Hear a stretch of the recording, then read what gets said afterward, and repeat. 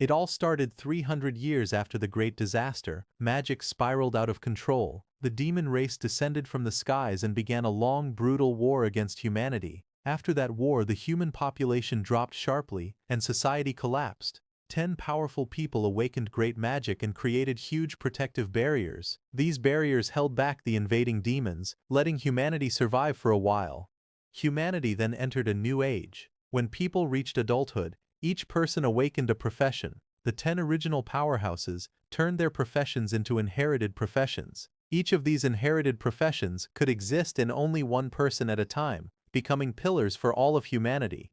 At Faihuan City, the sky was bright and clear. It was the year 335, April 1st, on the Cataclysm calendar. The profession awakening ceremony was about to start. A cart stopped in front of tall buildings, and someone called out that they had arrived. A young man named Feng stepped down from the vehicle and thanked his uncle Zhang.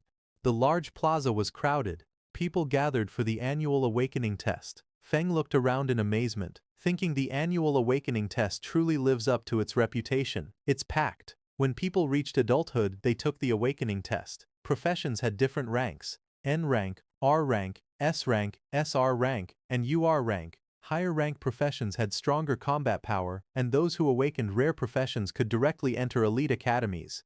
Young people walked among tall statues of past profession holders, praying for good luck. Feng watched them quietly. A voice from the crowd prayed to one of the statues, asking the great berserker to bless them so they could awaken at least an SR rank profession. But another loud voice came from the crowd, telling the people in front to hurry because the speaker's test was coming soon.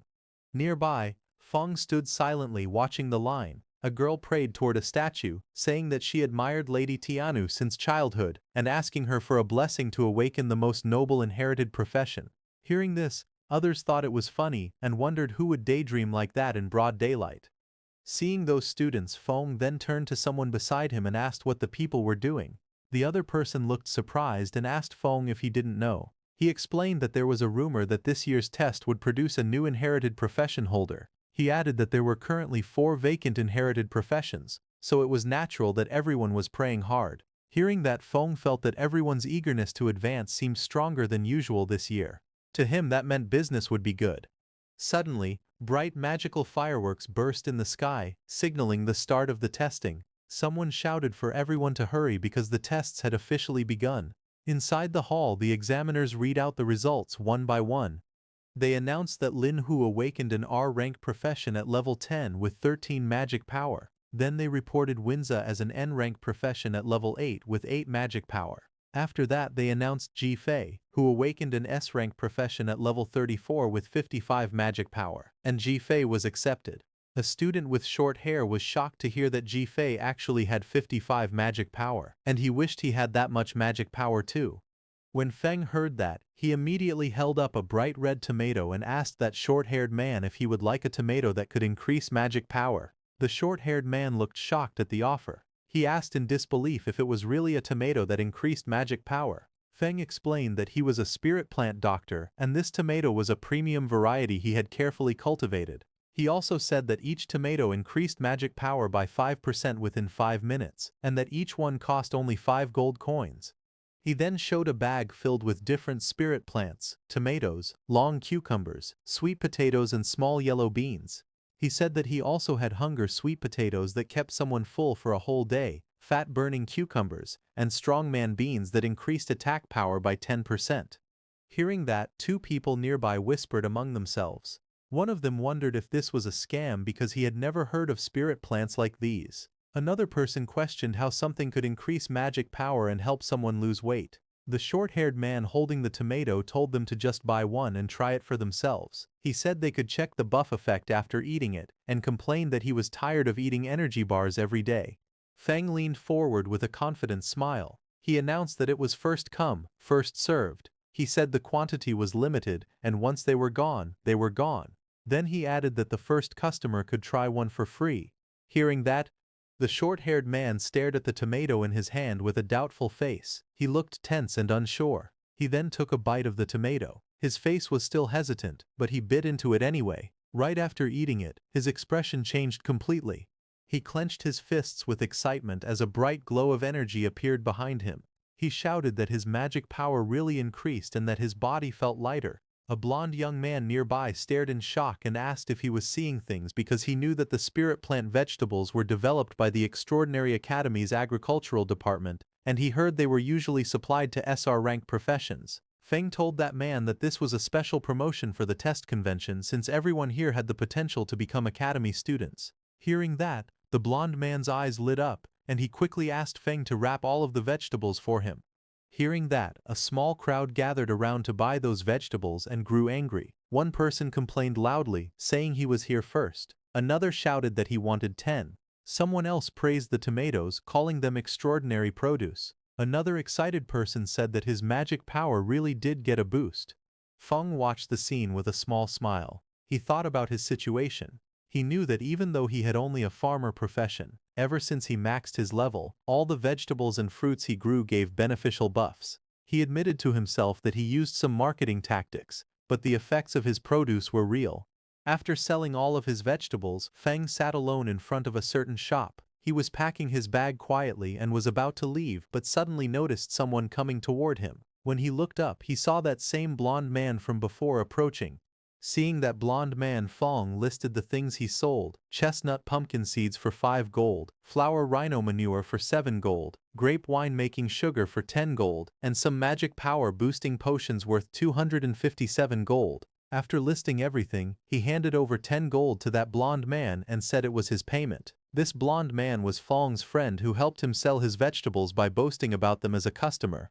As the blond man accepted the coins, Feng complained that he didn't have enough money left to buy premium fertilizer for improving his fields. The blond man thanked him, calling him Brother Feng. He said the spirit plants were very useful and asked why he didn't grow more. Hearing that, Feng got annoyed and hit the blond man, asking if he thought growing spirit plants with such effects was easy. Later, the two of them walked together under a clear blue sky. The blond man said it was a shame because Feng had high talent since childhood, yet he was only. But before he could complete his words, Feng interrupted and told him to hurry home, saying Aunt Zhou was waiting for him. Then Feng walked alone under a bridge, thinking about what that blond man was saying. Although people called him a genius since childhood, he only awakened an N-rank farmer profession. He recalled that when he went to burn paper offerings for his deceased father, who had been an archdruid, he was scared his father might jump out of the coffin. Thinking positively, he said that maybe this was karmic balance, since he had a herbalist mother and an archdruid father, yet he became a farmer. But in truth, he was satisfied with his peaceful life. He felt relieved that he did not have to go to the battlefield and die like his father, and that his mother would not have to worry. As he walked forward, he said that even if it was only for his mother's sake, he must take care of their family farm properly. But suddenly a single drop of water fell on his face. He looked up in confusion. He asked himself why it was raining when the sky was clear, but wind suddenly swirled around him and a man came falling toward him from the sky. That man fell toward the street with a terrified face. Feng watched in shock as the man crashed into the ground. He panicked and wondered what was happening. He asked if the wall had broken or if demons had invaded. But before he could understand anything, that fallen man lying on the ground suddenly woke up. He was surrounded by broken stone pieces. His bag and a lantern lay beside him. The injured man on the ground held a small device tightly. With panic in his eyes, he spoke quickly that the inherited profession holder, Necromancer He Shao, had betrayed them and was trying to transfer his profession inheritance to the demon race. That injured man thought to himself that he needed to notify someone as soon as possible. But before he could act, a huge dark claw wrapped in purple light appeared above him. The claw's power made the air shake as it moved toward him. The man looked terrified as the purple energy surrounded him. Feng, watching from a distance, was shocked, wondering what was happening. He could not believe that someone could transfer an inherited profession to the demon race. He questioned if that was even possible. Suddenly, a demon-like figure whose whole body was covered in purple energy appeared and crushed that injured man. His dark voice echoed in the purple haze. He called that injured man a fool who saw everything, but instead of running, he was rushing to his death. That demon-like figure grabbed his shoulder and thought that if he hadn't been injured by forbidden magic, he would have escaped the city already. And once he transferred his inherited profession to the demon race, he would gain an immortal body. But since he had been delayed for so long, the academy had probably noticed his actions by now. But suddenly the demon's eyes narrowed sharply as it sensed something. At his side, Feng, while trembling, tried to sneak away from there slowly because he had stumbled into a murder scene. He thought that since the demon had not noticed him yet, he should quietly slip away. He began tiptoeing backward, trying to leave without making a sound. But before he could, that demon surrounded by swirling purple energy extended his hand toward Feng, asking if he had ever said Feng could leave. He grabbed Feng by the collar and lifted him into the air. The demon told Feng that the person who had just died was the famous Dean Yu Yi of the Extraordinary Academy. He said the dean died pitifully and asked if he should use Feng's blood and bones as an offering to honor the dead dean. Feng gritted his teeth as purple energy wrapped around him. He thought that this twisted pervert demon's magic power was terrifying. He could not break free at all. Holding his breath, Feng tried to stay calm. He asked himself if there was anything he could use, anything that could drive the demon away. Suddenly he noticed a small farming tool floating nearby, glowing with purple light. Feng extended his hand toward it and used his Farm Tool Mastery Max Skill's derivative skill Farm Tool Summoning. He reached out and grabbed the summon tool. As he gripped it tightly, he spoke in a firm tone. He said that making an offering was the kind of thing one should do personally, not rely on someone else to perform. Saying that, he struck the demon's hand with full power, telling the demon that he would descend to the 18th level of hell. Feng's attack injured the demon, who let go of him. The demon looked shocked, saying this was impossible. He could not understand how the kid, who clearly had a simple farmer profession, managed to injure him. As Feng broke free from the demon's hand, he backed away. To fight back, he looked around and saw a fallen tool on the ground near that dead man. He reached forward quickly and grabbed the object, which looked like a lantern-type device glowing with purple light. Feng activated that lantern, and a huge blue beam of energy shot toward the demon. The beam struck the demon with overwhelming force. To defend, the demon gathered purple energy. A dark, swirling sphere formed in front of him, with many purple tendrils stretching out like roots in the air. The impact caused a massive explosion of purple and blue energy. Dust filled the air. When the smoke began to clear, the demon stood again. His armor cracked, his expression filled with rage. But before that demon could attack, strange purple spinning shapes appeared in the air above Feng. Purple markings circled around him from every direction. The demon immediately recognized those shapes and, in frustration, said it was the array dancer's marking formation. That demon crouched low as purple energy swirled around him. He glared forward with sharp eyes and said that if he could not escape, he would simply possess Feng's body and leave. Purple energy wrapped around the demon's body as he charged at Feng with full speed, giving Feng no time to even react. Feng let out pained sounds as the demon entered his body. The swirling energy closed around his body, pulling him toward the dark figure. Inside Feng's mind, the demon smirked and told Feng that even though he had the lowest profession, his talent was still decent, and he should feel lucky to become his vessel. Hearing that, Feng laughed nervously. Blue energy circles moved around him as he spoke. He said that he had been training since childhood without skipping a single day, so if the demon wanted to take over his body, he would have to work a little harder. But the demon remained confident. His voice echoed again, saying that inferior was inferior, and his power was something Feng would never reach. And the next second, Feng fell to the ground. Purple chains of energy wrapped around him tightly. He looked down weakly and said it seemed like luck was not on his side this time. His hand slowly reached out toward a knife lying just within his reach. As his fingers stretched toward it, Feng grabbed it and raised the sharp knife in his hand while dark purple energy surrounded him. His eyes were firm as he told the demon that they should both go down together happily. Hearing that, the demon became alarmed. He tried to stop Feng, asking what he was doing, but the next second, Feng stabbed himself hard in the stomach. Blood burst out as he held the knife tightly. He shouted that even if they both perished together, he would never give up his body. Feng's vision started to fade. In his thoughts he spoke to his father, saying he did not want to go over there and get scolded. His body fell to the ground. His eyes were closed, and purple energy wrapped tightly around him. But suddenly, a glowing golden light formed from his chest. The light grew brighter and brighter, spreading around him. That demon stared at the glow with fear and confusion. He wondered what the dazzling light was and asked himself if Feng's magic power was erupting. The next second, a blinding golden light burst open in the sky. The demon below looked up at it with shock as the golden beams spread out in all directions like glowing branches.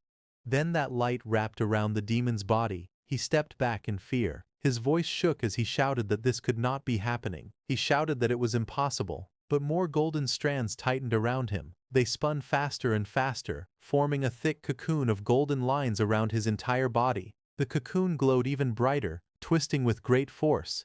In the next moment, a violent blast erupted from inside it. Purple power and shattered pieces flew out as something inside was destroyed.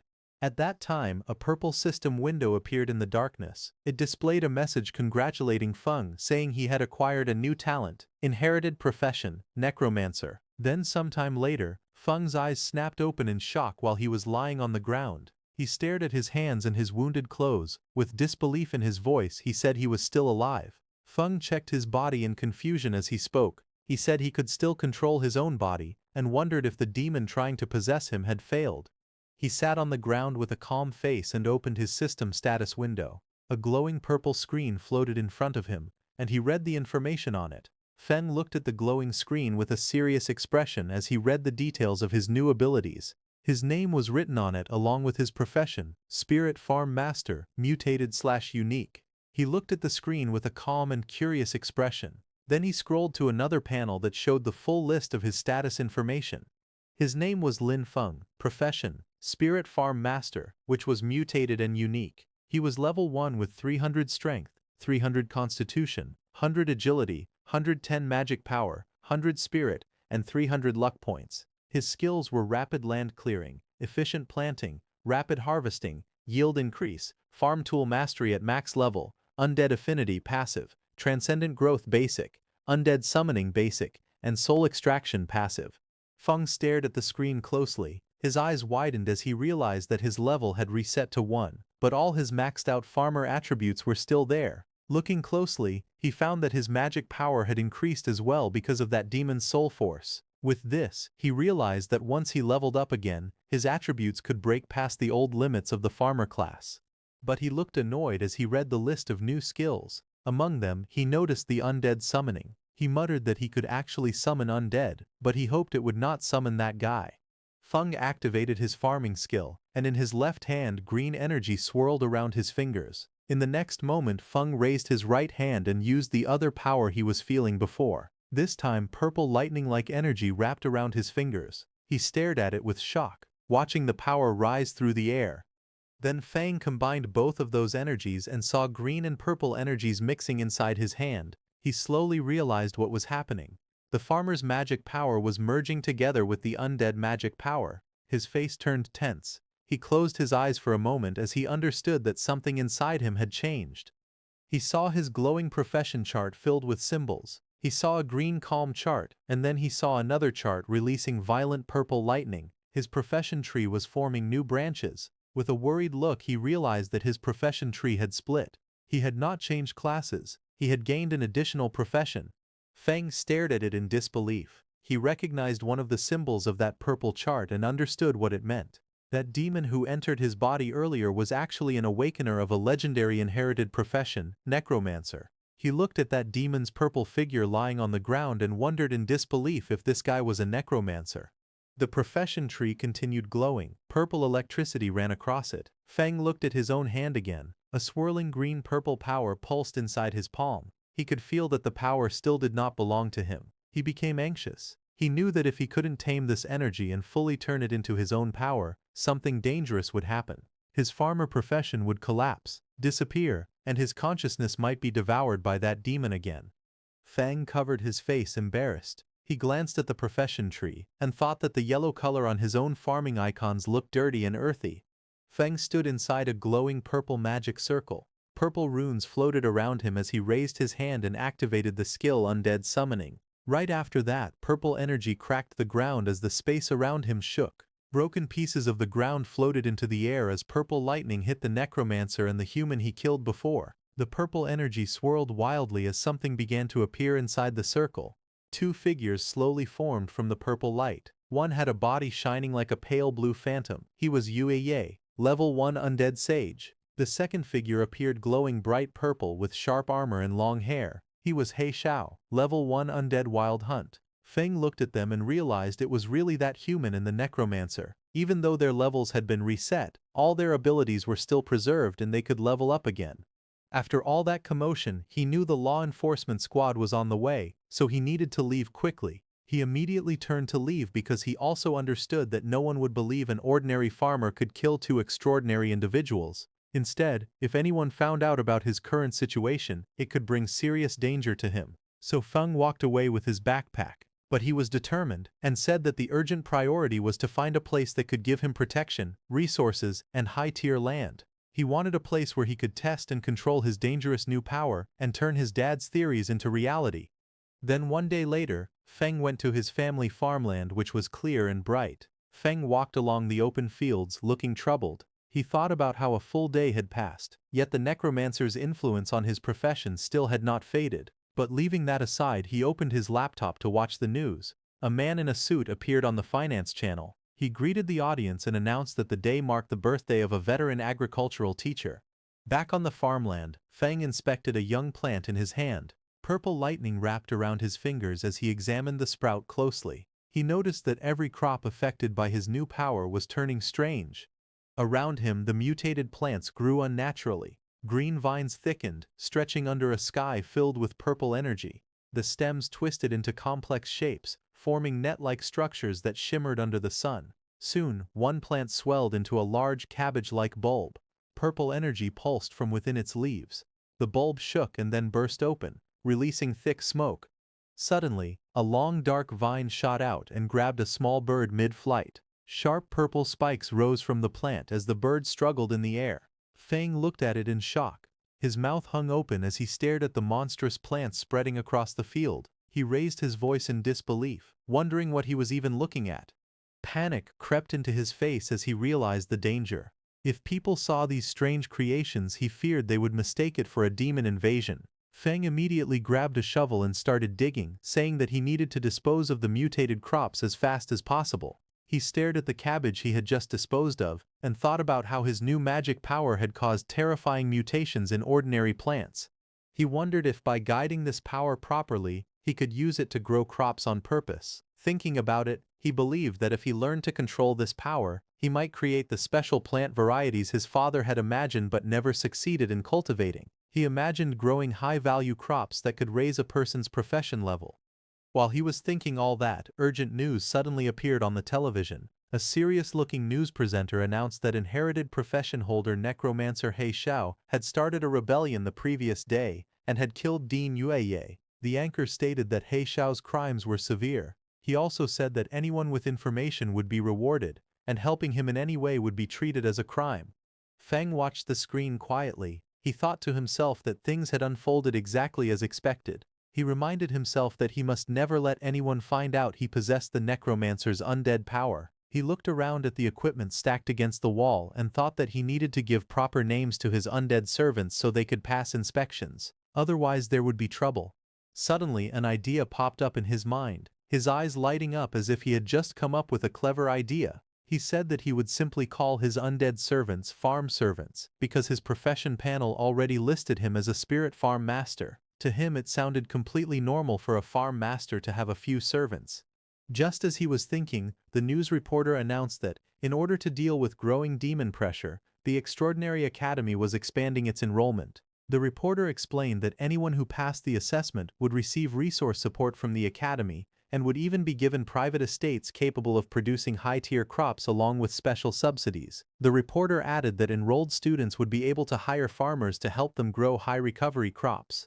Hearing this, Feng thought that the Academy's land was safe, fertile, and well supported with resources. He realized that this was exactly what he needed right now. He thought about his own situation. His necromancer identity was a dangerous secret, like a ticking time bomb. But Spirit Farm Master, to everyone else that was just a harmless farmer. He told himself that he had to get into the academy no matter what. Then some days later, at the Extraordinary Academy Registration Plaza, inside the registration hall, a row of examiners in black suits sat behind a long desk. One of the men asked for the next applicant's information. He looked up and said in a flat tone that they needed the applicant's name, age, awakened profession, and level. Feng stepped forward. He carried his backpack and calmly stated that he was 18 years old and that his profession was Spirit Farm Master, Level 1. Hearing that, one of the examiners repeated the words Spirit Farm Master with confusion. He scanned the documents in his hand and frowned. He said he had never heard of that profession and assumed it was another non-combat job trying to sneak in. He told Feng to release his profession aura.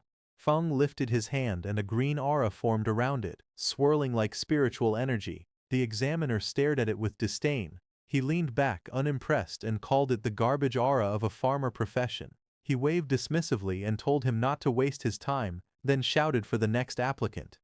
Nearby students began laughing loudly. One mocked the name Spirit Farm Master, asking if Feng had made it up himself. Another joked that it was hilarious for a level 1 farmer to even think about applying. They told him to go back to farming. More voices joined in, saying that Instructor Lee was right and that someone like Feng would only drag down the school's standards. They said they wouldn't even hire him to work their own fields.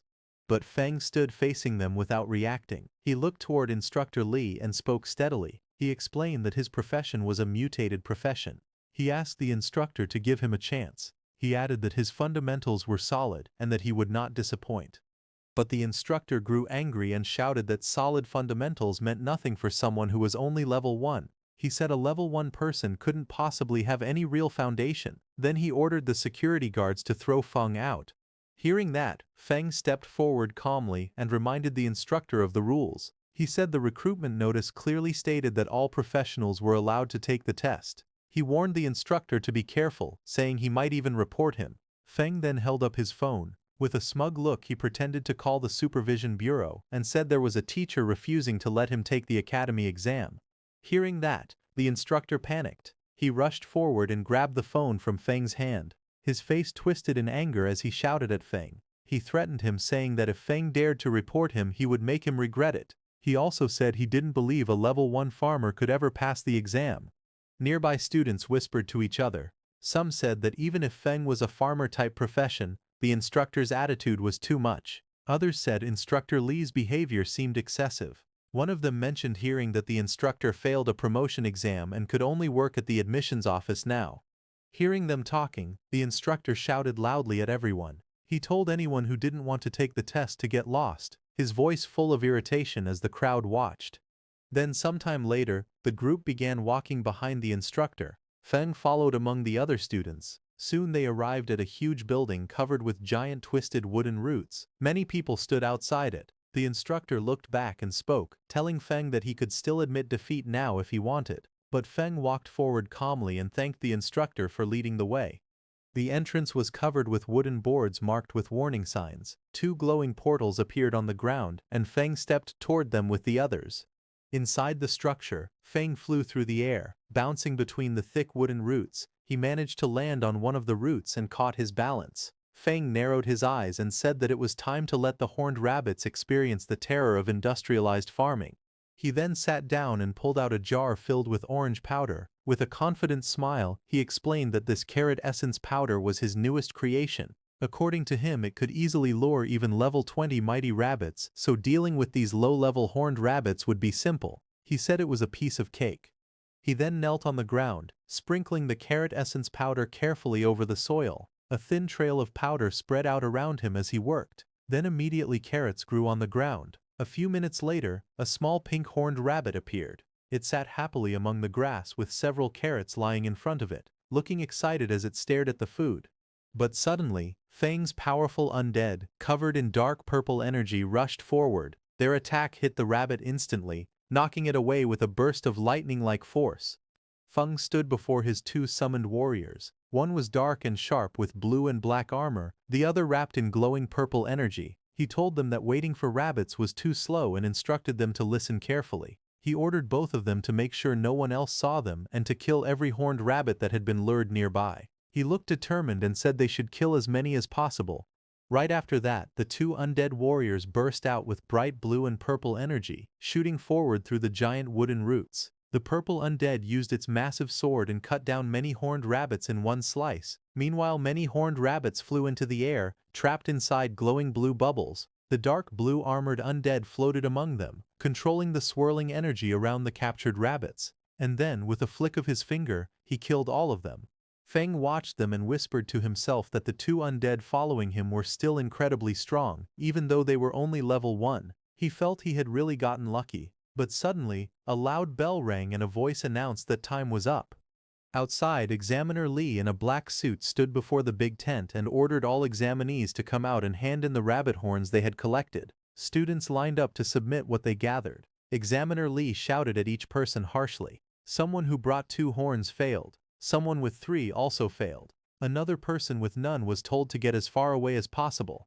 Some students complained that rabbits were usually easy to find, wondering why they were so rare this time. Another student said that getting 4 horns was decent because many people didn't find even one and would have to wait for the next recruitment. Then Feng stepped forward. Examiner Lee looked at him with annoyance and called him trash, saying he probably didn't have a single horn and should hand over whatever little he had. But instead of answering, Feng raised his hand, and a glowing green magic circle formed around his fingers as he opened his inventory with a confident smile on his face. The next moment, a huge wave of pink-horned rabbits came crashing into the tent like a tidal flood. Dozens upon dozens of fluffy bodies piled up, burying the rude examiner under them until only his arms and legs stuck out. Other students stared in shock as the rabbits kept tumbling forward, filling the entire space. Feng stood calmly in the background, watching the chaos he had created. Examiner Lee and the staff member beside him looked at those rabbits in shock. Feng smiled slightly and told them that he had a total of 500 horned rabbit horns. He politely asked if they wanted to count them. The examiner's face twisted in disbelief. He stuttered in panic and accused Feng of cheating. But suddenly, the teaching director appeared. He stepped forward with a stern expression and scolded the examiner, asking how someone his age could still bully a child. The examiner froze and nervously asked why the director was there. The director said that if he hadn't come, all of his pet rabbits would have been wiped out by people with no professional ethics. The director then looked at Feng and told him that he had passed the preliminary test. Hearing that, Feng bowed deeply toward him and thanked him for being fair. But when the director saw Feng's face, he got shocked. He stared closely at Feng and said that Feng gave him a familiar feeling and asked if Feng knew why. Hearing that, Feng's eyes narrowed slightly. A tiny bead of sweat slid down his cheek. He stayed silent, but his expression showed clear unease. He walked back as his thoughts surfaced. He wondered if he had been exposed. His face hardened with worry as he looked ahead, unsure of what the director had figured out. The teaching director stood in front of Feng with a calm expression. He looked down at Feng and asked what his relationship was with Professor Lin Xie. Hearing that, Feng's eyes shifted slightly. He sighed, thinking to himself that it seemed the director hadn't discovered his class ability. Feng then relaxed and calmly said that Lin Xie was his father, and asked if the director knew him. Hearing that, the director's expression softened. He leaned forward with interest and said that Feng was the son of an old friend. Judging from the situation, he assumed Feng was planning to enroll in the school. The director then asked if there were any difficulties and, as his uncle, offered to pull some strings for him. But before he could continue, a woman with long pink hair stepped forward. She wore glasses and a white dress. She coughed and told the director that everyone was watching.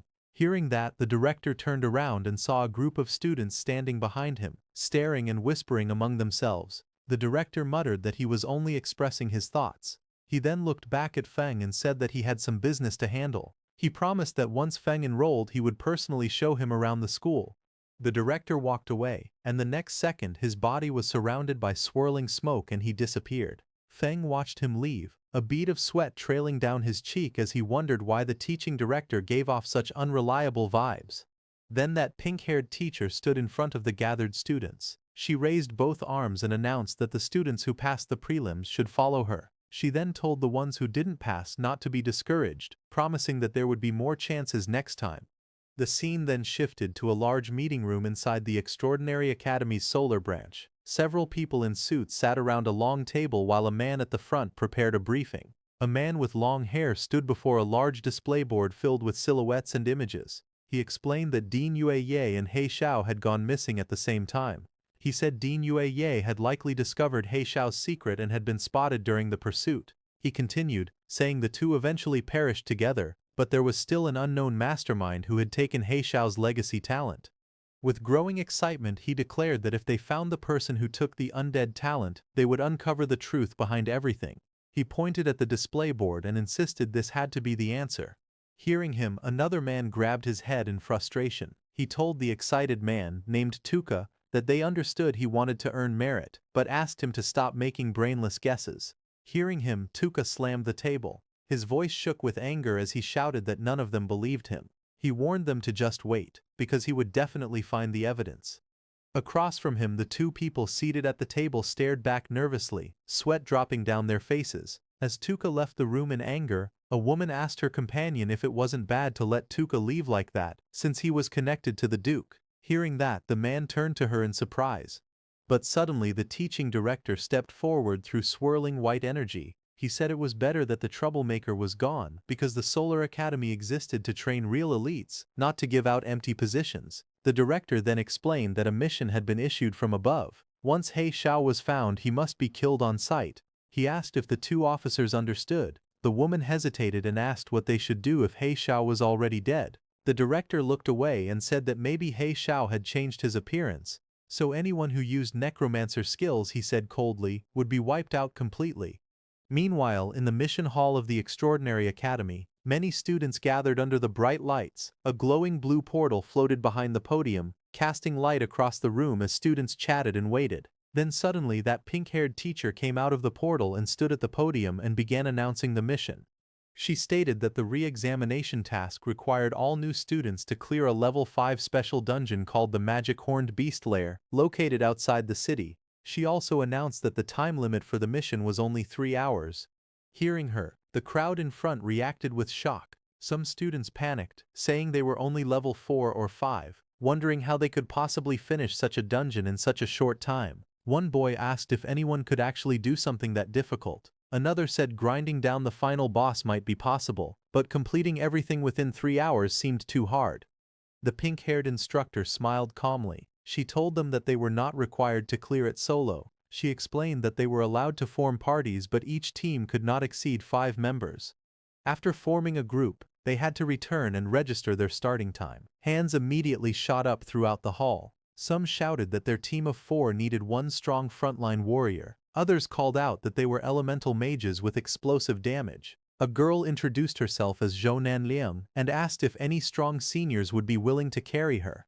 Among the lively crowd, Feng stood off to the side, carrying his backpack. He looked down at a glowing system screen in front of him, reading the mission details displayed on it. While Feng was standing quietly, suddenly a pair of red high-heeled boots stepped toward him. Feng lifted his head slightly, noticing someone approaching. A pink-haired girl with twin buns stood in front of him, smiling warmly.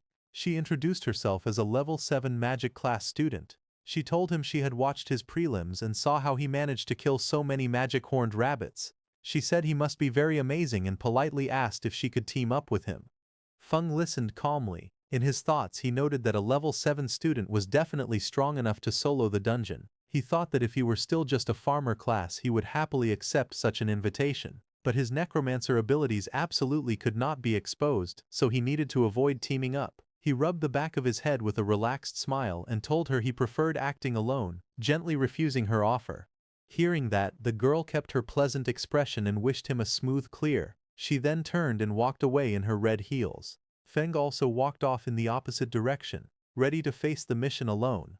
He went to that pink-haired instructor and leaned over the counter. When she heard that he wanted to go alone, she told him that this dungeon's difficulty wasn't low, but Feng said it was fine and asked her to give him the mission directly. Next, she handed him a scroll. As she did, she guessed that he wanted to solo the dungeon for its special solo reward, the Black Bear Gallbladder. She explained that the reward was a huge boost for low-level students like him, but warned that he still needed to understand his limits. Feng accepted the scroll with a small smile and thanked her for the reminder.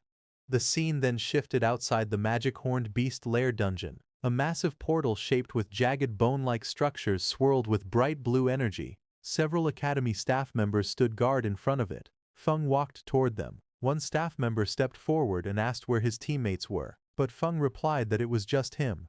Hearing that, both staff members looked at him with concern. One of them told him that a level 5 dungeon was too dangerous for a single person and advised him to find teammates before entering. But Feng held the rolled mission scroll in his hand and looked straight ahead. He calmly told the examiners that the rules allowed a solo entry. The 2 staff members standing near the dungeon gate whispered to each other.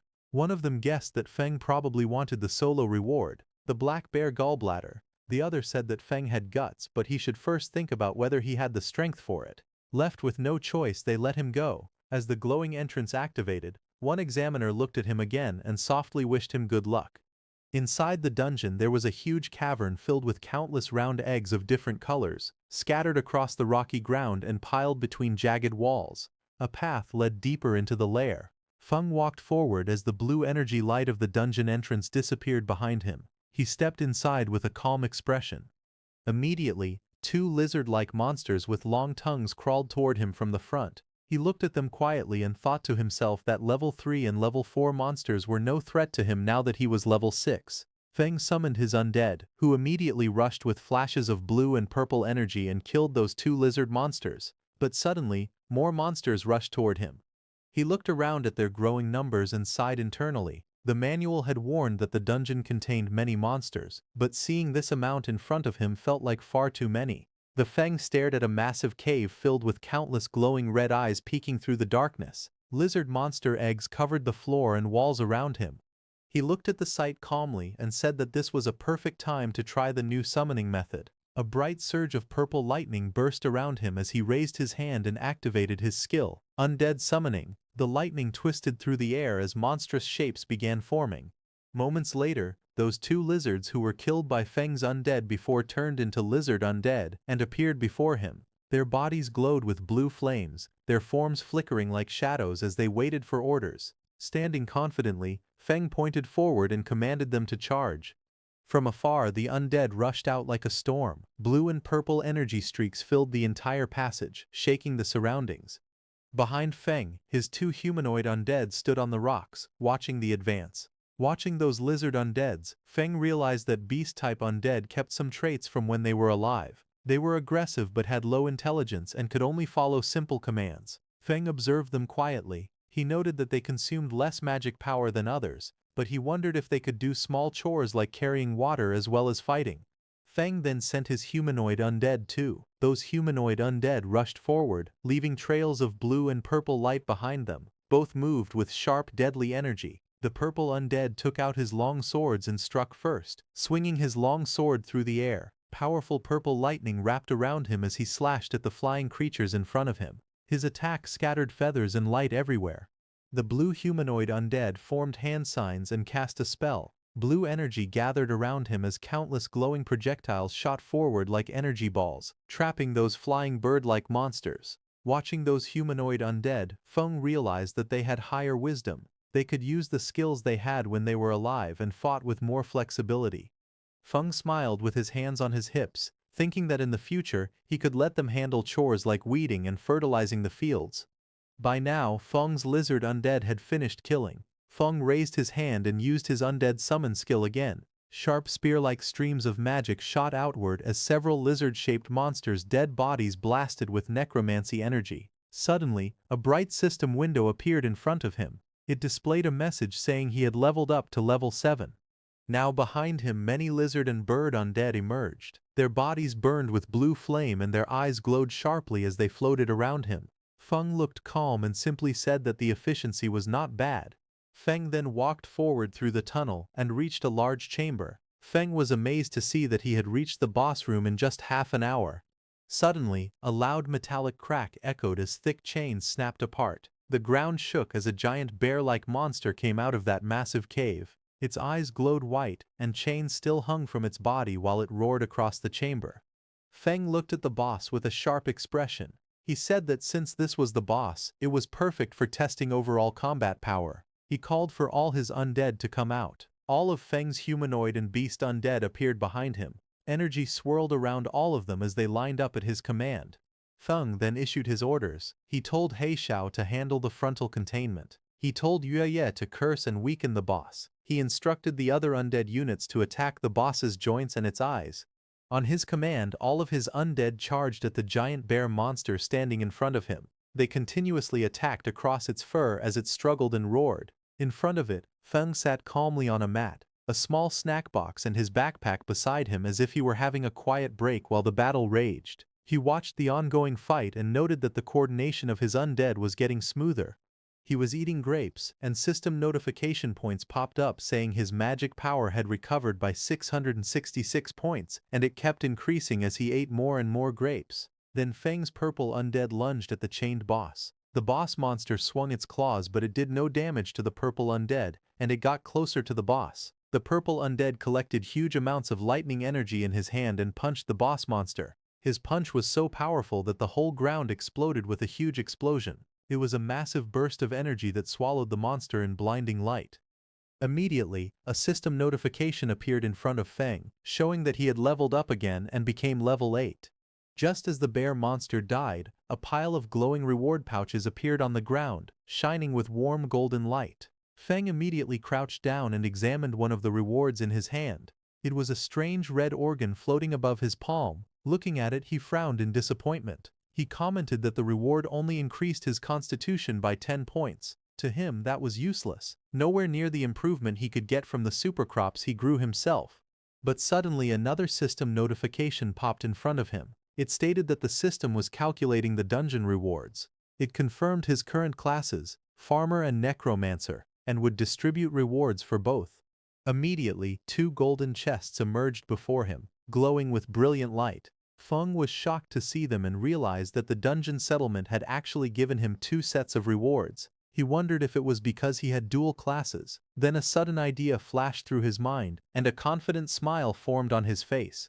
He said that if dungeon settlements could give double rewards, then there might also be a way to manipulate the crops he planted to receive even more benefits. Then after clearing the dungeon, Feng left the dungeon. As he walked out, everyone there, all the hunters, were shocked to see him. One of them muttered in shock, asking if he had really finished the dungeon alone. 2 of the hunters whispered among themselves, their voices filled with doubt. One shouted that it was impossible. Everyone knew how dangerous the inside of that cave was. There was no way he had cleared it alone. He claimed that Feng must have hidden inside just to save face and never gone deeper. Another hunter added that it didn't make sense. His clothes were spotless. There was no way someone that clean had fought through a swarm of magic beasts. But Feng didn't care what they said. He went to the mission center and handed over the mission scroll to that pink-haired teacher, saying he was there to hand in the mission. The pink-haired teacher checked the dungeon scroll in her hands, and a green confirmation mark appeared on the screen, confirming that he had completed the mission. Seeing that, the pink-haired teacher's eyes widened in shock. She couldn't believe that he had actually passed, and that he had done it completely solo. Food smiled softly. His expression remained composed, confident, and quietly satisfied with his achievement.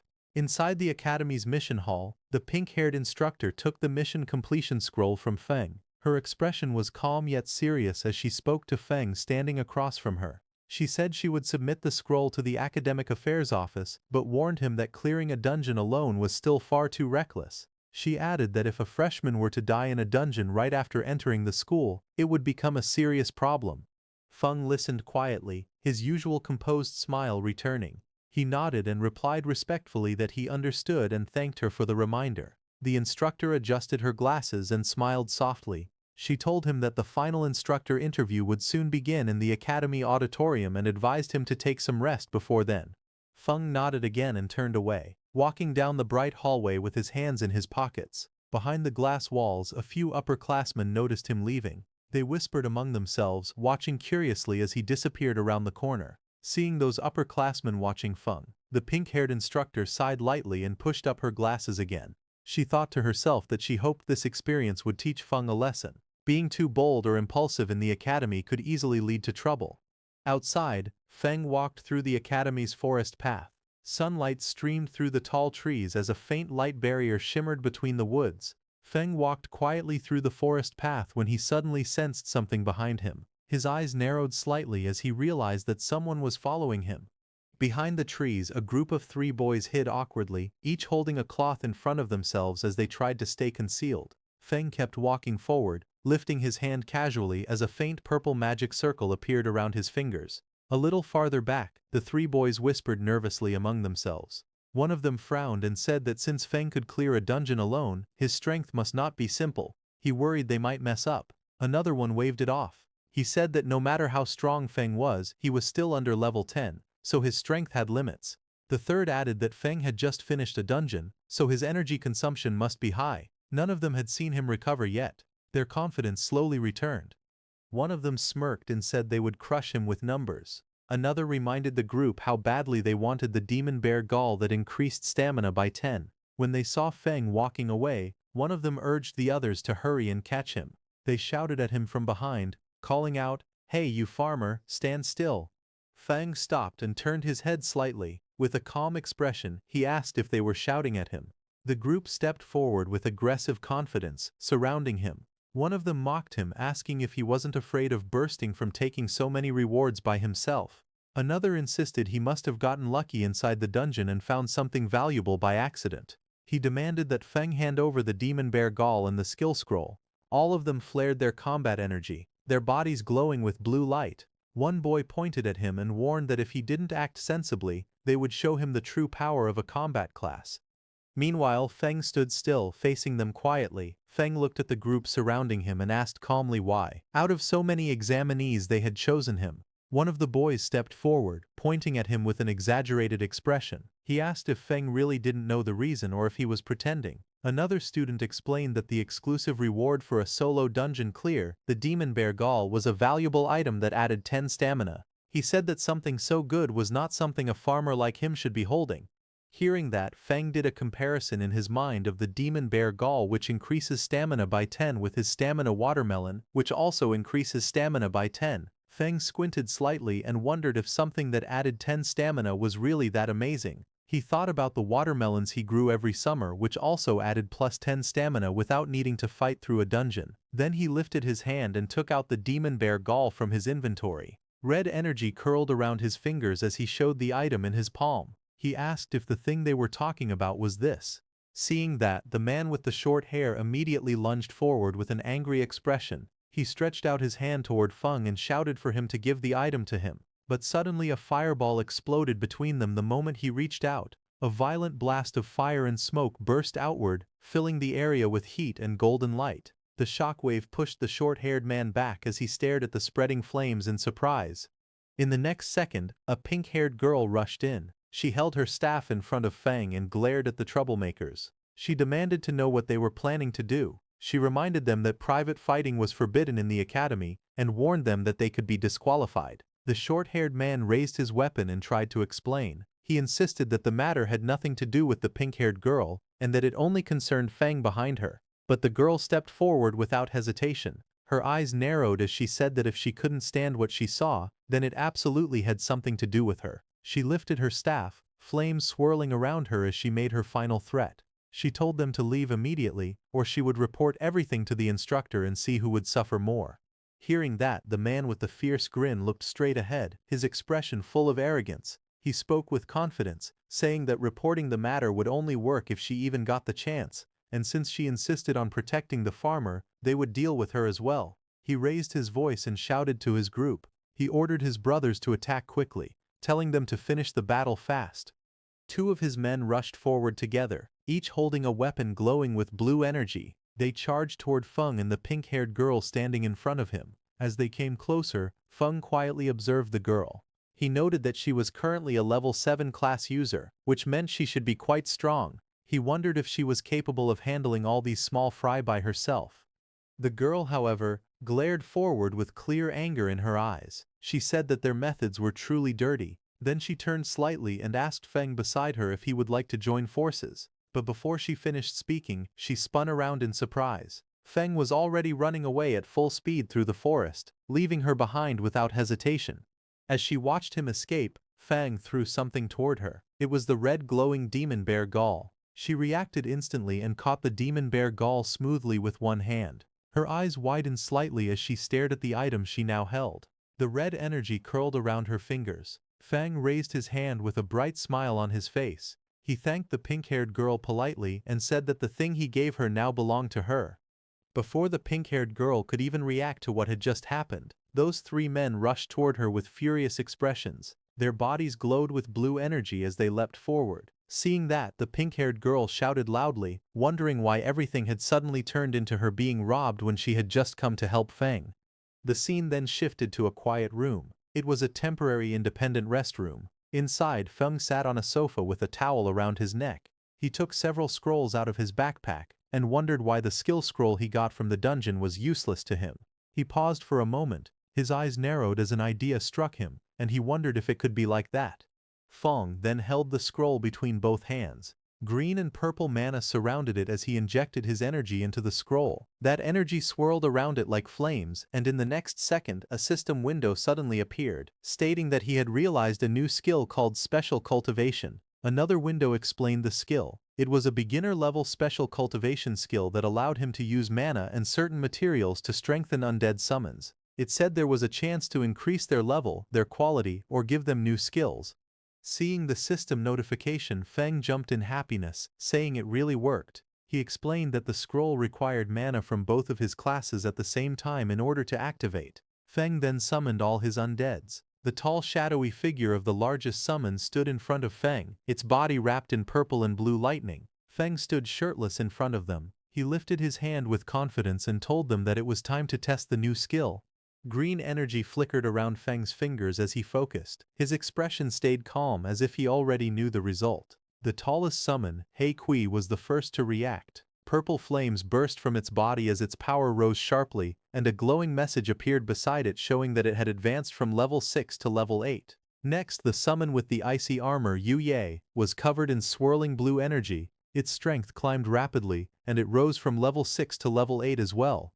The demon-horned bear followed soon after. Blue light wrapped around its heavy frame, and its level jumped from 7 to 9. Two smaller summons, the horned lizard and the horned eagle, glowed together in bright blue light. Their combined levels increased, rising from level 5 and 6 to level 7. Watching all of this, Feng tilted his head slightly. A small smile appeared on his face as he nodded in satisfaction. He said softly that it was not bad at all. He stood facing his newly empowered summons. Purple and blue energy stormed around their bodies. The huge figures of Hei Kui and Yue Yu towered in front of him, both stronger than before as they waited for his next command. Watching them, Feng lowered his eyes, and a quiet thought formed in his mind. He said that the only bad thing was when he would be able to obtain new fields because he couldn't bring himself to ruin the fields at home just to experiment on new crops. Then sometime later, he walked out of his room, wearing casual clothes and a backpack. He stepped through the doorway with his hands in his pockets. But as he was closing the door, suddenly that pink hair appeared and called out to him. She brought up the demon bear Gaul. Feng turned slightly, and lightly smiling, told her that the demon bear Gaul was hers. Hearing that, the pink-haired girl's eyes widened. She held a small package tightly against her chest and shouted that the item was very valuable. Hearing that, Feng stared at her with a tired expression, his eyes half open. He muttered that there was no need to treat such rotten material like a treasure, and after saying that, he left from there. The girl froze. She repeated his words in disbelief and asked if she had heard correctly, rotten. Feng left the resting area and walked deeper into the forest where tall trees covered the area. He was very deep in the woods. He looked left and right and thought that there shouldn't be anyone around. After confirming that no one was around, Feng activated his skill and purple energy gathered around his hands. He wondered what effect the new skill had on crops. The purple energy spread toward two nearby plants, wrapping around them. The plants reacted as the power hit them, growing in some strange way. Feng looked at the plants with a confused face and commented that they looked no different from before when he used his skill on his farm. But suddenly, his eyes widened as he realized something was different. In the next instant, the plants exploded into a huge transformation. A monstrous flower burst upward with sharp teeth and vines rising high above him as purple energy shot around the forest. Feng's expression was filled with surprise as he looked at the plants in front of him, asking if these two crops could actually move. His eyes were wide and he seemed unable to believe that the crops could really move on their own. Elsewhere in the forest, another figure sprinted across the treetops with great speed. The spirit energy detector in his hand glowed and he shouted that the energy reading was getting closer. That man was Tuka, who landed on another high branch. He checked the readings again and said that his guess was right. There was the aura of a necromancer somewhere in the area. A moment later, Tuka reached the forest path. Just as he walked forward, he noticed Feng with a backpack passing by. Tuka suddenly stopped and turned around quickly, staring at Feng. Then he reached out and grabbed Feng by the shoulder, stopping him. With a suspicious look, he asked if Feng was a farmer because he looked like one judging his clothes. Feng leaned closer and asked Tuka if a farmer had provoked him.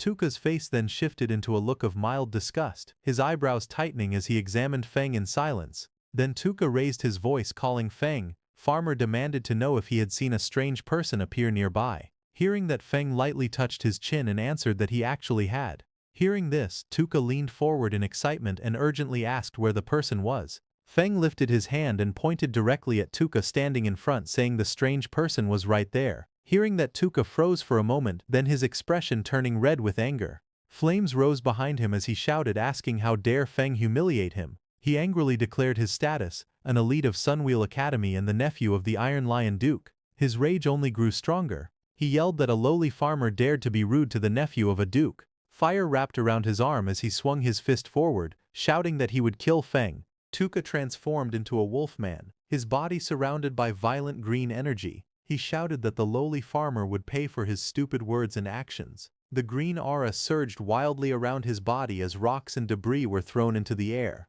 Feng was pushed back by the impact. He crossed his arms in front of his chest and planted his feet firmly on the ground. Stones shattered and dust burst upward around him, but he remained standing. His expression was calm and his eyes were cold. He stated that the farmer Tuka looked down on could defeat him with one hand. Tuka laughed and lunged forward with glowing green energy swirling wildly around his body. His claws were raised as he charged straight toward Feng.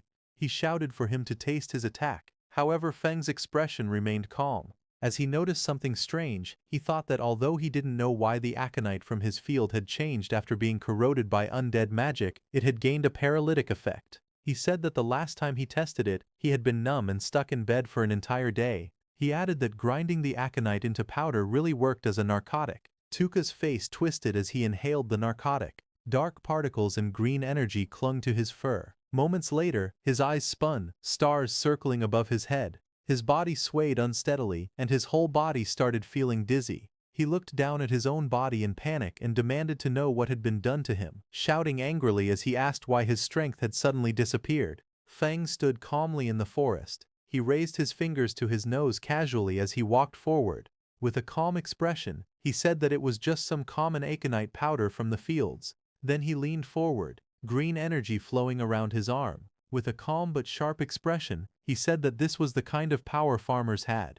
In the next moment, green streaks burst forward. The attack struck the beast directly, slamming into its body and overwhelming it before it could react. Later, the scene changed. The former elite Tuka hung helplessly from a tree, his hands tied above his head. His shirt lay discarded on the ground, and he was left wearing only his shorts. His body looked weak, and his eyes were dull. Not far away, Feng stood quietly and mocked him, saying that he could not even beat a farmer yet still dared to call himself an elite. As he turned to leave, Feng calmly told him to enjoy cooling off there for a while. He added that when someone eventually found him, he should consider it a lesson learned. Just then, an announcement echoed through the area, calling all candidates to gather in the auditorium for the instructor interviews. Standing in the forest, Feng paused. Realizing the interviews were starting, he muttered that he needed to hurry. The scene then shifted outside the Extraordinary Academy auditorium. Groups of candidates stood around, quietly whispering among themselves. As Feng walked forward calmly, voices followed him. Someone whispered that he was the one who had solo cleared the level 5 dungeon. Another voice replied that they heard he only ran away and leeched off women.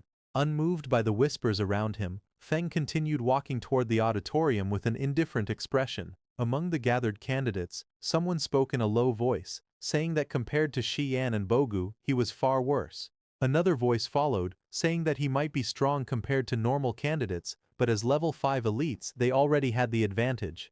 Nearby, a pink-haired girl stepped forward and handed something to Feng, telling him that it was his. Feng scratched the back of his head and smiled faintly. He leaned forward and told her to keep it, saying that it was really useless to him. Later, Feng walked through the crowd while eating casually. A notification appeared above him, showing temporary stamina +2 twice. Looking confused, he thought to himself that he truly did not understand why people treated that kind of thing like a treasure. Inside the auditorium, the scene was marked as the instructor interview site. Several instructors sat behind a long desk, watching quietly. A voice explained that during the interview instructors choose students, but students also choose instructors. It was said that students and instructors bring out the best in each other. The instructor then announced that he would call students by name to come forward. He called out the first name, Xian. Xian stood up among the seats and introduced himself. He said that his name was Xian and that he was a level 6 Earth-type warrior. He then spoke again, saying that this was his current ability. As he finished speaking, a large battle armor appeared, surrounded by glowing energy. One of the instructors leaned forward and spoke. He said that it was not bad and introduced himself as a level 44 Earth-type berserker. He then asked Xian how about becoming his instructor. Xian reacted immediately and said that he would be honored. After that, the instructor announced the next name and called Yingwu forward. The instructor looked down at the list and called out the next name, saying it was Lin Feng. Lin Feng stood up from his seat and walked forward calmly, moving past the other candidates. As he stepped into the center, he introduced himself. He stated clearly that his name was Lin Feng and that he was a level 8 spirit farm master. As he spoke, green energy rose around his body, surrounding him as he stood there in silence. The two female instructors watched Lin Feng from their seats. The woman with pink hair commented that reaching level 8 at his age was very impressive. The woman beside her leaned closer and reminded her to look carefully, saying he was still just a farmer. Across the table, another instructor leaned against his colleague and spoke casually. He said that their extraordinary academy trained talent for the front lines, not ordinary people meant to be cannon fodder. But he also admitted that Lin Feng had performed very well in both the preliminary and second tests. The main examiner adjusted his monocle and looked at the others. He cleared his throat and suggested that since everyone had different opinions, they should run a combat ability assessment for Lin Feng. After hearing this, the instructors began giving their responses one by one. The man with long dark hair crossed his arms and said he agreed. The woman with pink hair smiled and said it worked for her. Another instructor leaned back casually and said he didn't mind at all. Lin Feng stepped forward as the examiner called out to him. Green energy swirled around his feet while the examiner asked if he was willing to take the combat test. The examiner added that their goal was to train people who could fight demons on the front lines, and without combat ability, things would be difficult. Lin Feng lowered his head slightly, thinking to himself. He said that his current combat strength wasn't very high, and he wanted to fight without exposing his necromancer abilities. Lin Feng lifted his head with a small smile and agreed.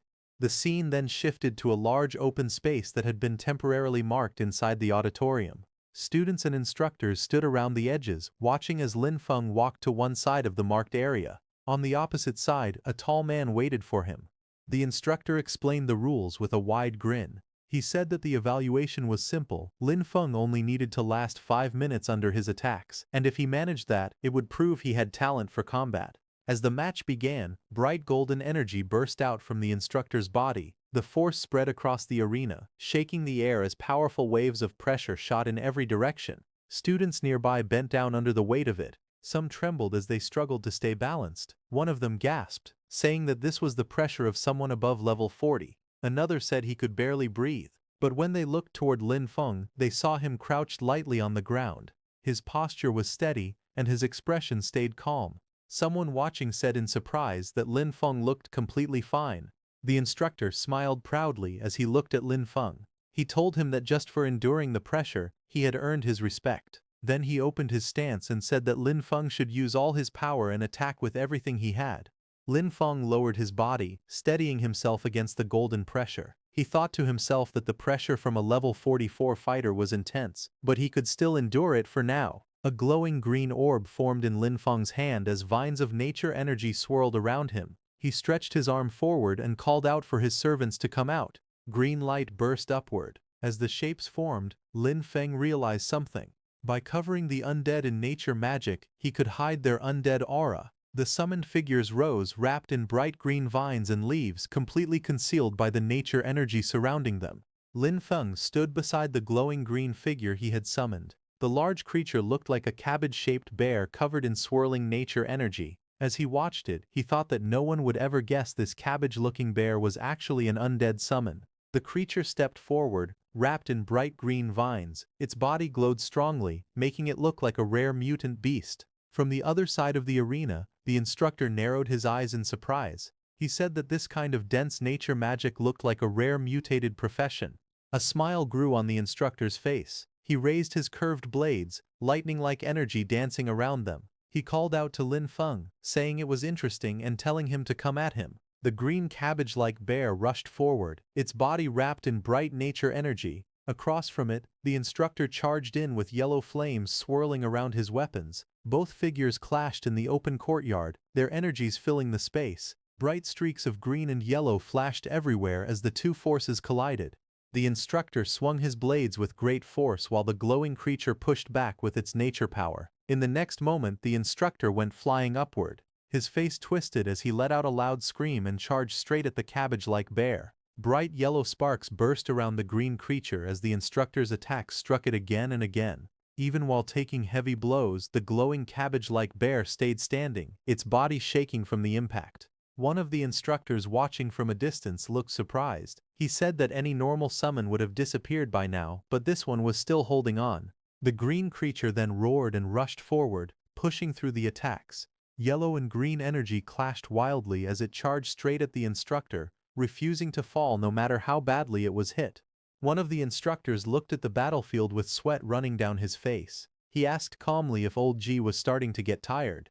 Lin Feng stood nearby with a relaxed expression. He thought that his summons were undead, so they didn't feel pain or complain. He said that small injuries could be healed easily with a bit of magic. Old J watched Lin Feng and wiped away sweat. He admitted to himself that he originally wanted to show off in front of the students, but now he realized Lin Feng had real talent. He thought that he would need to get serious. Old G then looked directly at Lin Feng. He told him that he would compensate him for the destroyed summon, and asked him to watch closely. The instructor explained that normal summoner professions had to pay a price to make a contract with their summons. If the summon was destroyed, it disappeared, and the contract ended.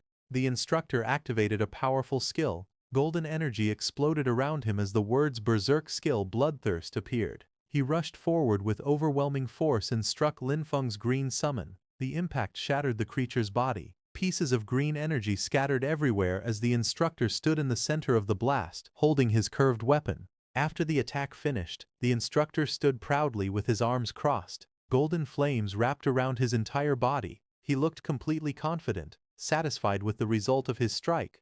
The instructor looked at Lin Feng and spoke with a mocking smile. He said that losing a summon must hurt and told Lin Feng to go ahead and cry. He added that he liked straightforward, emotional students the most.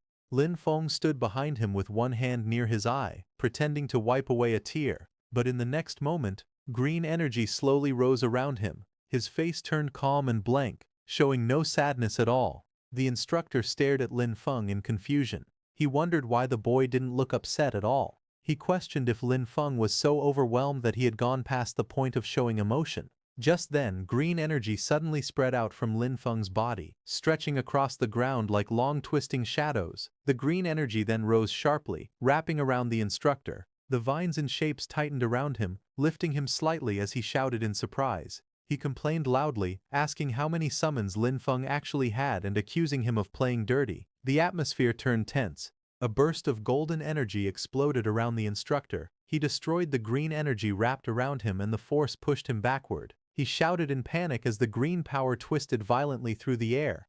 A moment later, the examiner stepped forward and raised his hand. He calmly told them to stop. The instructor relaxed and Lin Feng stood off to the side, his ghostly blue summon fading beside him. The examiner then faced Lin Feng with a composed expression. He said that Lin Feng had proven himself and was now qualified to become a student of Extraordinary Academy. He continued speaking, explaining that all nature-type instructors were currently on rotation at the front lines, so for now there was no teacher available to guide him yet.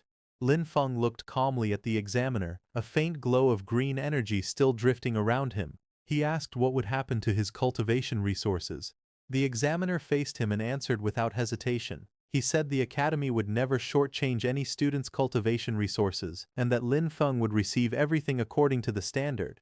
The man then adjusted his monocle and continued speaking. He explained that, because Lin Feng was an outstanding student in this exam, he was allowed to make one request to the academy. Lin Feng's expression shifted as he listened. A faint light flashed in his eyes, and he murmured that freedom and cultivation resources together were basically heaven. In the next moment his tone became cheerful. He stood before the examiner with a bright, almost childlike smile and said that he wanted a plot of land. The examiner froze. He stared at Lin Feng with a confused expression. With disbelief on his face, he asked if Lin Feng really didn't want rare resources, high-grade gear, or top-tier items and only wanted land. Lin Feng scratched the back of his head with a bright, carefree smile. He explained that his profession was spirit farm master and said that he couldn't be a master without land. With a cheerful expression, he asked the director if he agreed. The director sighed in defeat. He stood with his hands in his pockets and said there was a training wasteland on the west side of the city that had been unused for a long time. He told Lin Feng he could do whatever he wanted with it. He also added that if Lin Feng had other requests in the future, he could come find him. Lin Feng stood opposite him with his backpack, bowing slightly as he thanked the director. The director told Lin Feng to go rest in the back and called for the next student. The scene shifted to a view of the school courtyard, where groups of students were gathered below the tall buildings. Images of the sky flashed by, and then the view moved to a wooden door with a sign that read Principal's Office. Inside, a file was opened, showing Lin Feng's photo and his information. Sitting at the desk, the principal looked through the documents. He raised his eyes slightly and commented that Spirit Farm Master was quite an interesting profession. Just then, a woman with pink hair rushed into the principal's office and announced that she had an urgent report. The principal looked up from his desk and asked what it was. She handed him a document. The report stated that Tuka, a member of their investigation team who had been tracking He Xiao, had been brutally killed by a necromancer. She explained that the body was found close to the auditorium and they now suspected that a necromancer had already slipped into the academy. The scene shifted to the Western City training wasteland. Lin Feng walked alone through a quiet forest path, holding a paper map in his hand. While studying the map, he muttered the location to himself and then smiled when he finally found the place marked on it. A moment later, green flames rose from his hand as the usage rights document activated. A glowing message appeared, stating that he now had permission to use 100 moments of training land in the west of Fengchuan City, granted by the Extraordinary Academy. Another message followed, explaining that a temporary lease agreement had been activated. The duration was 1 year, and a repulsion barrier had opened, allowing only the student Lin Feng to enter the area. Lin Feng touched his ear with a bored expression and complained that 1 year was really stingy. Then he added that most students would be heading to the front lines after a year anyway, so the limit made sense. Lin Feng raised his arms toward the sky with excitement. Purple energy swirled around him as he shouted that a full 100 moosh of land was his for at least a year. With joy on his face, he said that this finally felt worthy of the title Spirit Farm Master. A burst of purple light erupted around him. Lin Feng stood at the center of the glowing formation, pointing upward as the energy expanded across the wasteland. One by one, powerful spirit creatures appeared within the purple mist, towering shadow figures, glowing armored beings, and various small floating sprites. They surrounded Lin Feng, filling the sky with bright energy. Lin Feng looked at them with confidence and stretched out his hand. With a fierce smile, he pointed forward and declared that everything was ready. It was time to get to work. A dark, shadowy spirit released a violent burst of purple energy. The force shook the ground and sent rocks flying in all directions as the creature landed with immense power. Not far away, another summoned spirit, one made entirely of blue water, rose into the air. Waves erupted around it as it flew forward, controlling the water beneath it. On the field, a large fluffy beast with a horn rushed across the soil. Its body glowed with bright energy as it dashed ahead, followed by several small floating spirits carrying tools. The scene then shifted to Lin Feng relaxing under the sun. He lounged on a chair with sunglasses on, eating a slice of watermelon. With a satisfied smile, he commented that magic really did change life, and said the ancients hadn't lied. Lin Feng rested in the shade, calmly drinking from a straw. A small blue spirit tapped his shoulder to get his attention. Without changing his relaxed expression, he spoke softly and said that the land had been reclaimed. Hearing this, Lin Feng looked surprised. He turned around while holding a slice of watermelon and stared at his summons behind him. He said they were far more proactive than he expected. One of the undead let out a strange laugh, its glowing mouth curling in an eerie smile. Lin Feng looked at the ice-armored undead standing beside him. With a helpless sigh, he said that expecting undead to have their own consciousness might have been asking too much. Lin Feng finished eating and walked toward the doorway. Meanwhile, the ice-armored undead watched him leave. Its glowing eyes followed him quietly, its expression calm and unreadable. A faint smile slowly formed on its face, the cold blue light around its body flickering softly. Lin Feng walked along the narrow path beside the long row of greenhouses. A faint glow surrounded him as he placed his hand on the glass, checking on the crops inside. From above, the greenhouse roof revealed rows of planted soil beds. Lin Feng stood among the neatly arranged crops, looking up as soft blue light filtered through the glass. Different plants filled the space, some shaped like budding yellow lotuses, others like purple cabbages. Lines of text floated above them, showing their effects: permanent stamina +1, temporary speed +1, permanent attack +1, all labeled as not yet mature. Lin Feng looked at them with satisfaction. He said that other people had to gain strength through bitter and exhausting training, while he improved himself through crops, balanced nutrition, and a solid foundation. Lin Feng stood inside the greenhouse, turning his head to look at the glowing crops behind him. He said it was a shame that only his crops could produce these effects. He added that if his yield were larger and everyone could improve through these plants, then the demons would become nothing more than weak chickens. Lin Feng walked through the narrow glass corridor holding a shovel. Sunlight filtered through the greenhouse walls as he stopped and thought about his situation. He said he couldn't plant only special crops. He needed enough normal crops outside to hide them. Otherwise, the strange plants inside the greenhouse would be discovered too easily. He tightened his grip on the shovel and said it was time to get back to work. One day later, the scene returned to the greenhouse under a bright blue sky. Inside the soil, a cluster of round potatoes sat packed together as Lin Feng used his tool to dig them up. Lin Feng stood beside the field with a shovel in hand. He faced the shadowy summoned figures beside him and demonstrated the motion, telling them to dig like this and instructing them to watch carefully. The shadowy helpers immediately followed his example, shovels in hand, digging quickly in a neat line. Seeing their work, Lin Feng smiled. He said that ever since he got these helpers, the speed of planting vegetables had increased dramatically. But suddenly Lin Feng shouted in surprise, asking what his helper was doing. One of the shadowy undead creatures held a potato in its hands, taking a bite out of it. Lin Feng leaned forward with a confused expression. The undead creature froze, startled as it looked up at him, still holding the half-eaten potato. A glowing system window then appeared beside it, showing its status. Undead lizard, level 6, temporary. Bone density temporarily increasing. Defense temporarily increasing.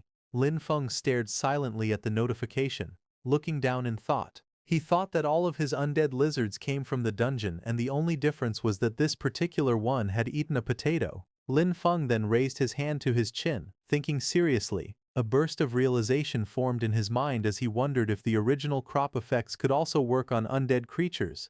In the days that followed, Lin Feng continued running systematic experiments. He carefully recorded how different crops affected the undead he controlled. However, he was not aware that someone was watching his field. A shadowy figure with glowing red eyes stood in the darkness outside the farm, staring toward the sheds.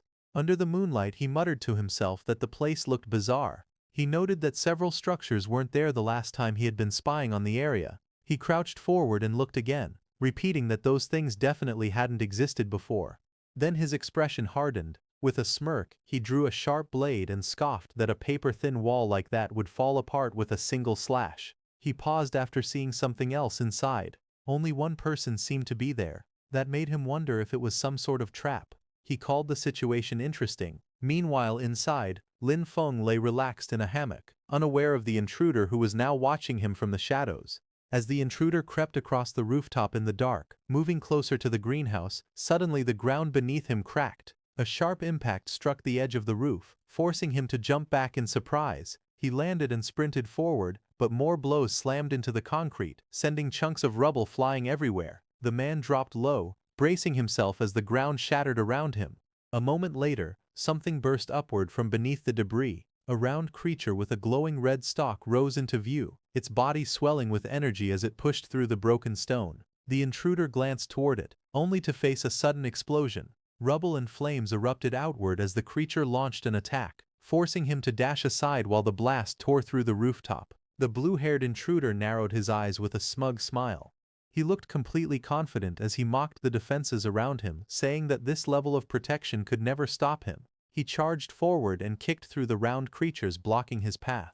As his foot struck them, red liquid splattered out, and more of the creatures burst open under the impact. Suddenly, his expression changed. Sweat formed on his face as he realized something was wrong. He gritted his teeth in panic and shouted in frustration. A moment later, a massive chain of explosions erupted beneath him. Bright yellow flames burst outward, scattering debris, and red burst through the air as the detonations consumed the entire area around him. As the blast faded, a strange green light rose from the darkness below. A glowing tree-like figure slowly appeared, its branches twisting like veins of light. The green glow spread across the space, and long streams of energy gathered around it. In the next moment, the figure began to change shape. The branches wrapped together, forming the outline of a woman made entirely of green light.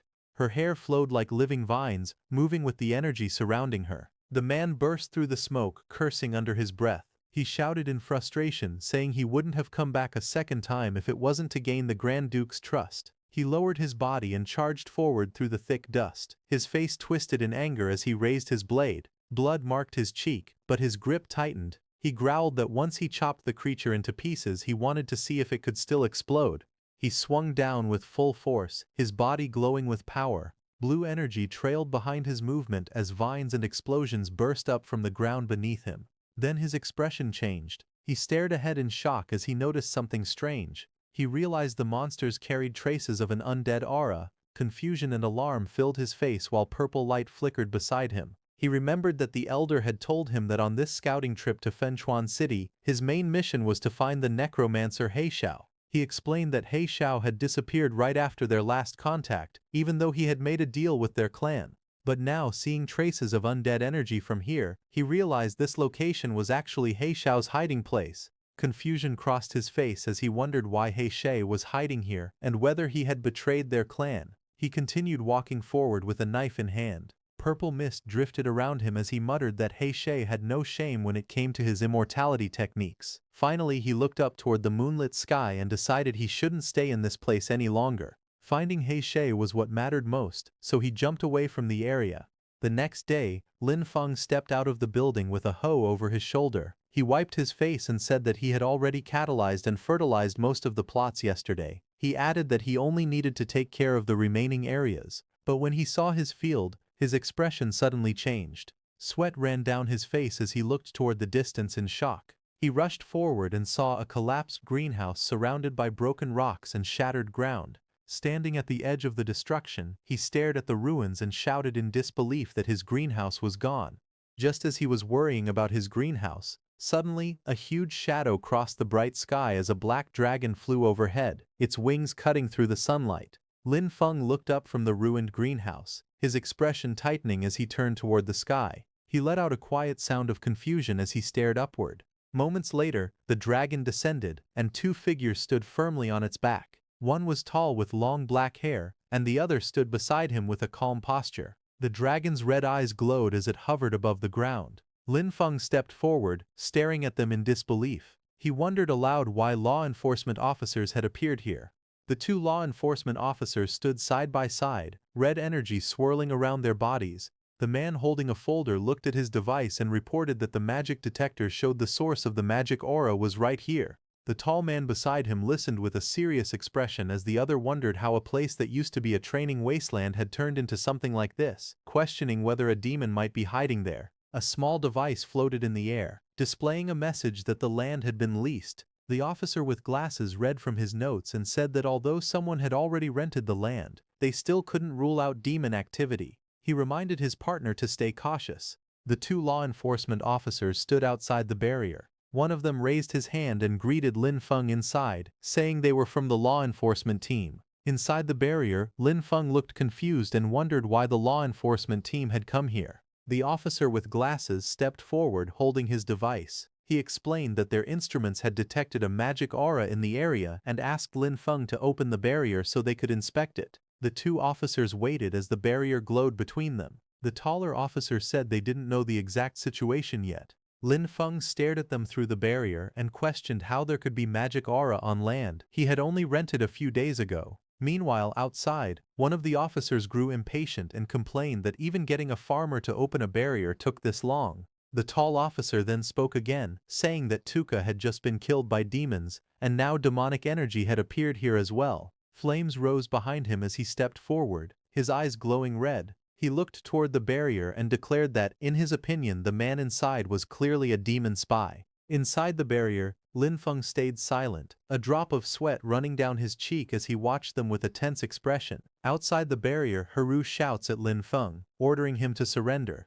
Lin Feng looks up calmly, his expression steady. Nearby, two law enforcement officers watch the situation. One of them says that Haru acted too impulsively. He adds that Tuka has just died, and now demonic energy has appeared here. Because of that, Lin Feng looks very suspicious. One of the men steps forward and speaks directly to Lin Feng. He tells him to cooperate with the investigation and asks him to open the barrier. Lin Feng looks to the side and thinks that he needs to find a way to make them leave. He then speaks calmly. He says that his profession is lowly and that no one has ever truly respected him.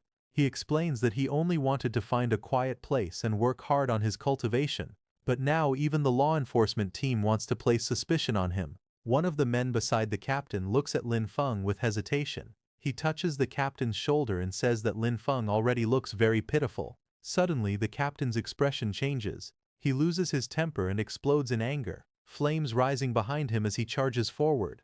The captain clenches his fist and says that anyone can pretend to be pitiful. He suddenly rushes forward and throws a punch at Lin Feng with full force. The punch lands, creating a loud impact and sending waves of power through the air. Lin Feng staggers slightly, then reaches up and touches his cheek. A drop of sweat runs down his face. He realizes that this is bad. His body has been strengthened so much that the captain's punch did not even hurt him. Lin Feng narrows his eyes and thinks to himself that he will have to act a little to get out of this situation. Lin Feng falls to the ground and clutches his chest, acting weak. The captain stares at him in shock and says that he used so much strength in that strike. He cannot understand how Lin Feng is still alive and says that Lin Feng is very suspicious. Lin Feng looks up calmly and asks if they are trying to beat a confession out of him just to close the case quickly. Before the situation gets worse, another man steps forward and stops the captain. He tells Haru to calm down and look carefully. He points out that there is nature magic on Lin Feng's body, and demons hate anything related to nature, something even a child would know. The man with glasses helps Lin Feng up and tells him that they misunderstood him. He says that Lin Feng's nature magic is very pure and that they will explain everything clearly in their report. Lin Feng stands up and looks at him with gratitude. He says that the man is a good person and a truly upright official. The man answers calmly that it is just his duty. Nearby, the captain clenches his teeth in anger and glares at them. In the next moment, power explodes around him as he raises his hand again. Lightning-like energy flashes through the air as he prepares to move. Before anything can happen, the two officials move at the same time and step in front of Lin Feng, blocking the attack and stopping the captain from acting further. The captain stays silent, his teeth clenched, unable to say anything. After that, the law enforcement officers ride on their dragons and leave. Lin Feng watches them quietly. After a moment he lowers his gaze and thinks to himself that this is troublesome. He realizes that just farming is not enough anymore, and that he will need enough strength to protect himself as well. Just then golden light flickers in the air and the paper cranes slowly fade away. Lin Feng hears an order telling him to report to the academy training ground the next morning to take part in the freshman ability test and ranking battles. Attendance is mandatory. He walks forward quietly, his hands in his pockets. As he looks ahead, he lets out a soft sigh and wonders why it is so hard to live a peaceful life.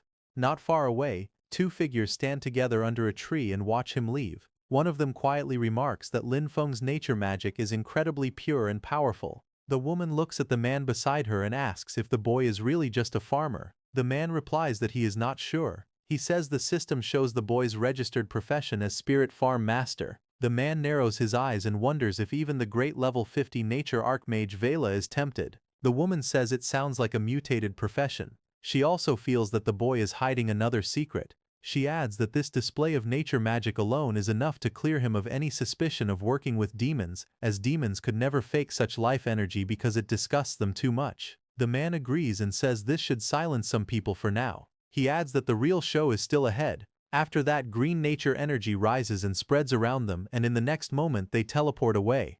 Then the scene shifts to the extraordinary academy freshman training ground, where many new students have gathered together. Some of them look confused and complain that the interviews are already finished and they have even chosen their instructors. They do not understand why there is another test. Others agree and say they thought classes would start right away. One student lowers his voice and says he has some insider information, but then laughs and refuses to tell anyone. Lin Feng stands quietly at the side, listening to their chatter without saying a word. His expression remains calm as he looks ahead, waiting for what will happen next. Just then, the pink-haired instructor steps forward and tells everyone to be quiet.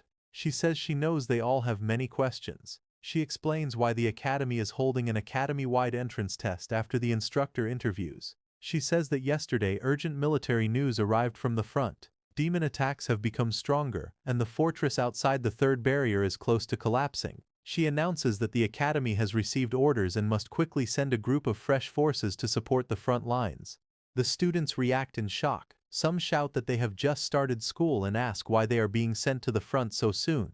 Others question whether they were not supposed to study and cultivate first. The instructor speaks coldly and says that when a nest is overturned, no egg survives. If the fortress falls, the demon army will march straight toward Fengchuan City. She asks if anyone really thinks they will still be able to cultivate safely then. She ends by saying that this is not a request but a conscription. In humanity's time of crisis, no one can stand aside. Meanwhile, a pink-haired student stands among the crowd with a young boy beside her. The boy looks up at her and tries to speak, calling her sister but hesitates. Not far away, Lin Feng stands quietly with his backpack on his shoulder. His expression is calm and he looks straight ahead without reacting to the noise around him. The pink-haired girl turns back to the boy and gently tells him that it is okay and not to worry. She glances in Lin Feng's direction, her cheeks slightly red, and quietly says that he is very outstanding. She wonders if he will be chosen in the draft. After that, the pink-haired instructor raises her voice and orders all freshmen to enter the training grounds and prepare for live combat testing. The crowd begins to move forward. Lin Feng walks with them, his hands in his pockets. He quietly thinks that as a farmer-type profession, he probably will not be sent to the front lines at a time like this. Soon the test begins. Lin Feng stands on the field, facing a female student holding a staff. She looks at him and calls him a spirit farm master. She says she has heard that he is good at dodging. The girl suddenly raises her staff and attacks. Flames burst out and rush toward Lin Feng as she shouts that he will turn to ash under her fire. The pillar of fire roars forward, but Lin Feng calmly steps aside. The flames miss him completely.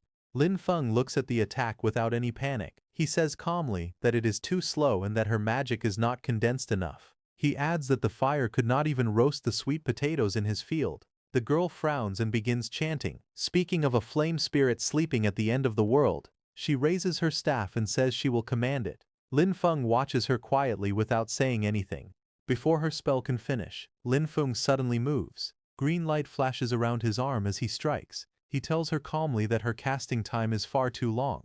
The blow lands. The girl cries out as she is sent flying backward, crashing into the ground. Green energy spreads across the arena as the dust settles. A voice announces the result of the match. Lin Feng is declared the winner.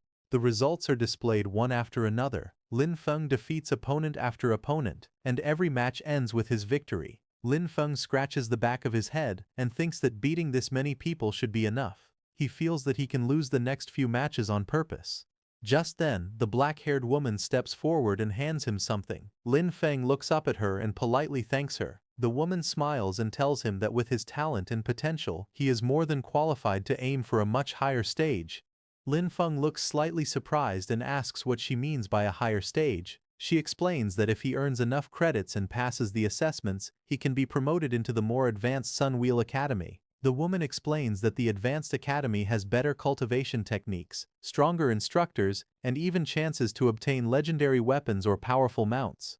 Lin Feng listens quietly, then calmly says that he appreciates the offer, but he does not really need any of that. The woman looks surprised and asks what he wants instead. Lin Feng smiles lightly and answers that he only wants a bigger and better piece of land so he can farm in peace. The woman looks at him and says that he misunderstood her. She explains that she meant his final goal, what he plans to do after finishing those fields. Lin Feng answers honestly. He says that he plans to farm even more land so more people can have land to work on. He wants everyone who wishes to farm to have fields. The woman smiles slightly and says that wanting more land means wanting to reclaim all the land. She calls him an ambitious child. Just then, the principal walks over and asks if Lin Feng is not already developing the wasteland in the west of the city. He asks if that is still not enough. Lin Feng laughs loudly and scratches his head. He says that when it comes to farming, the more land there is, the better. A new announcement appears, calling out the next match. The next match is Lin Feng versus Ailing. Lin Feng raises his hand slightly and smiles, saying that it is time to go. As he walks toward the arena, the principal watching him comments that the boy is very straightforward. Another voice calmly says that if the child wants something, they should just give it to him.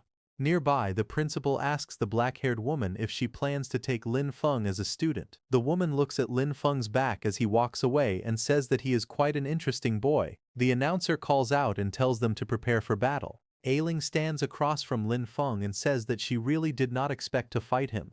Her grip tightens as she says that she will give this match everything she has. Lin Feng looks at her calmly and gives a small smile. He speaks honestly and says that he cannot beat her, and that he was originally planning to surrender. Ailing suddenly attacks and asks if he is insulting her. Lin Feng looks to the side and calmly questions her choice. He says that she went straight into her second phase at the start and asks if that is really how she wants to fight. Green vines burst out and wrap tightly around Ailing's body, trapping her movements. Ailing grits her teeth and swings her weapon, cutting through the vines as she struggles to break free. A woman with green eyes watching the fight looks shocked and says that a student below level 10 should not have magic this pure. The principal agrees, saying that the first time they saw it they were shocked as well. The woman with green eyes calmly says that even someone who has reached level 80 on the nature path does not have magic this pure. She says that this boy's future achievements have no limits. On the battlefield, Ailing releases a powerful attack, but Lin Feng stands calmly behind massive green vines that block everything. The two observers agree that talents like this are extremely rare. With the right teacher guiding him, his growth will be terrifying. After watching for a moment, the woman makes a firm decision. She says that she has decided to take him as her teacher. The principal looks at her and says that it would not be bad if she became Lin Feng's instructor. However, he suddenly pauses and says that she said it backwards. The woman looks at him seriously and says she did not misspeak. She explains that she wants to take Lin Feng as her teacher. The man turns to her in shock and asks if demons have burned her brain or something. The woman smiles calmly and replies that even if that were true, she still wants to become Lin Feng's disciple. At the Extraordinary Academy's freshman drill grounds, the arena explodes with movement. Lin Feng and Ailing clash in a whirlwind of blue energy. Their bodies spin through the air as the force of the attacks shakes the entire platform. Ailing charges at him with incredible speed, her weapon striking the ground hard enough to crack the stone. Lin Feng narrowly dodges, the air bursting around them. In the middle of the fight, Lin Feng stays calm. He thinks that he has already shown enough of his strength. He decides that he should pretend to be weak and then admit defeat. But then a voice echoes across the arena. It warns Lin Feng that if he keeps slacking off, the academy will take back the land in the west of the city and use it for something else. Hearing this, Lin Feng slowly turns his head and looks back. The one who said that was none other than the principal. Lin Feng's expression changes as a spark of blue light flashes in his eye. He refuses immediately. In his mind he shouts that they cannot take back his land, absolutely not. That land is everything to him. Ailing's eyes widen as she watches Lin Feng. She feels his aura shift completely. Before this moment he had only been defending calmly, letting her attacks come to him. But now she can tell he is finally starting to fight seriously. Green light bursts around Lin Feng as he moves his arm. Energy gathers at his palm like a swirling storm, glowing brighter and stronger with every passing second. His expression is focused and sharp. Across the arena, Ailing steps back. Flames burst from her body as she prepares her strongest spell. Fire wraps around her arms, her staff, and even her legs, rising higher and hotter as she begins chanting. She thrusts her weapon forward, and a massive ball of fire erupts from her magic. The fireball shoots across the battlefield with explosive speed, lighting up the entire arena and tearing into the ground as it travels toward Lin Feng. But before the fireball hits, Lin Feng rushes toward it without slowing down at all. His green energy splits the explosion apart, creating a path straight through the flames, shaking the arena and sending debris flying everywhere. Dust and flames rise in a huge explosion. Lin Feng leaps forward with power exploding from his body. Green light surrounds his fist as he jumps at Ailing. He shouts one line as he throws his punch, telling her to take his serious punch. His fist, glowing with pure green energy, drives forward toward Ailing with force great enough to shake the arena. Ailing's eyes widen in shock as her head jerks back from the blow. She gasps loudly, stunned by how strong the punch is. She shouts in disbelief, saying that the power he released is incredible. But right before hitting her, Lin Feng stops. He lands gracefully and smiles at her. His expression is calm and relaxed, as if the fight had never been difficult for him. He tells her softly that she let him win. In the audience, the students stare at him with their mouths open. One of them shouts that Lin Feng, the farmer, must have been hiding his true strength all along. Another student compares himself to Lin Feng and says that he is the one who looks like a farmer now. That woman with bright green eyes watches with excitement. She points out that Lin Feng's control over the power of nature is extremely rare. She says he commands it as easily as moving a finger, and that his mastery is close to the very origin of nature's power. Then Lin Feng stretches his hand toward Ailing as the announcement rings out clearly. The winner is Lin Feng. After the match ends, Ailing stands with Lin Feng's help, her cheeks flushed. She gently holds his hand and looks up at him with admiration. She tells him that he is strong and that she accepts her defeat completely. Lin Feng looks down at her calmly. He tells her that she is the one who is truly strong and that he only has a lot of physical strength, nothing more. After saying that, Lin Feng lets out a sigh of relief while sweating nervously. In his mind, he mutters that he almost had his land taken away, and that things were dangerously close. Suddenly the principal appears behind him in a cheerful tone. The principal pats Lin Feng proudly on the back and says that he did well, this is how he should be acting. Lin Feng bows his head slightly and thanks the principal for showing mercy during the evaluation. The principal waves his hand and tells him to keep working hard. He says he is looking forward to watching Lin Feng grow stronger. As the principal walks away, a mischievous smile forms on Lin Feng's face. In his mind, he grumbles that the old man dared to threaten him with his land. He quietly tells the principal to just wait.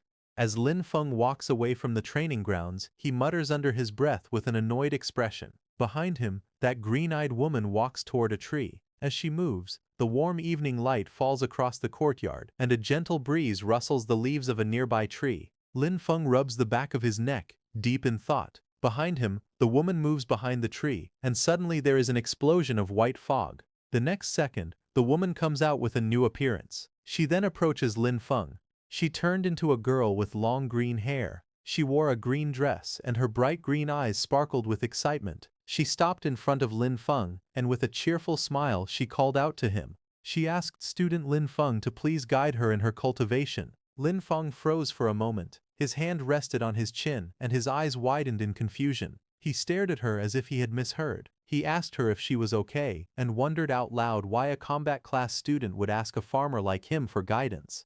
The girl quickly introduced herself. She said her name was Vera, and that they had never met before.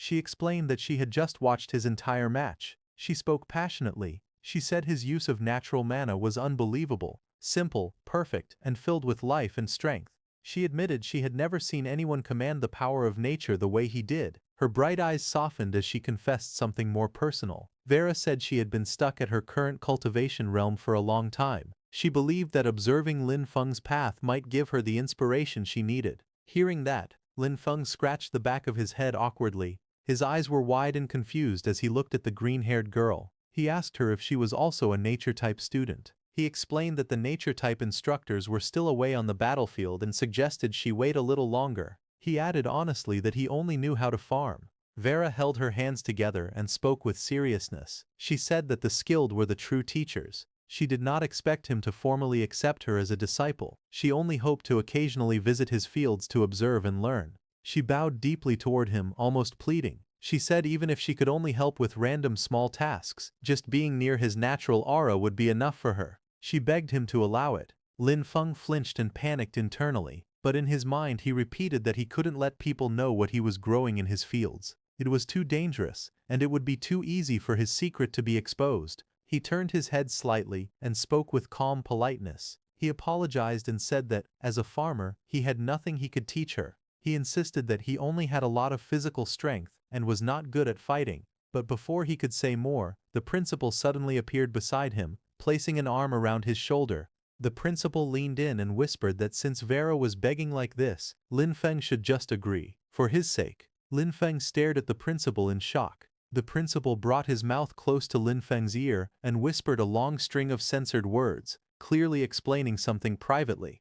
Lin Feng slowly responded that whatever the principal had just said sounded not very good. His expression showed immediate hesitation and worry. After hearing the principal's whispered advice, Lin Feng's expression softened. He let out a small sigh and then agreed. He said that if things were like this, then it was settled. Hearing him, Vera's face lit up instantly. Her eyes sparkled with joy as she thanked him excitedly. She promised she would never disturb him and spoke his name with sincere gratitude. Unable to hold back her excitement, she suddenly rushed toward him and hugged his arm tightly. She asked in a stuttering voice if she could visit tomorrow, or no, even right now. Lin Feng looked to the side, embarrassed, but answered calmly. He said it depended on her, and explained that his land was on the west side of the city. Soon after, they arrived at the West City training wasteland, just outside his greenhouse. Vera, now in work-style clothes, moved around energetically. She asked if there was anything she could help with. Lin Feng watched her quietly and thought to himself that at least her attitude was very serious. But he also reminded himself that he could never let her see the crops growing inside his greenhouse. Trying to keep her busy, he pointed outward and told her to look around outside for now and get familiar with the place. He explained that he was currently giving some special attention to the newly bred seedlings. Vera turned her gaze toward the greenhouse. Her eyes widened slightly, as if sensing something unusual. A thought rose in her mind. These crops seemed extraordinary. She observed the fields in front of her and realized something shocking. She thought that the crops here had been nourished entirely by pure natural mana. These were high-grade plants, capable of giving temporary attribute boosts. As she stood there in awe, Lin Feng walked further into the greenhouse area, his back facing her, completely unaware of the amazement spreading across her face. Vera leaned forward slightly. A soft smile formed on her face as she looked at Lin Feng's plants and said that Lin Feng was making her more and more curious. Then, 1 hour later, Lin Feng returned. But Vera was still on the ground outside the greenhouse, carefully examining the soil and plants. Suddenly, her eyes widened. She lifted a small piece of soil to her face, staring at it in shock. Her expression tightened with disbelief, and she whispered that it was unbelievable. Lin Feng walked toward her from behind. He looked down at her calmly and asked if there was a problem. Vera stood up halfway and looked up at him, still stunned. She asked him whether the crops here were really grown using only this very ordinary soil. Lin Feng nodded and confirmed it. He said that yes, it was just normal soil. Vera looked even more confused. She asked again, making sure there was no mana crystal powder, no elemental loam. Lin Feng scratched the back of his head and gave her an easy smile. He explained that he had thought about using those fertilizers, but anything infused with mana was far too expensive. With the little money he had, there was no way he could afford them. Lin Feng pointed at a small wilted plant beside him. Its leaves were curled and dry under the sunlight. He calmly explained that these plants were probably malnourished. Vera looked at the weak crop, her green eyes narrowing in thought. A quiet inner voice rose in her mind. She noted that Lin Feng's natural mana was extremely powerful, far stronger than normal. If that was the case, she wondered if she could help him somehow.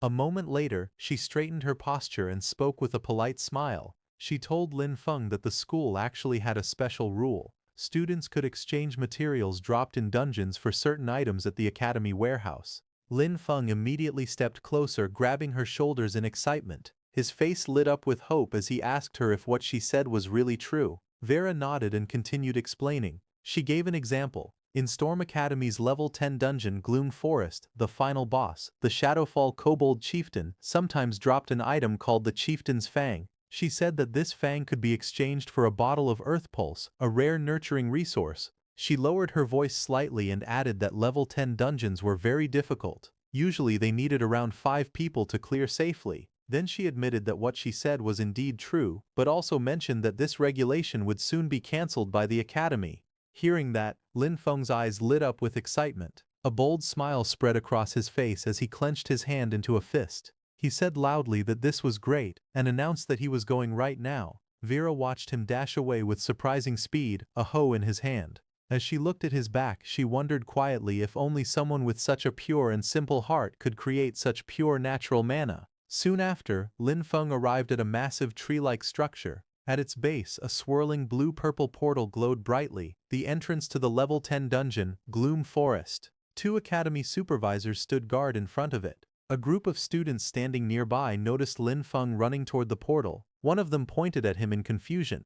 He asked why a farmer was coming here and guessed that Lin Feng must have gone to the wrong place. Another student laughed loudly, mocking the hoe in Lin Feng's hand and joking that he must want to dig up wild vegetables inside the dungeon. Someone recognized him. He said it was Lin Feng, the freshman, and remembered that he was only level 8. Shock spread among them as they wondered if Lin Feng was crazy for coming to a level 10 dungeon alone. Ignoring the comments, Lin Feng approached the supervisors respectfully. He handed them a form and said he wanted to apply for a solo entry into Gloom Forest. One supervisor took the paper and read it. His face tightened with concern. He explained that Lin Feng's level was too low and that entering the dungeon alone carried extremely high risk. Lin Feng held up the form with a bright smile on his face. He said that according to the academy regulations, any student of the academy had the right to apply for dungeon entry. He politely asked the supervisor to allow it. As he said that, Vera appeared behind him. The supervisor stared at her in shock. His eyes widened as he immediately recognized her. Before he could say more, Vera quickly stepped forward. She put her finger to her lips and told him to stay quiet, signaling him not to reveal anything. The supervisor then took a breath and corrected his posture. He acknowledged that the regulations were indeed true. He wished Lin Feng good luck and told him to act within his ability. He warned that if Lin Feng couldn't win against the dungeon monsters, he must retreat immediately. Then Lin Feng walked toward the entrance area. A group of older students watched him move forward. One of them frowned and asked if Lin Feng was actually an idiot. They whispered among themselves, saying he was nothing more than newly recruited cannon fodder. They insisted he couldn't compare to elite students like them. Another student looked toward the glowing dungeon portal and spoke with cold amusement. He said that it would be better if Lin Feng died inside. Having such a useless junior, he muttered, only brought embarrassment to their extraordinary academy. Then inside the level 10 dungeon, Gloom Forest, a pack of blue wolf-like monsters rushed forward. Their red eyes glowed fiercely as they lunged toward the intruder. Lin Feng stood calmly in front of them. He called out to his undead companions, telling Heiqi and Yu Ye to clear the way. He ordered the others to follow behind and push straight through so they could finish the dungeon quickly. A flash of bright blue light burst ahead. Heiqi, covered in glowing markings and swirling energy, charged into the monsters. His figure moved like lightning as he captured all the wolves in water bubbles. Behind him, Yue Ye appeared in dark armor, his body surrounded by a black aura. He swung his weapon fiercely as the wolves threw themselves at him, but none of them could slow him down. Soon their bodies fell to the ground.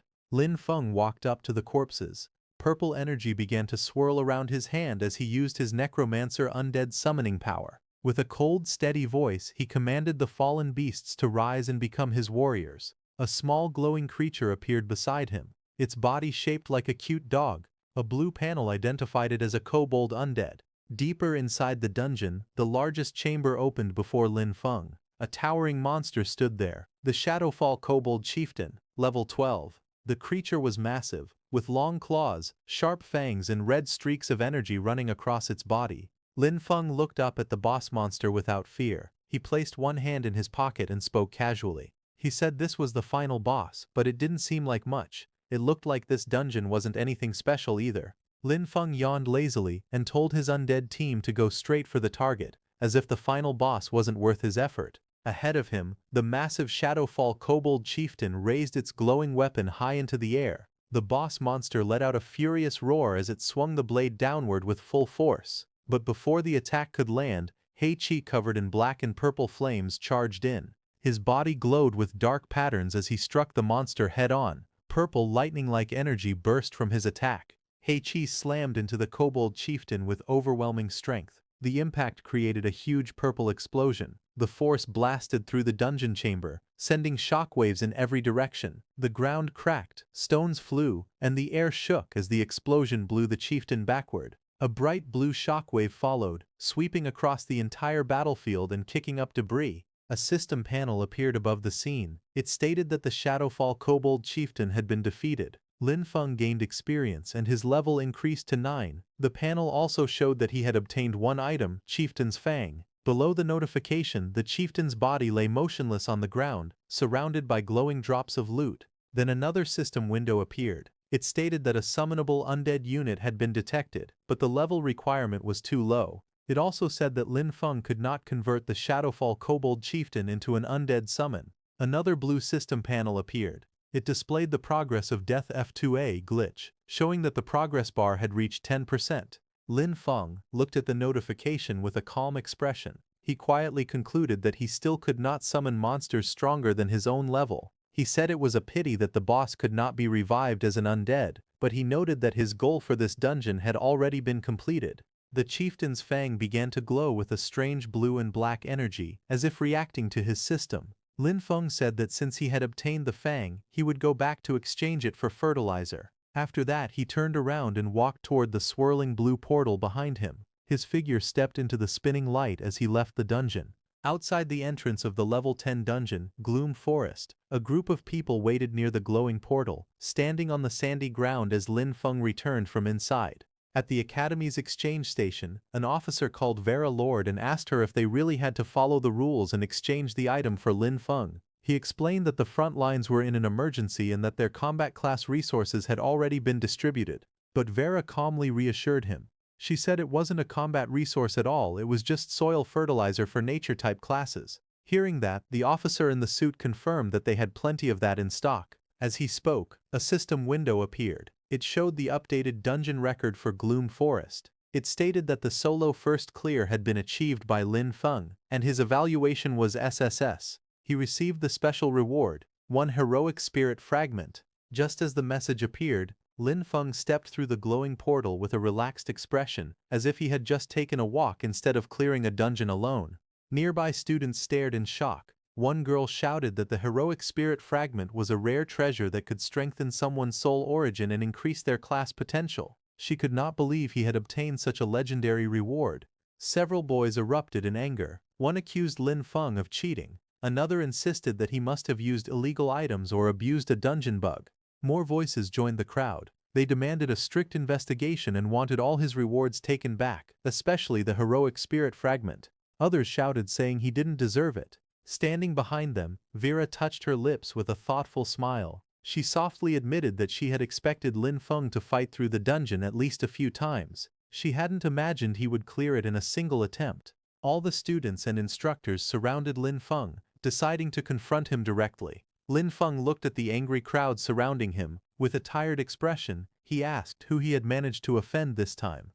At the entrance of the level 10 dungeon, Gloom Forest, Lin Feng stood surrounded by several students who watched him with dark, hostile expressions. Their faces were tense, clearly still upset about his earlier dungeon clear. Lin Feng approached the instructor calmly. He held the chieftain's fang in his hand and explained that according to school rules, he was here to exchange it for resources. Before the instructor could answer, one of the angry students stepped forward. He shouted that Lin Feng's rewards were obtained through cheating and should be confiscated. The instructor, however, remained composed. He raised a finger and stated firmly that the rewards came from the dungeon itself, and the academy had no authority to take them away. Another student then stepped out from the group. With a confident expression, he announced that he was willing to challenge Lin Feng in a resource wager. Lin Feng glanced at him, puzzled. He asked what a resource wager was. A student explained that it was essentially a dungeon speedrun competition. With teachers supervising both sides, the two challengers would enter the dungeon separately and see who cleared it faster. The winner would take all rewards from both participants, while the loser would lose everything. The explanation caused murmurs among the surrounding students. The instructor turned to Lin Feng and asked if he was willing to accept the wager and bet against the challenger. Lin Feng shook his head lightly. With a bored expression, he said there was no benefit in doing so and the whole thing sounded dull to him. The instructor looked surprised and unsure how to respond, while the students behind the challenger stared with frustration, clearly expecting Lin Feng to accept. The student wearing a headband looked angry and was sweating. He clenched his teeth as he spoke. He announced loudly that, in that case, what if he added a blueprint for the lamp of nature? Hearing that, Vera got close to Lin Feng and told him that he must get that lamp of nature blueprint. She then explained what the blueprint was. She said the lamp of nature was a special growth-type magic tool that only the nature department could use. She said that a blueprint could only be used to make one lamp, so it was very rare. She continued explaining that its effects included shortening the crop growth cycle with no side effects. The headband student smirked and leaned slightly toward Lin Feng. With a mocking smile, he asked if Lin Feng was done asking and how he felt about the proposal, and whether he wanted to bet. At the same time, the student secretly held his phone behind his back. Messages appeared on the screen. That student sent a message to someone named Senior Huru the moment Lin Feng came out of the dungeon. That Senior Huru told the student to find a way to stall Lin Feng, but the student asked Senior Huru what if Lin Feng ignored him. Senior Huru then told the student to bet resources against Lin Feng, asking if he didn't have a lamp of nature blueprint. The student replied that it was the foundation of their family's rise, but in the end, he agreed and sent a message saying that he was fine with it. Meanwhile, Lin Feng thought that his necromancer powers must not be exposed, but if there was only one supervising teacher, hiding his abilities should not be too difficult. His eyes sharpened with determination as he decided that this lamp of nature, he would take it. Lin Feng smiled confidently. He looked straight ahead and spoke with a slight grin, saying that he accepted. Hearing that, the rival student laughed loudly. He raised his chin with arrogance and declared that with the teacher supervising, he would expose Lin Feng's secrets immediately. Lin Feng stood a short distance away, hands in his pockets, appearing relaxed. The scene shifted to the swirling blue portal of the level 10 dungeon, Gloom Forest. Light spun inside like a vortex. Inside the dungeon, Lin Feng stood beside the supervising teacher. The teacher turned and asked how Lin Feng managed to clear the dungeon so quickly. Lin Feng lowered one hand behind his neck, smiling confidently again. He told the teacher that he would show his strength. Green light suddenly burst around him. Powerful energy swirled in his hand as Lin Feng extended it forward. His expression sharpened as he called out for his farmhands to come forth. The green magic circles continued expanding, filling the surroundings with bright swirling light as his summons began to appear. A bright green light burst around Lin Feng as swirling energy gathered above him. From the glow, his undead covered with earth energy formed, towering behind him like a giant guardian. Green waves spun across the area as Lin Feng stood calmly beneath the summoning circle. The supervising teacher stared at the scene in shock. Sweat slid down his face as he whispered to himself. He thought the summoning was unbelievably fast and the troops Lin Feng called out looked very strong. Lin Feng walked forward with confidence and the teacher followed him, still watching the green light. The teacher thought that this would be his best chance to observe what ability Lin Feng had used to clear the dungeon alone. Lin Feng suddenly raised his hand. His eyes sharpened, and his voice rang out clearly. He ordered his summoned troops to attack with full force. At the same time, a pack of monsters rushed forward from the darkness. Their glowing red eyes and open jaws showed their rage as they charged straight at the summoning. But Lin Feng's summoned undead reacted instantly. The undead beast covered in plant energy swung forward and slammed into the monsters. Its glowing body crushed through the pack, pushing them back with overwhelming force. Bright green explosions filled the entire scene. Countless blasts of glowing green energy burst outward again and again, shaking the air. The undead bear moved through the light, its hands pushing out powerful attacks. Every strike created another sharp flash, lighting up the dungeon with green sparks. Then He-Chi walked into the swirling energy. Its face was expressionless under the hood, glowing faintly with green lines. He-Chi raised 2 fingers and magic circles formed around its palms, gathering even more energy. A series of green bubbles erupted all at once. The attacks struck the incoming enemies and shattered them instantly. The sound effects echoed through the forest as everything burst apart into pieces. He-Chi didn't stop there. It raised both hands and released a wave of powerful green lightning. Its attack shot forward like a beam, smashing into the ground ahead. Rocks flew into the air and the ground cracked under the impact. Pieces of stone scattered everywhere as the blast landed with tremendous force. The teacher stood frozen, his eyes wide and his mouth slightly open. He looked shocked as he watched the scene before him. He muttered to himself that it had taken less than a minute for Lin Feng to completely wipe out a kobold patrol squad of the same level. Cold sweat slid down the teacher's face. He stared at Lin Feng's power, unable to believe what he had just witnessed. In his mind, he wondered if this terrifying strength came from some special class, because the power felt far too overwhelming for an ordinary student. Ahead of him, Lin Feng stood calmly in front of a pile of shattered glowing rocks, the remains of the defeated kobolds.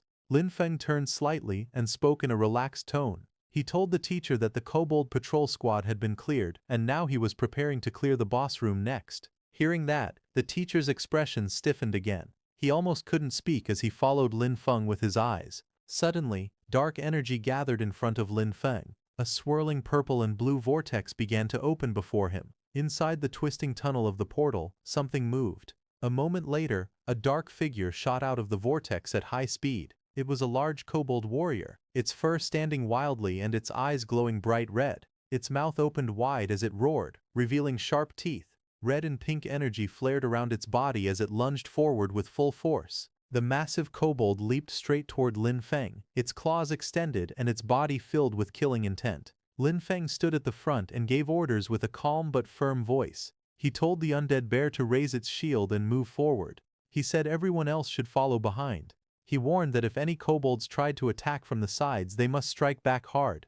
The undead bear raised its shield, and a bright green explosion burst out from it. Green energy spread everywhere as Lin Feng's undead bear rushed forward. The kobold warrior with glowing red eyes leaped out of the shadows. It roared fiercely and charged straight at the green figure standing in front of Lin Feng. Little did it know that this was Lin Feng's warrior undead, Yueye. Yueye moved quickly. Its body flashed with swirling light as it prepared to attack. It swung its arm and bright green power shot forward. Its punch landed directly on the chest of the giant kobold. The energy formed a wide circular blast that pushed the monster backward with great force. The impact sent the kobold flying backward. Waves of energy spread across the ground, shaking the stones and blowing dust into the air. The teacher stared wide-eyed, his face filled with shock as sweat rolled down his cheek. He shouted that someone with such amazing war potential had to be reported to the principal immediately.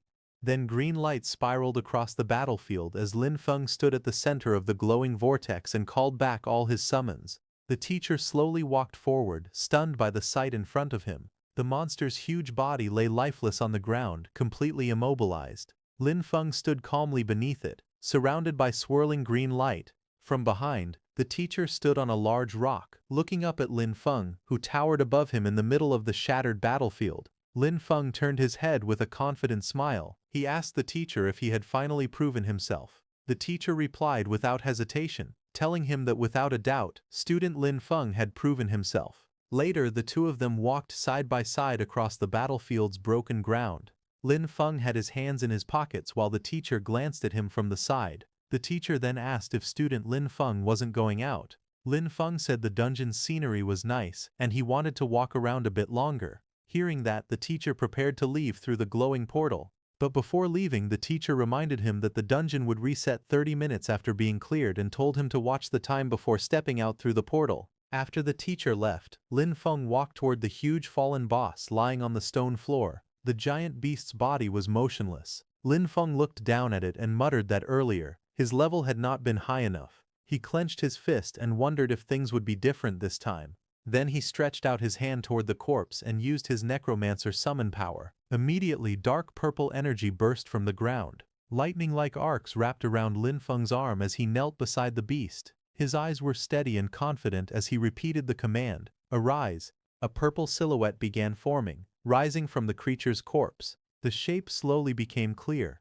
Glowing eyes, sharp fangs, and a huge beastly outline made of pure shadow and purple light. The monster's shadow form towered over Lin Feng, its presence powerful and overwhelming. The giant beast stared down at Lin Feng with glowing, violent eyes. Lin Feng stood straight with one hand in his pocket, looking up at the newly summoned creature without fear. Sometime later, at the dungeon entrance, soft blue light shone on the ground as footsteps slowly approached. Lin Feng walked out from the glowing portal, his hands casually in his pockets. The swirling gate behind him flashed with bright blue and purple waves.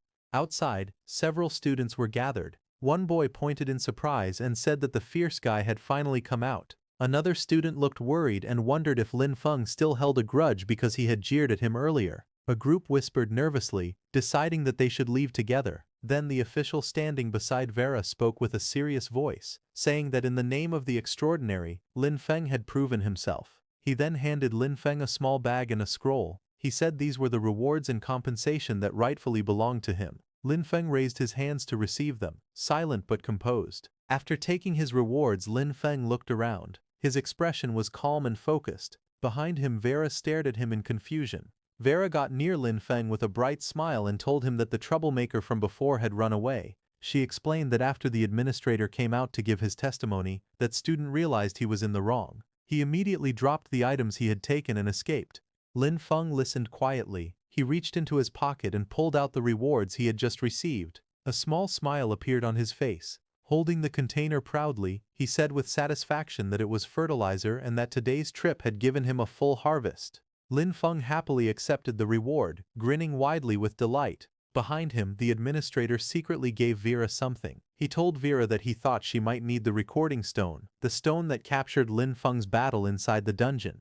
Then the scene suddenly shifted to a fist slamming hard into a punching bag. A photo of Lin Feng had been taped to the surface, and the punch landed directly on his face in the picture. It was inside Sunwheel Academy in Hiru's room. Hiru continued to strike the bag angrily. His muscles tensed as he shouted in frustration. He cried out that Lin Feng, just a lowly farmer, had humiliated him again and again. Breathing heavily, Hiru finally stopped and sat down. He rubbed his forehead with a troubled expression. He admitted that using force wouldn't work, and even the academy's own rules couldn't punish Lin Feng. After a long moment, he muttered to himself that he would need to use another method. Hiru narrowed his eyes sharply. His expression hardened as he muttered to himself, saying that Lin Feng was only showing off because he relied on a bit of nature magic and summons. In that case, he held out a sealed envelope. His voice turned firm as he ordered his subordinate to immediately send the letter to the front lines, addressed to his uncle, the Count. He added another command. He ordered that the mentors from the nature department, who were currently on rotation at the battlefield, must return to the academy as soon as possible. Hearing that, nearby his subordinate, the same student who had just challenged Lin Feng, looked surprised as he held the envelope. He asked if Haru was planning to use the nature department mentors to suppress Lin Feng. Haru crossed his arms confidently. He smirked as he explained that the old mentors valued the purity and rules of nature magic above everything else. He said they would never tolerate anyone breaking those principles. With a cold glint in his eyes, he added that letting those mentors deal with Lin Feng would be the perfect solution. He wanted to see whether Lin Feng could still act so arrogantly once they intervened. At the same time, inside Vera's room at the Extraordinary Academy, Vera was lying lazily on her bed. She wore a loose white shirt, her long hair falling around her shoulders. As she watched the recording crystal floating in the air, Vera suddenly sat up a little. Her eyes widened with surprise. She muttered to herself that the Lin Feng in the recording was simply a monster. His understanding of nature's power was so deep that it now looked completely instinctive to him. Even she, a top instructor, felt shocked. Vera pushed herself upright, her expression turning serious. She said that tomorrow she would write a letter, then quickly changed her mind. No, she needed to write it right now. Those old mentors out on the battlefield had to be notified immediately. They had to return at once. She reached for a pen and paper, quickly preparing a message. A small owl-like messenger creature appeared beside her, holding the sealed letter in its beak. She sent it flying out of the window with a soft command, watching it take off into the bright sky. Vera looked outside with a firm expression. She muttered that if those old geezers didn't return soon, their lifetime achievement awards would simply fly away.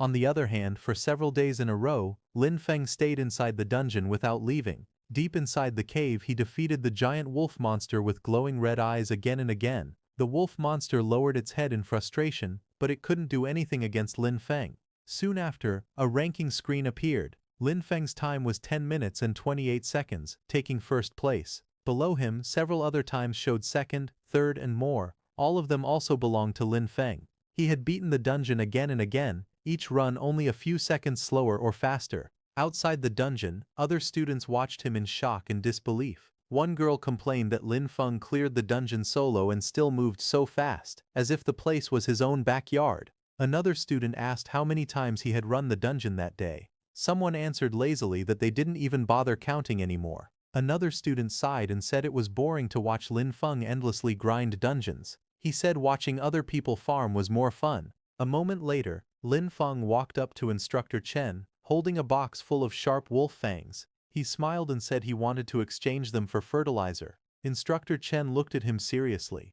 He told Lin Feng that he had already earned enough credits to apply for a promotion. He said staying in the lower academy no longer made sense for someone like him, and suggested that Lin Feng apply to move up to the upper academy. Lin Feng was surprised to hear that. His eyes widened a little as he repeated the words he had just heard.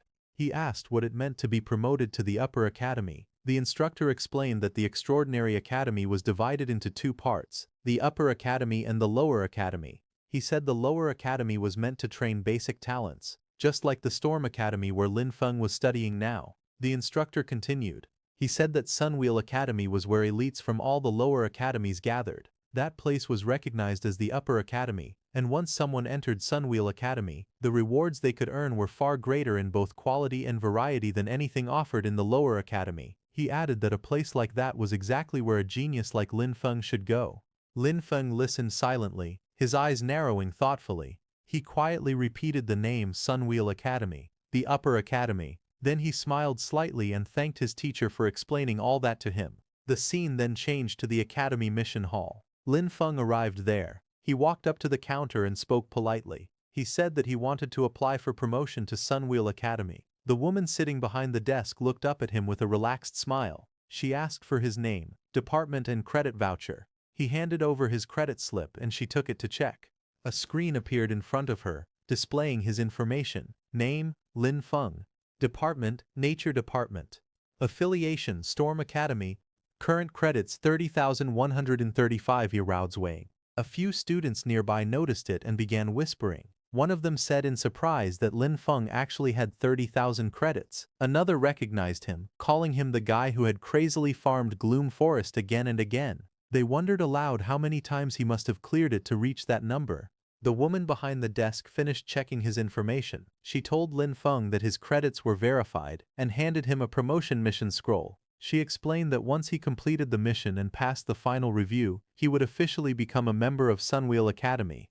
Lin Feng accepted the scroll. Then he asked calmly if after his promotion, he would be able to exchange for gold-grade supplies. The red-haired woman explained that since Lin Feng was still part of Storm Academy, he could only exchange his credits for supplies ranging from bronze grade to silver grade. The blue-haired woman sitting at the table added on. She said that after Lin Feng completed his promotion, he would be able to exchange his credits for gold grade to even platinum grade rare supplies. Hearing this, he nodded politely and said his thanks. Lin Feng then walked through the academy mission area. He was surprised to see that his mission only required going to the defensive line area outside the city to look for something. Lin Feng thought that the location was close to the manor, so the task shouldn't be difficult. However, before he headed there, he said he needed to pick up something first. Lin Feng then walked alone through the academy's bright corridors and open walkways. Light reflected off the white buildings as he entered a nearby room. Inside, an older man with a blunt, straightforward tone handed Lin Feng a glowing star-shaped object. The man told him that although the Lamp of Nature was only a silver-grade item, its effects were not weaker than many gold-grade items. He warned Lin Feng to maintain it properly and be extremely careful not to let it touch or absorb necrotic energy.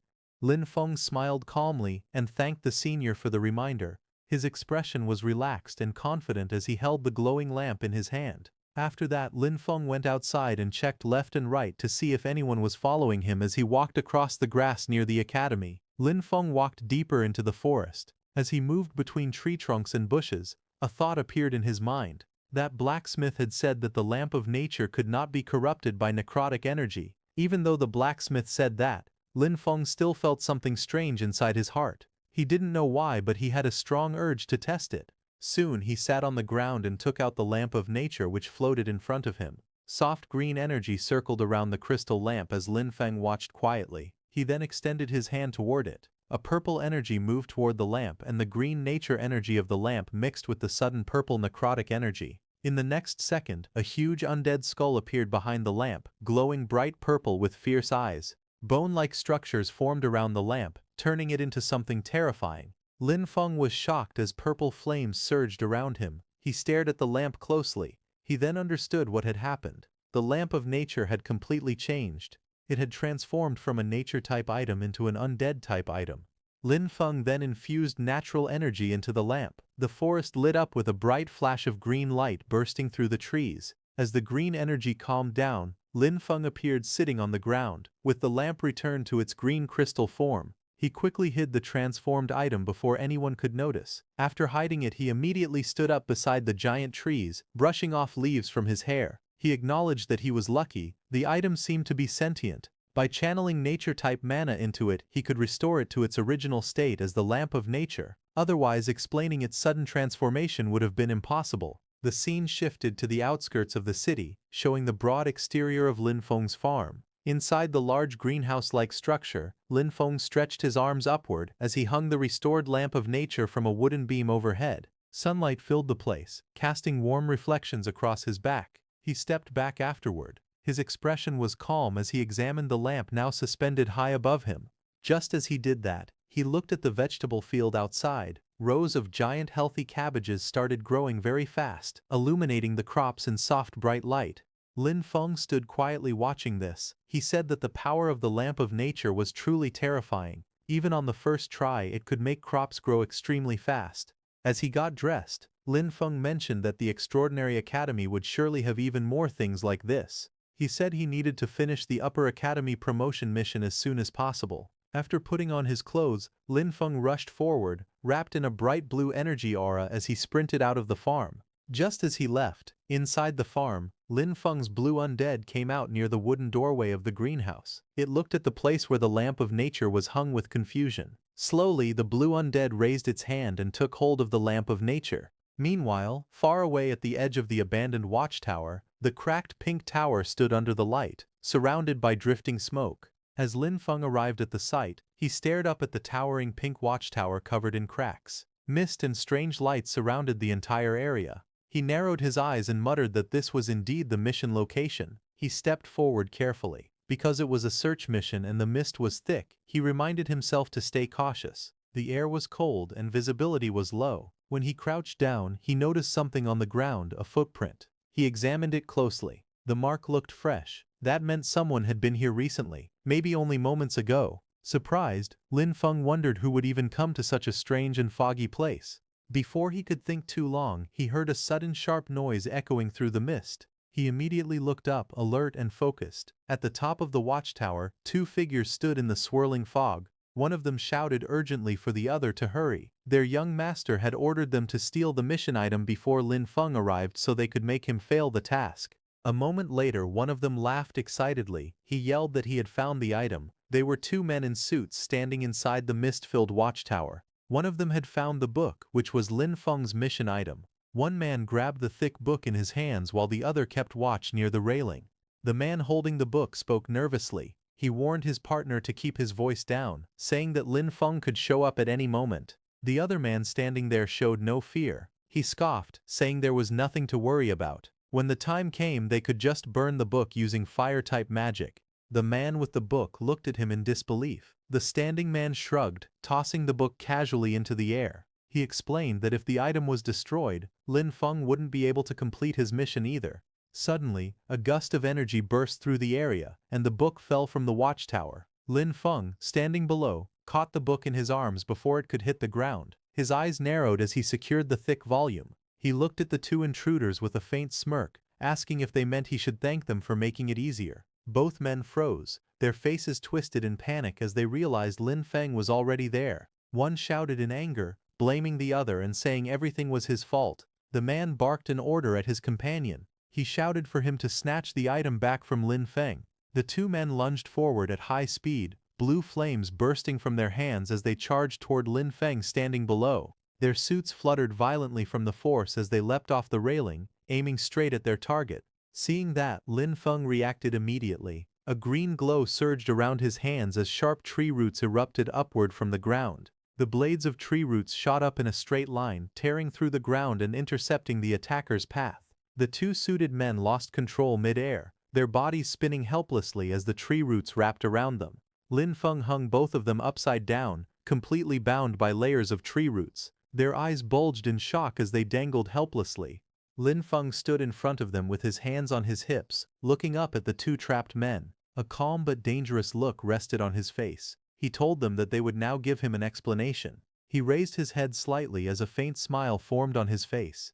The scene then shifted to Lin Feng's quiet farm just outside the city. It was dusk and the soft orange light fell over wooden buildings and greenhouses. The air looked calm, but something strange was happening. Lin Feng tightened his fist in anger, realizing that it was Haru behind all this. As he continued walking, his thoughts raced. He didn't expect to run into that same person again. If things continued like this, his identity would eventually be exposed. He told himself he needed a plan. He had to think of something before it was too late. Just then, he stopped in surprise. His eyes widened at the sight in front of him. Standing near one of the farm structures was his blue undead, wearing a yellow construction helmet. In one hand it held a small red flag. In the other, it gripped the glowing nature lamp. Behind it, Lin Feng's undead bear was pulling a wooden cart full of logs. Several small undead rabbits and lizards crawled around on the ground. They acted like farm animals being guided by the blue humanoid undead, who looked like a supervisor.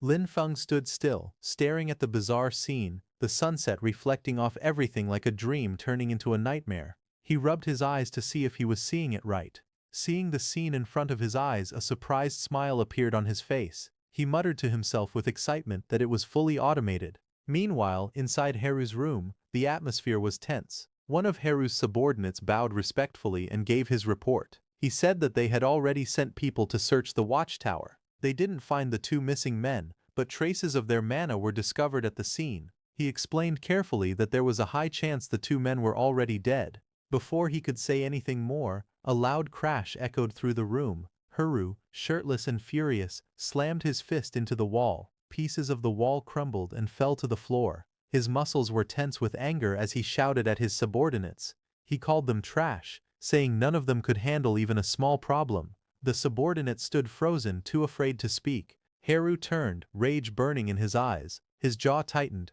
He muttered Lin Feng's name as he clenched his teeth.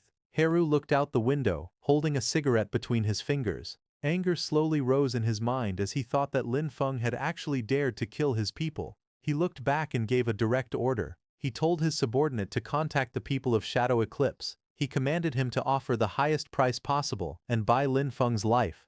The subordinate immediately bowed and hurried to follow the order. Heru's expression darkened as he muttered angrily that it must have been Lin Feng who killed Tuka. His killing intent filled the room as he stared ahead, thinking only of revenge.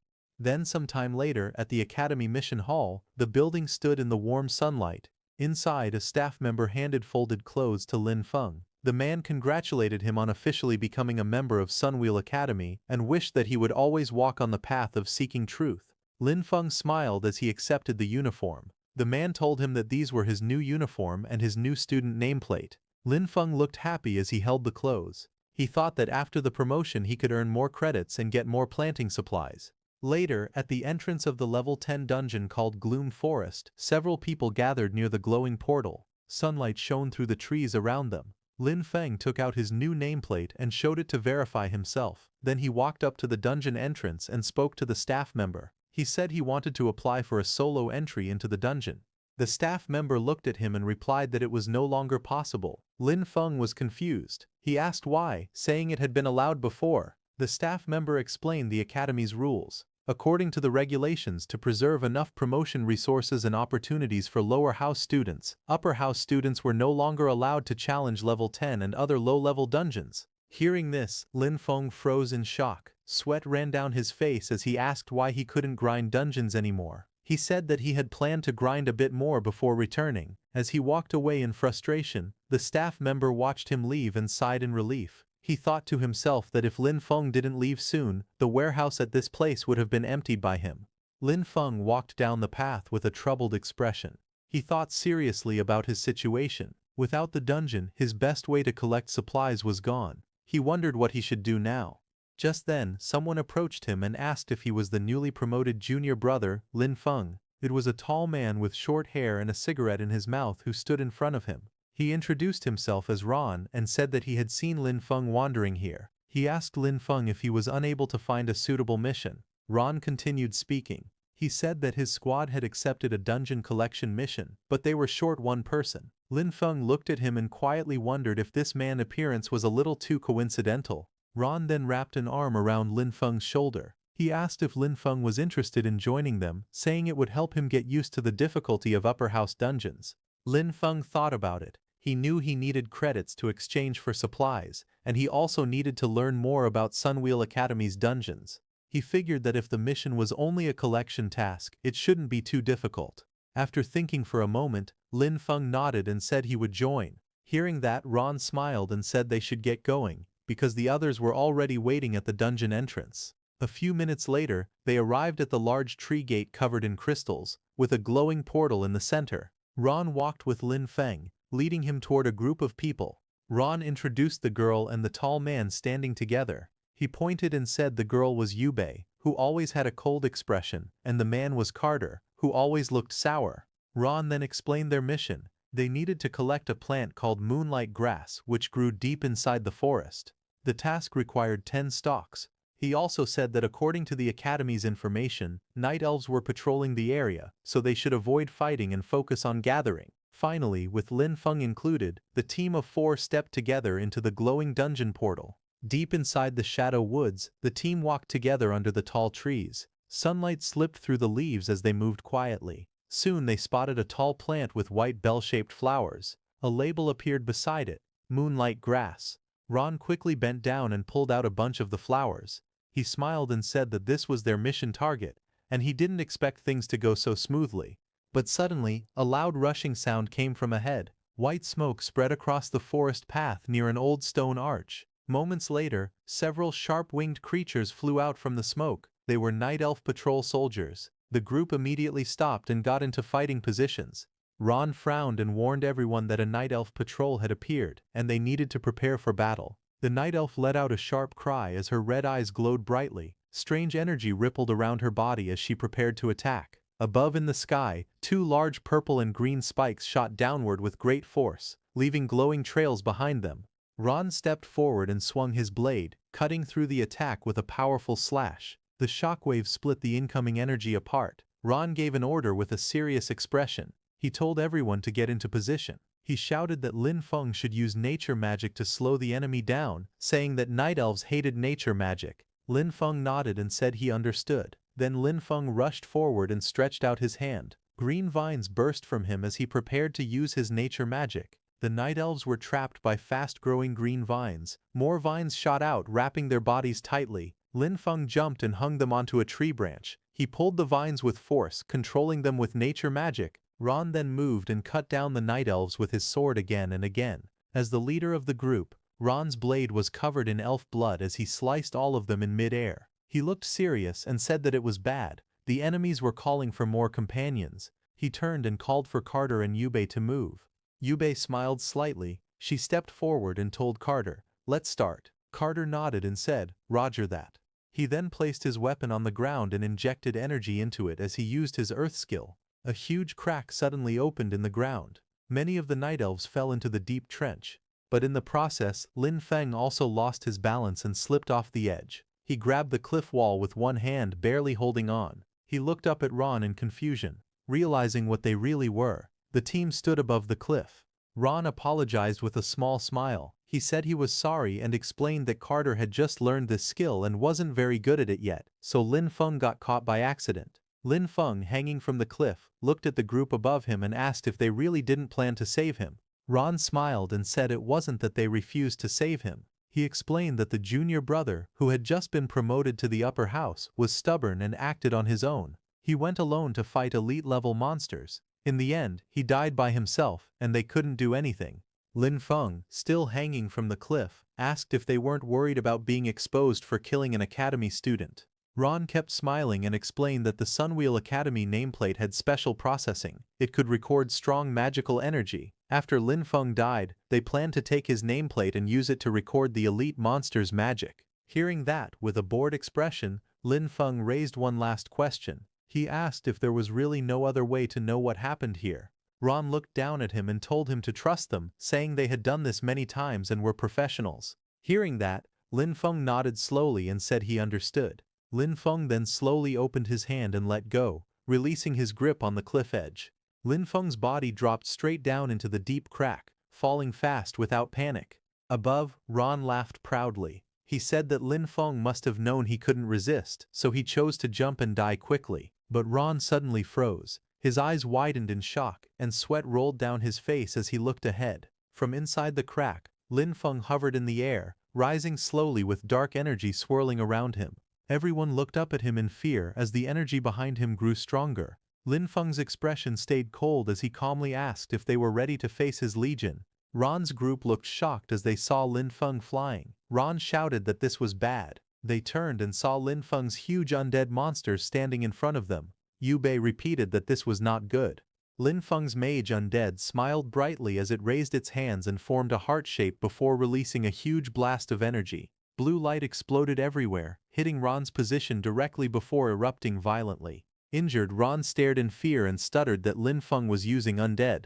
He asked if Lin Feng was a necromancer, saying it was impossible. Lin Feng stood calmly, touching his chin. He looked at the frightened Ron and asked if those were his final words. Beaten and exhausted, Ron looked up with tired eyes. He slowly said that they should talk. He told Lin Feng that they had no real conflict and claimed that everything was arranged by Hiru. He begged Lin Feng to let them go, saying they now knew they were wrong. Lin Feng looked at him calmly and replied that they didn't truly know they were wrong, they only knew they were about to die. Ron hurried to explain. He said that Haru always believed Lin Feng had killed Tuka. He offered to help Lin Feng testify against Haru. Hearing that, Lin Feng crouched down and asked Ron who Tuka was. Ron froze, sweat dripping down his face, unsure how to answer. Lin Feng straightened up and waved his hand casually. He said it didn't matter anymore and ordered his summons to bury them. A huge burst of blue energy exploded behind him as the mage Undead moved forward to finish the job. Ron, at the brink of death, lay on the ground and glared weakly.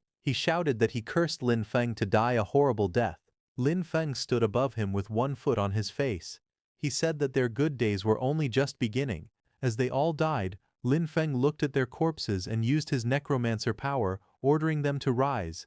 All three of their corpses pushed themselves up from the ground. Dark marks spread around them. Ron and the other two stood up in purple and blue undead forms. All three looked at Lin Feng and knelt down. Lin Feng watched them and spoke calmly. He asked if undead created from humans naturally had higher intelligence than undead from other creatures.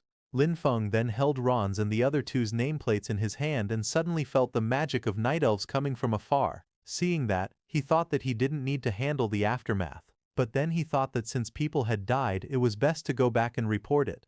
Lin Feng in the white shirt then walked toward the glowing blue portal, planning to leave. He reached out his hand, but the portal did not let him exit. He paused and wondered what was happening and why he couldn't go out. He stood in front of the portal, touching his chin and thinking quietly. Just then, a system window suddenly appeared in front of him. It said that a special item called Regret of the Past had activated. The message explained that the exit would stay closed until the dungeon was fully cleared. It also said that inside this dungeon, all of his attributes would become 200% stronger. Before Lin Feng could understand anything, suddenly the ground behind him cracked open, spreading dark shapes across the trees. A heavy thud followed as something big landed on the ground. Lin Feng turned around in surprise, and when he saw the thing behind him, his face turned pale. A massive black horse charged forward, pieces of earth flying under its hooves. On the horse's back sat a muscular knight covered in armor, purple lightning flickering around him.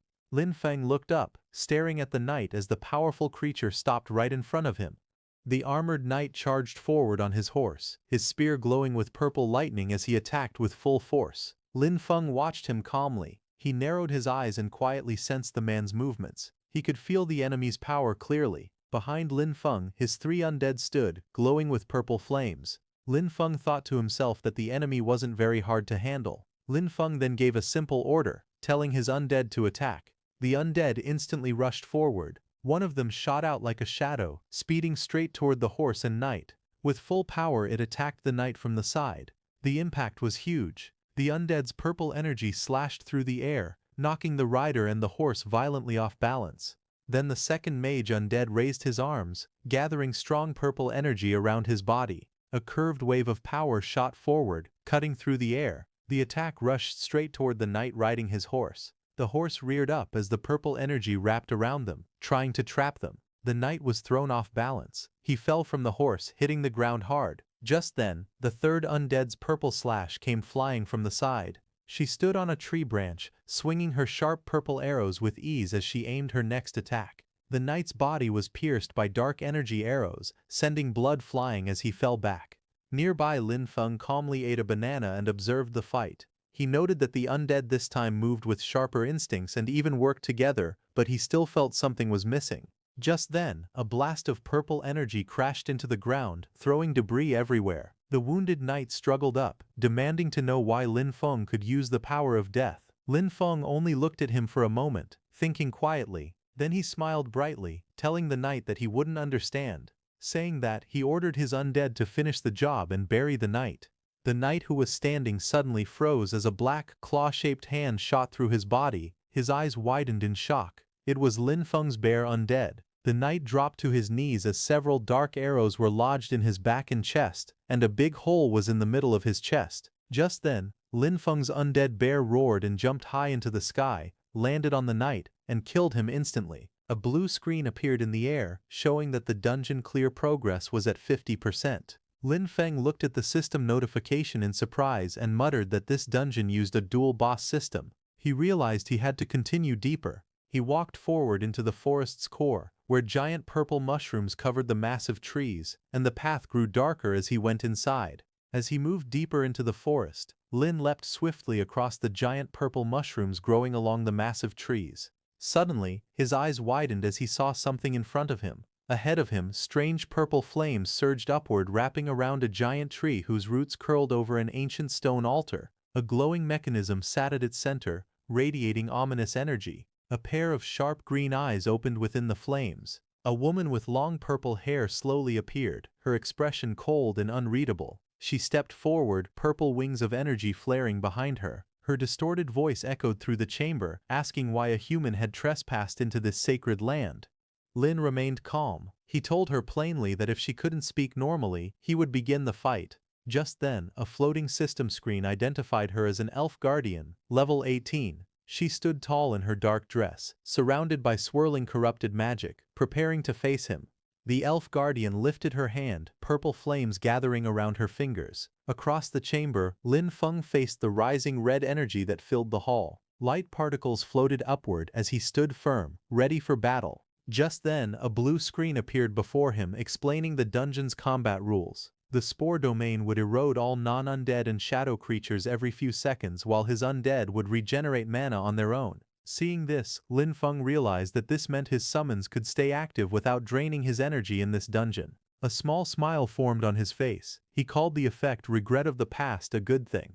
Then his undead figures appeared behind him, glowing with dark and pale energy. With confidence in his voice, he ordered them to crush the enemy. On the other hand, outside under the clear blue sky, Haru stood before the massive tree and the glowing dungeon gate which Lin Feng had entered. He spoke calmly, saying that even if Ron and the others failed, the dungeon still had a final boss waiting inside. He explained that regret of the past might boost attributes, but its true purpose was to trap anyone who entered. A smile formed on his face, and he muttered that even a 200% or 400% increase in attributes wouldn't be enough to defeat such a boss. The thought made him laugh with excitement, thrilled by the chaos that would follow. Meanwhile, deep inside the dungeon, a violent burst of blue energy exploded from the arena floor. From within the smoke, Lin Feng's mage undead slowly stepped out, radiating power while dragging the elf guardian. Lin Feng inside the dungeon watched with a blank expression, chewing on a banana as if nothing surprised him. A blue-white mist filled the dungeon floor as the mage undead knelt, grabbing the purple-haired elf guardian by her hair. She collapsed to her knees, trembling. Lin Feng walked toward them calmly. Seeing him, the elf guardian suddenly fell back in shock, staring at him. In anger, she stared at the warrior knight who was originally He Peng the Necromancer. Her distorted voice broke through the haze as she asked him why he had betrayed them. Hearing that, Lin Feng looked at the knight undead He Peng, who was confused, wondering if she was talking to him. The elf guardian glared fiercely, her green eyes shaking with anger. She shouted that he had destroyed her queen's hatchery and warned that the queen would come for him. But suddenly, her strength faded. She collapsed onto the glowing red floor, whispering her final words that the queen would find him. Suddenly, the whole ancient stone altar split apart as massive stone fragments fell to the ground. Then something shot upward, exploding in a burst of blinding light. A white pillar of energy spiraled out from the shattered earth, its swirling force filling the dungeon chamber. Lin Feng stood before it, watching calmly as the raging light climbed higher. A system screen appeared behind him, telling him that the Gloom Forest dungeon had been cleared. The clear time was 2 hours and 17 minutes, which was a new record. The dungeon clear evaluation was A. The system started calculating rewards. Purple energy flickered around him as he read the message. He took a bite of his banana and nodded, satisfied. He felt stronger than before. When the light faded, something new appeared at the center of the chamber, a large dark purple egg wrapped in flowing sinister energy. Lin Feng stepped closer, narrowing his eyes. He stared at the strange object pulsing before him, wondering what it was. He stepped closer and touched the massive purple egg inside the cavern. Immediately, a floating screen appeared above it. It showed the item's name, Embryo of the Chthonic Demon, a mythical-grade object that was currently inactive. The description said it was a life seed left behind after an ancient chthonic demon had fallen, and it needed special conditions to hatch. Its current status was dormant, but it reacted to a strong death aura, increasing its affinity. Lin Feng stepped closer and placed his gloved hand on the egg's surface. His eyes narrowed with curiosity as he whispered to himself, wondering what this black egg really was and why the hatchery had such a strange item. He then lifted his hand, revealing a small silver ring resting on his palm. The ring was a simple storage tool. Purple energy surged out from the ring. The energy stretched toward the egg, surrounding it as he used the ring to store the giant egg away. Right after that, a blue portal opened beside him. Seeing the exit portal open, he wondered if he should return immediately. He stood still for a moment, thinking. Then he turned around and went back into the dungeon, leaving the dungeon exit portal behind. Lin Feng moved toward the fallen boss, a level 18 monster whose body lay cracked on the ground. He estimated that turning such a strong creature into an undead would consume a lot of energy, but once converted, it should reach the same level as Zhou. With a faint smile, he raised his hand and spoke a single command, "Arise." Dark energy wrapped around the corpse. The monster's form shifted and reshaped, turning into a sleek black and purple armored undead with glowing lines pulsing across its body. The undead slowly lifted itself from the rubble, landing lightly before him and looking down. Suddenly, its eyes opened, sharp, bright, and intelligent. It declared in a cold, echoing voice that she was the Death Executioner. Hearing that, Lin Feng's eyes widened slightly. He hadn't expected that it could actually speak. The purple-armored undead stood before him, glowing with sharp violet light.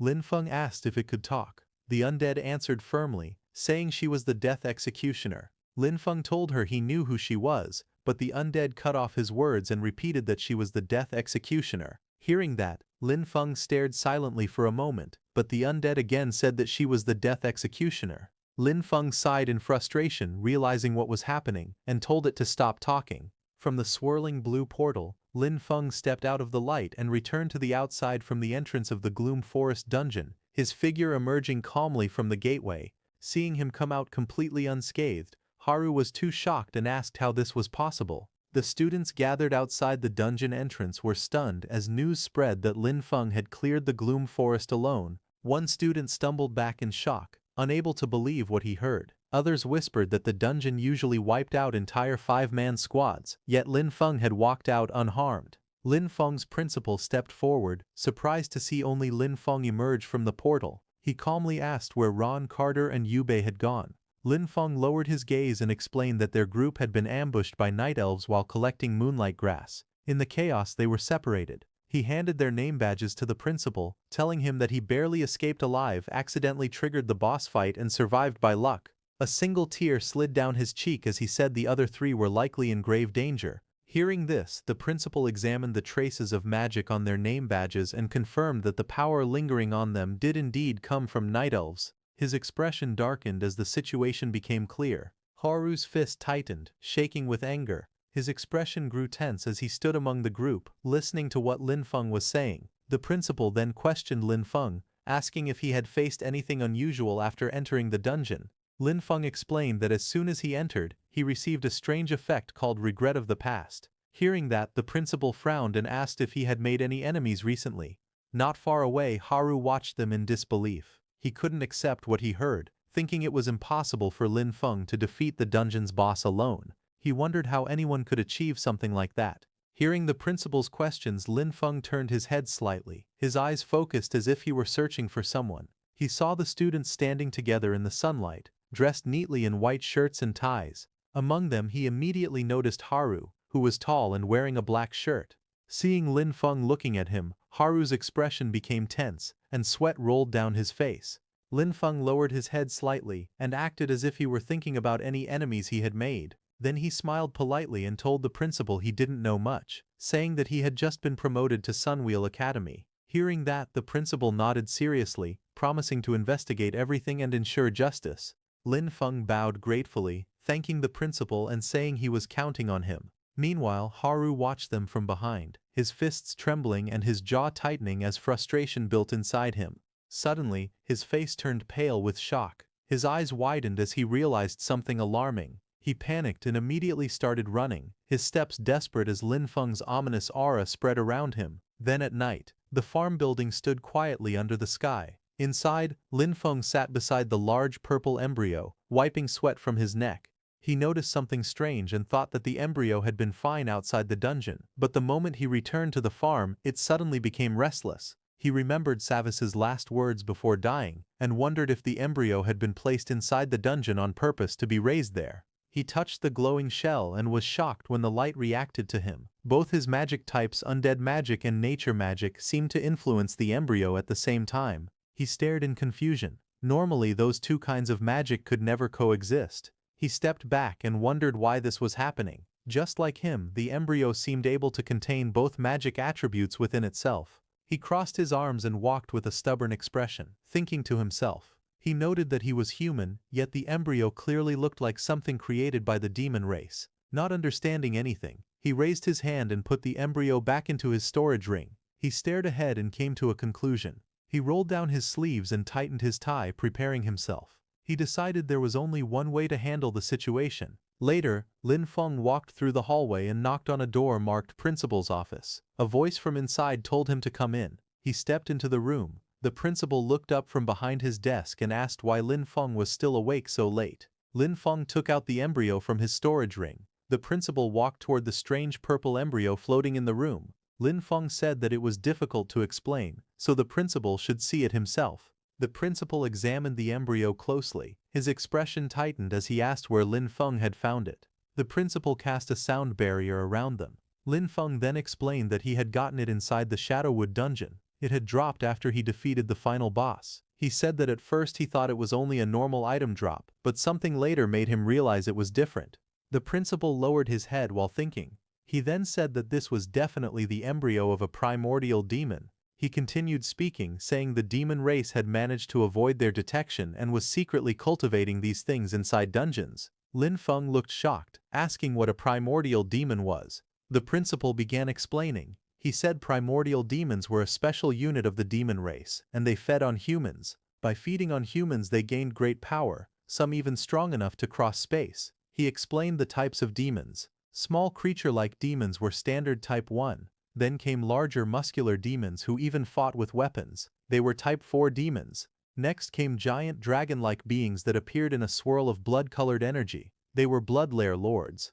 The principal continued speaking. He said that some primordial demons who gained the ability to cross space used dungeon mechanics to plant seeds or embryos. He added that these demons used the battles, deaths, and magic energy of adventurers as nourishment so the embryos could quietly hatch. The principal spoke with a serious look. He explained that once a demon embryo matured, it would break through the dungeon and appear in the real world. He examined the purple embryo closely, his hand brushing against its surface. He said this one had only just entered its growth phase. If it had remained inside the dungeon absorbing nutrients, it would have hatched in 6 months at most. He continued, saying that after hatching, it would become a very high-level primordial demon, and if chaos erupted inside the academy, the consequences would be unimaginable. Then he added that what puzzled him most was how deeply hidden this kind of embryo normally was. It should not appear unless there was a similar aura nearby. He asked if Lin Feng understood what he meant. Hearing that, Lin Feng suddenly stiffened, sweat forming on his face as the principal's words sank in.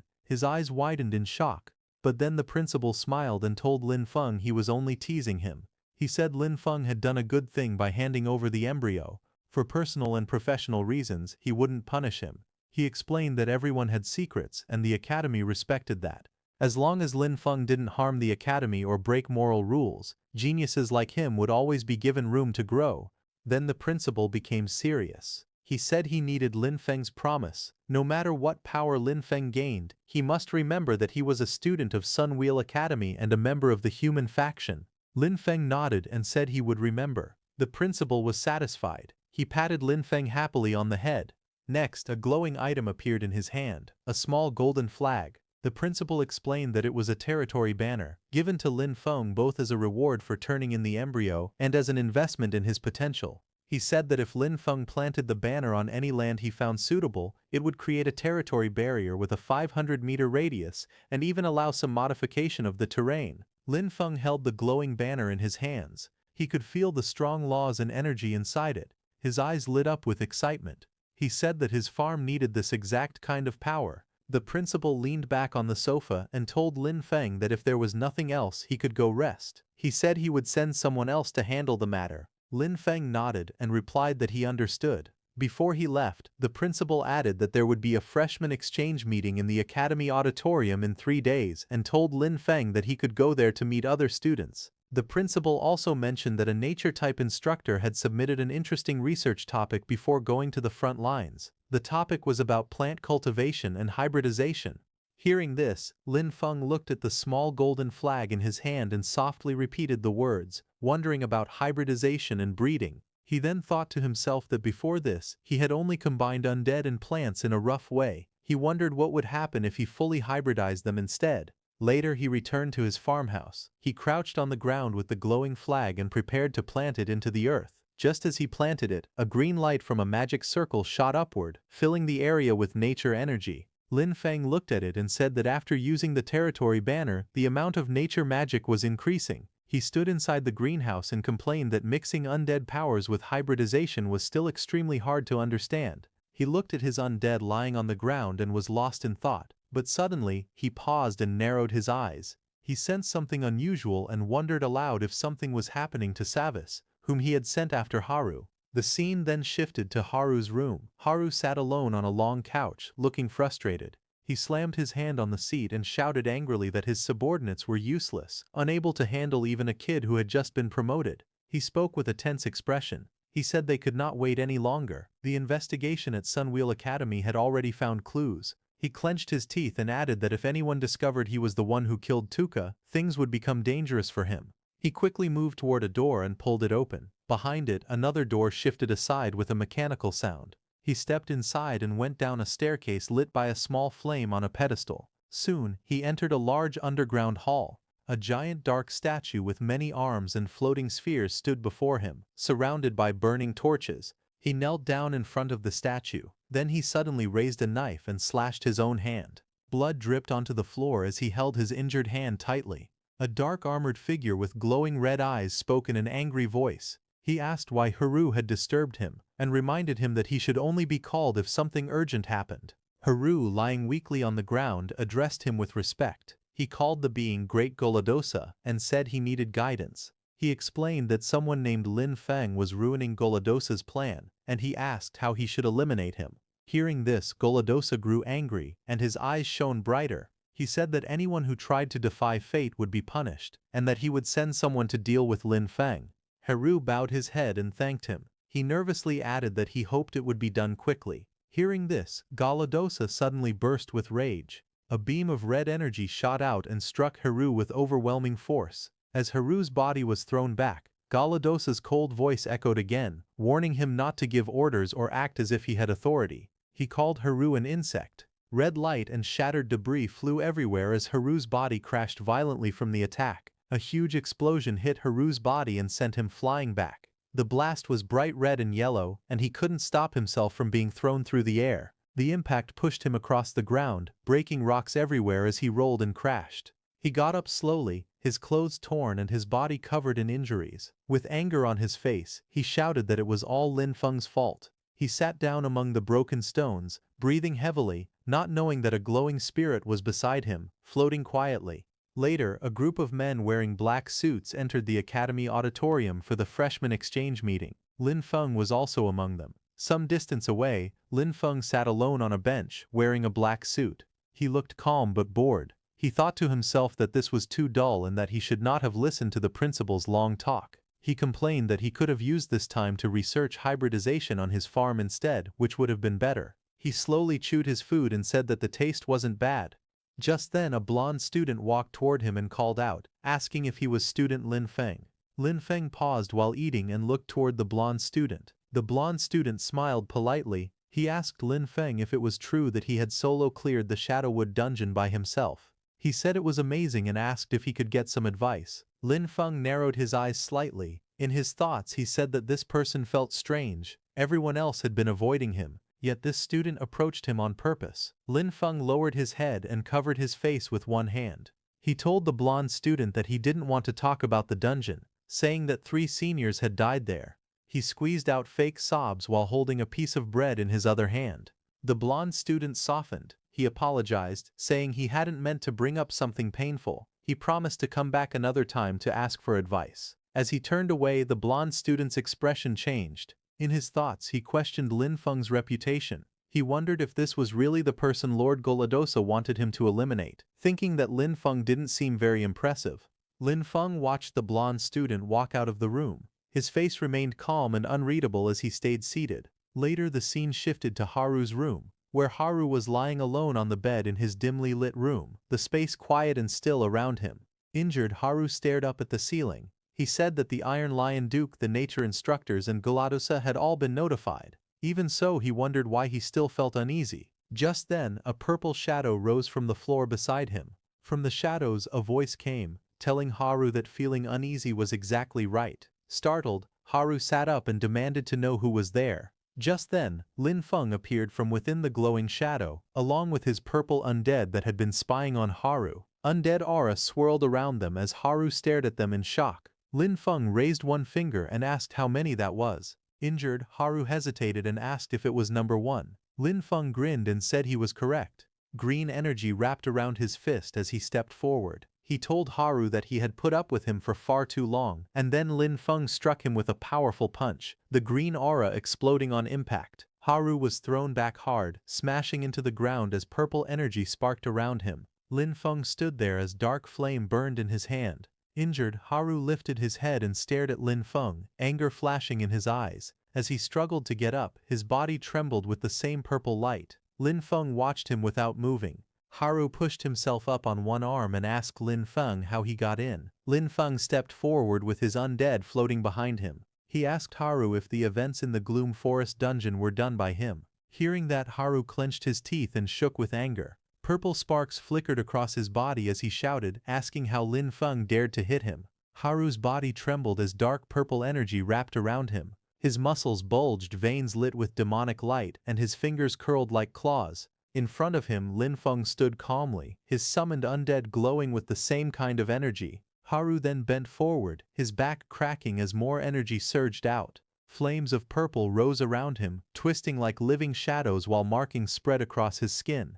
He raised his head and with red glowing eyes used his Demon Clan forbidden technique, flesh sacrifice. His body transformed further, ears sharpening, energy spreading, and power overflowing from every limb. He stood tall in his new demonic form, surrounded by swirling flames of purple and black. Seeing that, Lin Feng narrowed his eyes. He recognized the technique immediately and asked sharply if Haru was a spy of the Demon Clan. Hearing Lin Feng call him demonized, Haru only laughed. He declared that he was a devout believer of Gullediosa. Hearing this, Lin Feng grew serious, realizing that Haru was connected to the 7th Demon King Gullediosa. Demonized Haru glared fiercely, purple flames twisting around his body. He shouted with rage, demanding how Lin Feng dared to speak his lord's name so casually. Without warning, he lunged forward. Darkness wrapped around his arms as he roared, telling Lin Feng to die. But Lin Feng stood his ground, his undead floating beside him and coming forward, surrounded by swirling violet energy. As Haru charged at full speed to attack, Lin Feng's undead responded instantly. She swung her glowing scythe upward, releasing a crescent slash of bright purple light that blocked Haru's attack. But Haru didn't back down and released more demonic energy, causing the female undead scythe to start cracking. The next second, purple fire came out of Haru's hand and fell on the female undead's scythe, shattering it instantly. The female undead looked at her weapon, which was completely destroyed, and Haru's corrosive power was extremely strong. Lin Feng watched her with a serious face. In his mind, he admitted that he had only wanted to test Haru a little, but now things had gotten bad. The female undead created and raised her huge scythe again, releasing huge amounts of necro energy to attack Haru. As that energy hit Haru, he let out a loud roar. Now blue and purple flames burst from his body as he spread his arms wide. He shouted that he had been thinking about how to deal with Lin Feng, but he never expected Lin Feng to walk right into his hands. Seeing Haru unleash more and more energy, Lin Feng also got ready to release his energy as he made up his mind. In his thoughts, he decided that the only way now was to use Haru's distraction and finish the fight as quickly as possible. Haru, covered in blue flames, stood in front of Lin Feng. Seeing that, Lin Feng hid his hand behind him and used his summoning skill. The next second, several shadowy undead appeared behind Lin Feng. They all had sharp ears, dark bodies, and strange glowing flames.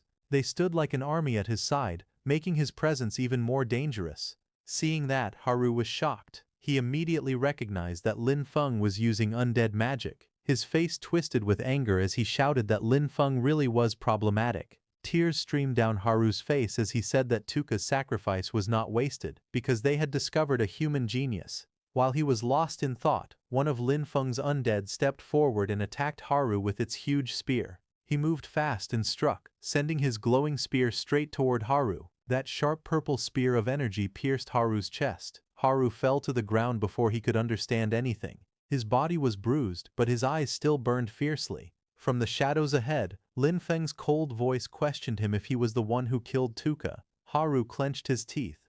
Dark energy wrapped around his limbs as he placed a hand on his chest. His voice trembled with ritualistic intensity as he began chanting that with blood as the guide and the soul as the bridge, he welcomed the master's will to descend upon his body. Immediately, black veins pulsed across Haru's skin and his eyes glowed red. A violent surge of purple fire burst outward and a magic circle lit up beneath him, filling the room with swirling patterns. Haru told Lin Feng to tremble and welcome the descent of the Demon King. He announced her name Gullediosa, As he said that, a towering figure of shadow and horns appeared above him, surrounded by floating spheres and blazing violet flames. Haru knelt before her, lowering his head. He addressed the being reverently as Lord Gulladiosa.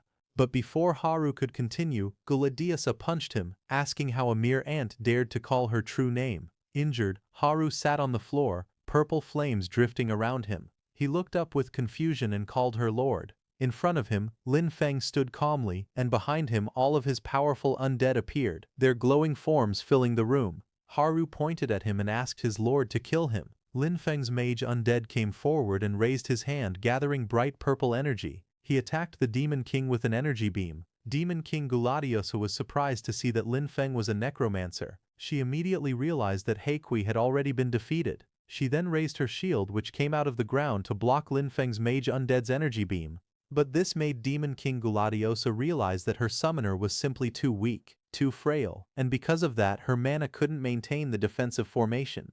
Thinking that, she raised her hand toward Haru, holding it in front of him and sucking energy from his body. Before he could understand anything, Demon King Gulladiosa's massive claw descended from above. He screamed in panic, shouting as demon energy ripped through his body. His form twisted, cracking apart under the pressure of the demonic energy.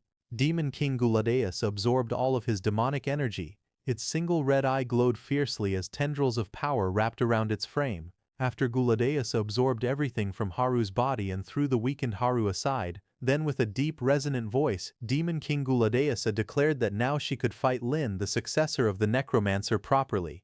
Lin Feng stood quietly. He looked at Demon King Gulladiosa and thought that even if all of his undead fought together, they still wouldn't be strong enough to defeat the Demon King head-on. Charging straight in would only get them all killed. It was not a smart plan. Then he noticed Haru on the ground, who had been drained earlier and lay weak. Then he looked at the glowing magic circle in the aura, shining with summoning energy. Seeing this, Lin Feng's expression changed. A small smile formed, and he thought of a way. Then he raised his voice and called Demon King Gulladiosa a foolish demon clan member, saying that since the demon already knew he was a necromancer, he was surprised that the demon didn't run away. Instead, the demon actually wanted to challenge him. He said that was interesting. The purple flames around Lin Feng grew brighter as he lifted his hand. With a sharp gesture, he pointed forward and commanded his undead to attack. Hearing that, Demon King Gulladiosa said that if this was Lin Feng's way of provoking him, then so be it. He created a chain made of demonic energy and swung it toward Lin Feng, saying he would act as he wished. Seeing that, Lin Feng's female undead came forward and spun her staff as circles of light formed around her. A bright defensive wall flashed into existence. Lin Feng's undead mage stepped forward, summoning countless floating bubbles around his body. The bubbles shimmered and formed a protective layer. But they couldn't block Demon King Gulladiosa's attack. They were sent flying. Demon King Gulladiosa looked at them with disdain. He mocked them, saying they were so weak that he was beginning to doubt how Lin Feng even handled Heiqi. With the second attack, Demon King Gulladiosa completely destroyed Lin Feng's undead, shattering them instantly. After destroying Lin Feng's undead, Demon King Gulladiosa grabbed Lin Feng and lifted him into the air, saying that before Lin Feng died, he would allow him to say his last words. Demon King Gulladiosa called Lin Feng a pitiful successor, and said he did not understand the power of the undead at all. But suddenly Lin Feng smiled. He said that it was actually Demon King Gulladiosa who didn't understand the power of the undead. He pointed at his undead, who was behind Demon King Gulladiosa holding dead Haru's head, and explained that he had just noticed that when Demon King Gulladiosa appeared, it drained Haru's mana but did not kill him. He also noticed that the mana used for the summoning formation had decreased a lot. Hearing that, the undead creature's eye widened in shock. Lin Feng freed himself from the Demon King, telling him that his summoning still had limitations. As he said that, Demon King Gulladiosa's body started to weaken. Lin Feng, standing below, smirked slightly and told him that his guess had been right all along. Demon King Gulladiosa roared in rage, shouting that it wouldn't let Lin Feng go. As he said that, its massive body erupted with energy as pieces of its form began to scatter apart. Light burst around as Demon King Gulladiosa's body cracked and dissolved into fragments, leaving only fading traces in the air. Once the chaos settled, Lin Feng was left alone standing on the shattered ground. He lifted a hand to the back of his head and gave a relaxed smile, telling Demon King Gulladiosa that he would be waiting. Not far away, some officers noticed the explosion and rushed toward the scene. One of them shouted in alarm, telling the others to go check what happened. Lin Feng turned his head slightly as he heard their voices. His eyes widened as he looked toward the approaching figures, the faint purple sparks around him flickering in the dark. Without a second thought, Lin Feng ran away from there, saying this was not good.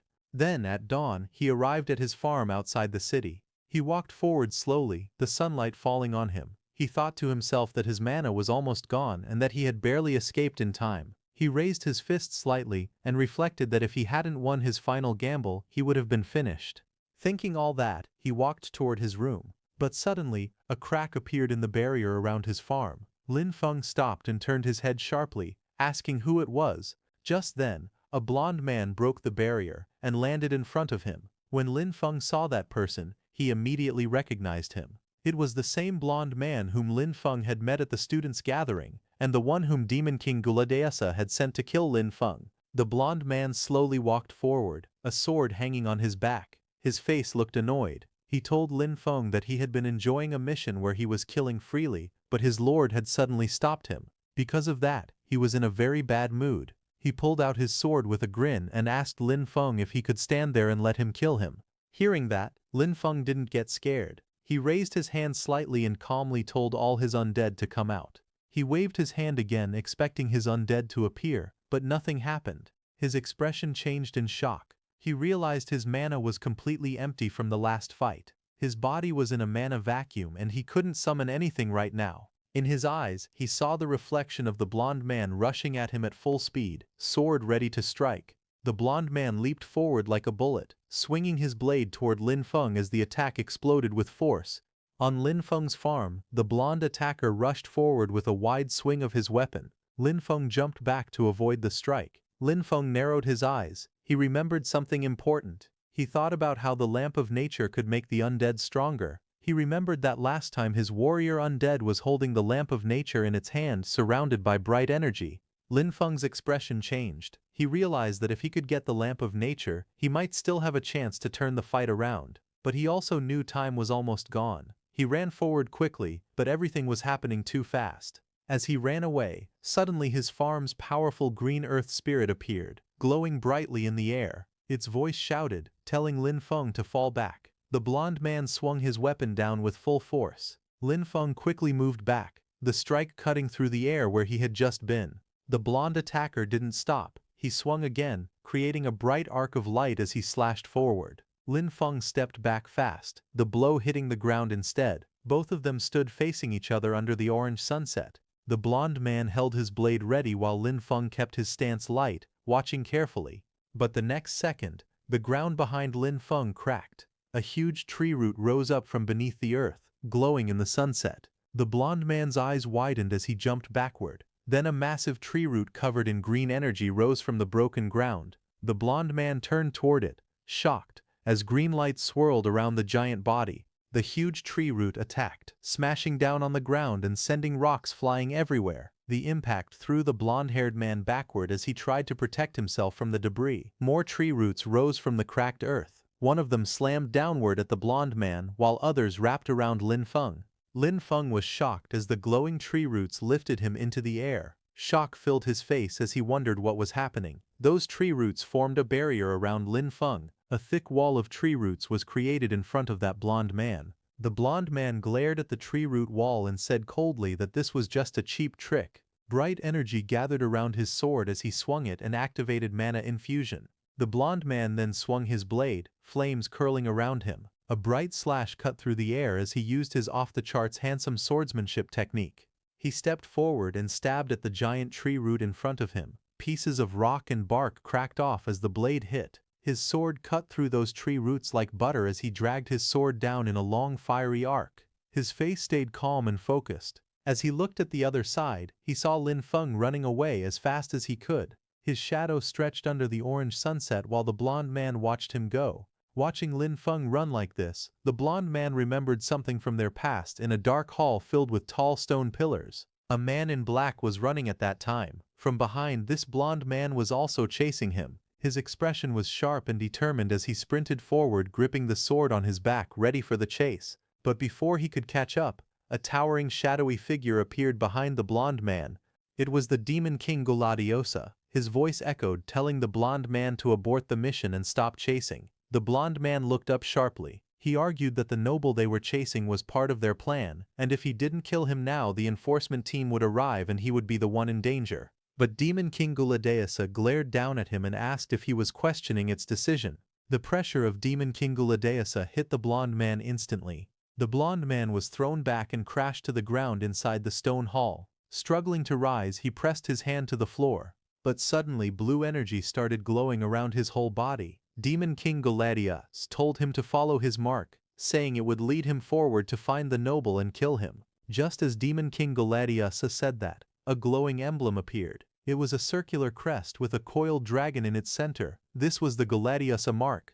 The blonde man knelt down, holding the Guladeasa mark in his hand. He lowered his head and said softly that he would follow his lord's order. Now in the present, remembering the Guladeasa mark, the blonde man took it out and walked toward the tree root wall formed in front of him. Again golden flames started rising from his palm as he looked at the plant wall in front, asking if these plants were from that farm before.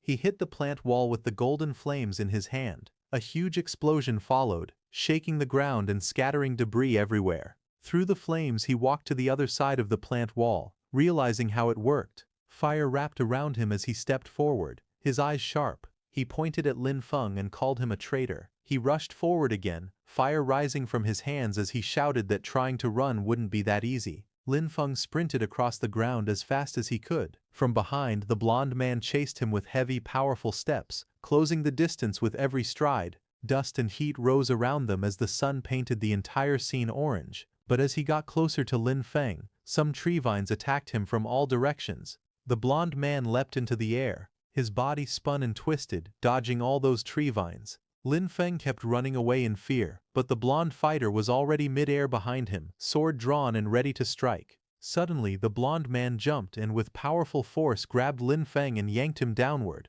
His body smashed helplessly onto the ground as debris floated around him. The blonde man landed on the ground with a sharp smile. He looked at Lin Feng and said coldly that it was over. Under the burning sunset, the blonde man raised his sword high above his head. His stance showed that he was ready to bring Lin Feng down with full force, ending the chase once and for all. But Lin Feng looked straight at the blonde man with a calm, confident smile and said it really was over. Lin Feng had already gotten the Lamp of Nature. The glowing crystal of the Lamp of Nature floated above his hand, shining with bright light as Lin Feng tried to activate it. Green energy wrapped around it. Facing Lin Feng, the blonde man held his sword up, ready to end him. At the same time, the Lamp of Nature didn't activate completely. Seeing that, Lin Feng was shocked, wondering if a necromancer's mana alone wasn't enough to activate the Lamp of Nature. Lin Feng froze in shock, but then he used his nature energy, saying he didn't care anymore and demanded the crystal to light up for him. Just as he used his nature mana, green flames suddenly burst out, and the Lamp of Nature shone even brighter. Lin Feng immediately used its power to push back the blonde man. The blonde man's eyes widened in shock as the glowing light reflected on his face. Lin Feng then stood up with his body glowing softly as the Lamp of Nature floated in his hand. The next second, Lin Feng's whole farmland exploded with a wave of energy. The ground shook as the whole farmland was filled with nature energy. Green vines broke through the earth and quickly spread across the area.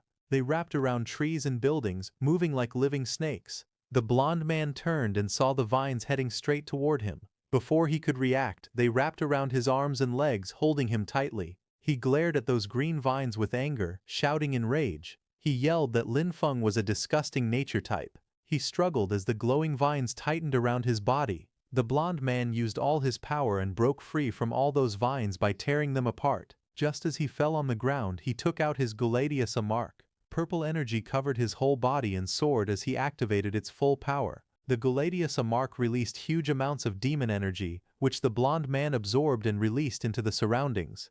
The blonde man moved with lightning speed and attacked Lin Feng from all directions with his sword. Seeing him coming, Lin Feng stepped forward and used the Lamp of Nature, releasing huge amounts of nature energy. Using all that natural energy, Lin Feng finally summoned his undead spirit. Lin Feng's warrior Undead, Kui, who was the original Necromancer, appeared in front of Lin Feng. But he wasn't in his purple undead form. His whole body was covered by leaves and vines as he appeared in his human form. Just as he appeared, he used nature energy to block the blonde man's multiple sword strikes. The blonde man used his demonic energy to push He Kui with full power, but it was no use. On top of that, the blonde man's sword broke into pieces completely. He Kui, covered in vines, stepped forward through the dust, his eyes sharp as more green power gathered around his arms. Seeing him, the blonde man's eyes widened in shock. He recognized Lin Feng's undead and asked if He Kui was not dead, but He Kui didn't say anything and just stood with green flames dancing around him, ready for the next strike. Lin Feng, surrounded by glowing green energy, looked forward with a calm face. He gave a cold order to his undead, telling it to kill the blonde man. At his command, He Kui, with leaf-like vines around his body, rushed forward. His arms swung out, green fire trailing behind him as he grabbed the blonde man and dragged him along. The blonde man's eyes widened in shock. He shouted, telling He Kui that they were allies, but before he could finish, a violent impact followed. A huge splash of blood burst across the scene. The man He Kui had grabbed was smashed brutally. His broken body fell to the ground, blood leaking from it as green flames burned around him. After killing the blonde man, Lin Feng fell on his knees and coughed weakly. He was completely exhausted. The next second, Lin Feng lay on the ground as the glowing green flame started to fade from his body. He looked helpless and told He Kui that he was done for. In the next moment he collapsed completely, falling over with no strength left. His body hit the ground hard. The lamp of nature crystal floated nearby, completely drained of its power. He Kui stood beside Lin Feng, watching him with a calm expression. He let out a slow breath, seeing that Lin Feng was just unconscious. Then He Kui's body started to change. Purple flames wrapped around him, climbing across his skin. His green vine-like armor shifted and disappeared under the rising dark energy. His entire form transformed. Black, flame-shaped markings spread across his chest and arms. Purple fire swirled around him as his muscles tightened and his eyes sharpened. He completely transformed into his undead form. After the complete transformation of He Kui, his body suddenly shone brightly. Then pieces of his body began to break away. In the next moment, the purple shell covering him shattered into small fragments, and the undead aura around him faded completely, leaving nothing behind. The scene then shifted to a peaceful landscape. A bright valley stretched between distant mountains, covered in green fields and forests. In that green field, someone waved flags in the distance. The flags carried the symbol of a lion's head. It was a group of armored knights riding in formation, their white horses marching proudly. Behind them, a decorated royal carriage traveled along the road. Inside the carriage, 3 people sat together, one in blue clothing, one with long red hair, and another dressed in dark attire. The carriage moved steadily as sunlight shone over the land. Inside the moving carriage, the red-haired warrior sat with a serious face. His armor reflected the sunlight coming through the window. Across from him, the older man with long brown hair and a beard looked at him calmly, waiting for him to speak. But a quiet moment passed between them. The red-haired warrior lowered his eyes, as if thinking about something difficult. The older man watched him closely, also not saying a word. Then the older man turned his head toward the window. The bright sky and green mountains outside caught his attention as the carriage continued forward. But suddenly, a glowing green energy appeared outside, swirling around the trees that surrounded a wooden building hidden within the forest. As it appeared, the whole carriage shook violently, shocking the people sitting inside. All 3 looked ahead with tense expressions. The carriage suddenly shook again as something dark hit its roof. The impact made the whole vehicle jolt. Then from the carriage bright streaks of energy shot across the sky, rushing past the moving carriage. The horses kept running, but the disturbance was impossible to ignore. Inside, the red-haired man noticed it first. His eyes widened in surprise and he leaned forward sharply. A knight stopped the carriage and bowed beside the window. The red-haired man and a blue-haired girl looked out from inside, watching him closely. After hearing what that knight said, the red-haired man sat back on the seat. His expression was calm but thoughtful as he stared ahead, thinking about what had just happened. At dawn, Lin Feng's farmland was filled with golden sunlight. Thick green vines rose from the ground and the whole farm was completely destroyed with dust and debris scattered all around. Suddenly some people came there covered in white light at high speed. This was the same group who were on that carriage. They arrived and stood at the edge of the farmland. The man with long brown hair stepped forward first, glowing light shining behind him. His expression was serious as he looked around. He observed the scene and spoke with amazement, saying it was pure nature magic. Behind him others examined the vines crouching near the thicker ones. One of his men commented that it was hard to believe such a strong expert was hiding in a remote place like this. Another man said he would gladly accept being made the dean of the nature department if he could possess magic this pure. One of the younger men studied the surroundings. He pointed at the damaged ground and floating stones, saying it looked like there had been a battle with the demon clan. Just then, that brown-haired man noticed Lin Feng collapsed on the ground, unconscious, and the lamp of nature lying beside him. The brown-haired man stepped closer and looked down at Lin Feng. He recognized the lamp of nature. The brown-haired man raised his head, understanding what had happened. His eyes widened as he said that Lin Feng must have suffered backlash from forcefully activating the lamp of nature. Green energy rose around his hands as he knelt beside the unconscious Lin Feng. He pressed both hands on Lin Feng's chest, sending soft, glowing nature magic into his body to stabilize him. On the other hand, inside Lin Feng's consciousness, everything shifted. His body appeared floating in a bright blue space filled with purple and blue energy. Chains of swirling power wrapped around him. He looked around in shock and asked himself if this place was inside his own body. The energy moved gently around him. He sensed warmth in it and realized it felt kind and calm. He understood that this power belonged to him. He then looked in different directions. Purple flames floated around his arms as he stared forward and quietly said that this must be his own power. He reached out his hand. Purple energy swirled around his fingers as he touched the drifting aura in front of him, wrapped completely by the same purple and pink flames. His eyes sharpened as he looked at the power surrounding him. He wondered aloud if this was Necromancer power.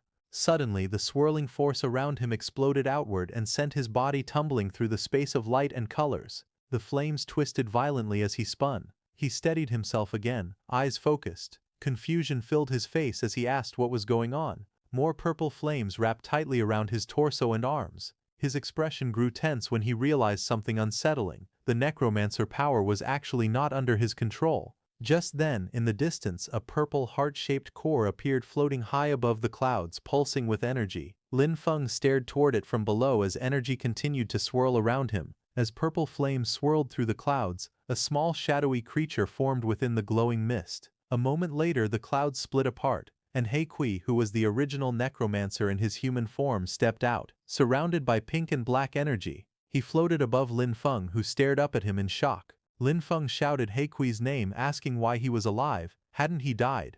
He Kui's expression stayed calm. He answered that he really did die. Then his face shifted into a smile as the purple flames wrapped around his body. He said that thanks to Lin Feng he was able to understand the true meaning of death.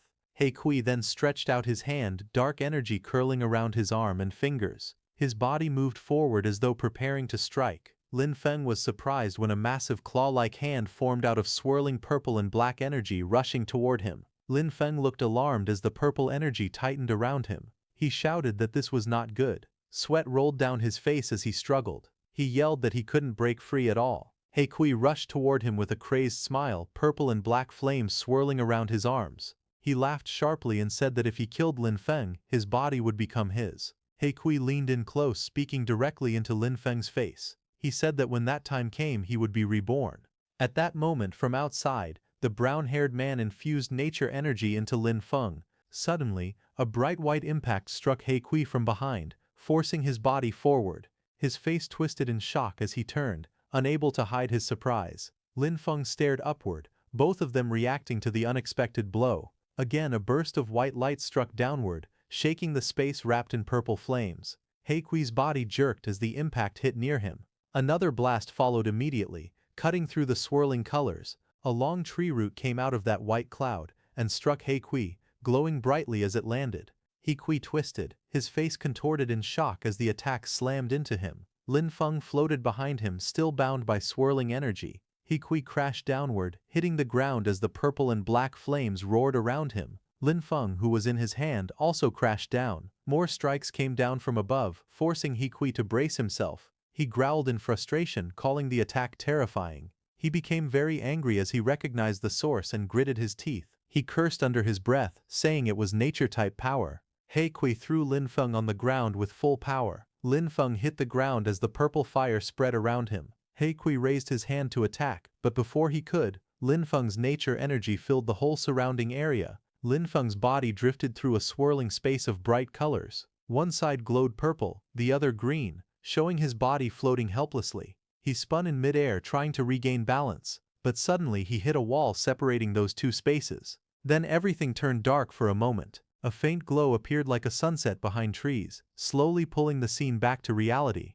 Lin Feng opened his eyes, lying on the ground with medical patches attached to his chest. He wiped sweat from his face and breathed hard. He felt that it was very close. His undead power had already run out earlier, and because of that He Kui didn't have enough strength to continue fighting anymore. But he hadn't imagined that He Kui was hidden inside the undead power. He said it was actually a dangerous threat. While he was thinking all that, he suddenly noticed the brown-haired man standing there. The brown-haired man spoke calmly. He said he had checked the injured Lin Feng's condition. He had only overused his mana and suffered light internal shocks. Nothing serious. One of his men reported that he had checked the area too. The aura they sensed earlier belonged to a high-level Demon Clan member, someone at least above level 20. But suddenly another man noticed Lin Feng and told the brown-haired man that Lin Feng had woken up. Lin Feng lay on a medical bed, confused as he slowly sat up. When the brown-haired man saw him awake, he said the surgery had gone very well. A suited officer helped Lin Feng up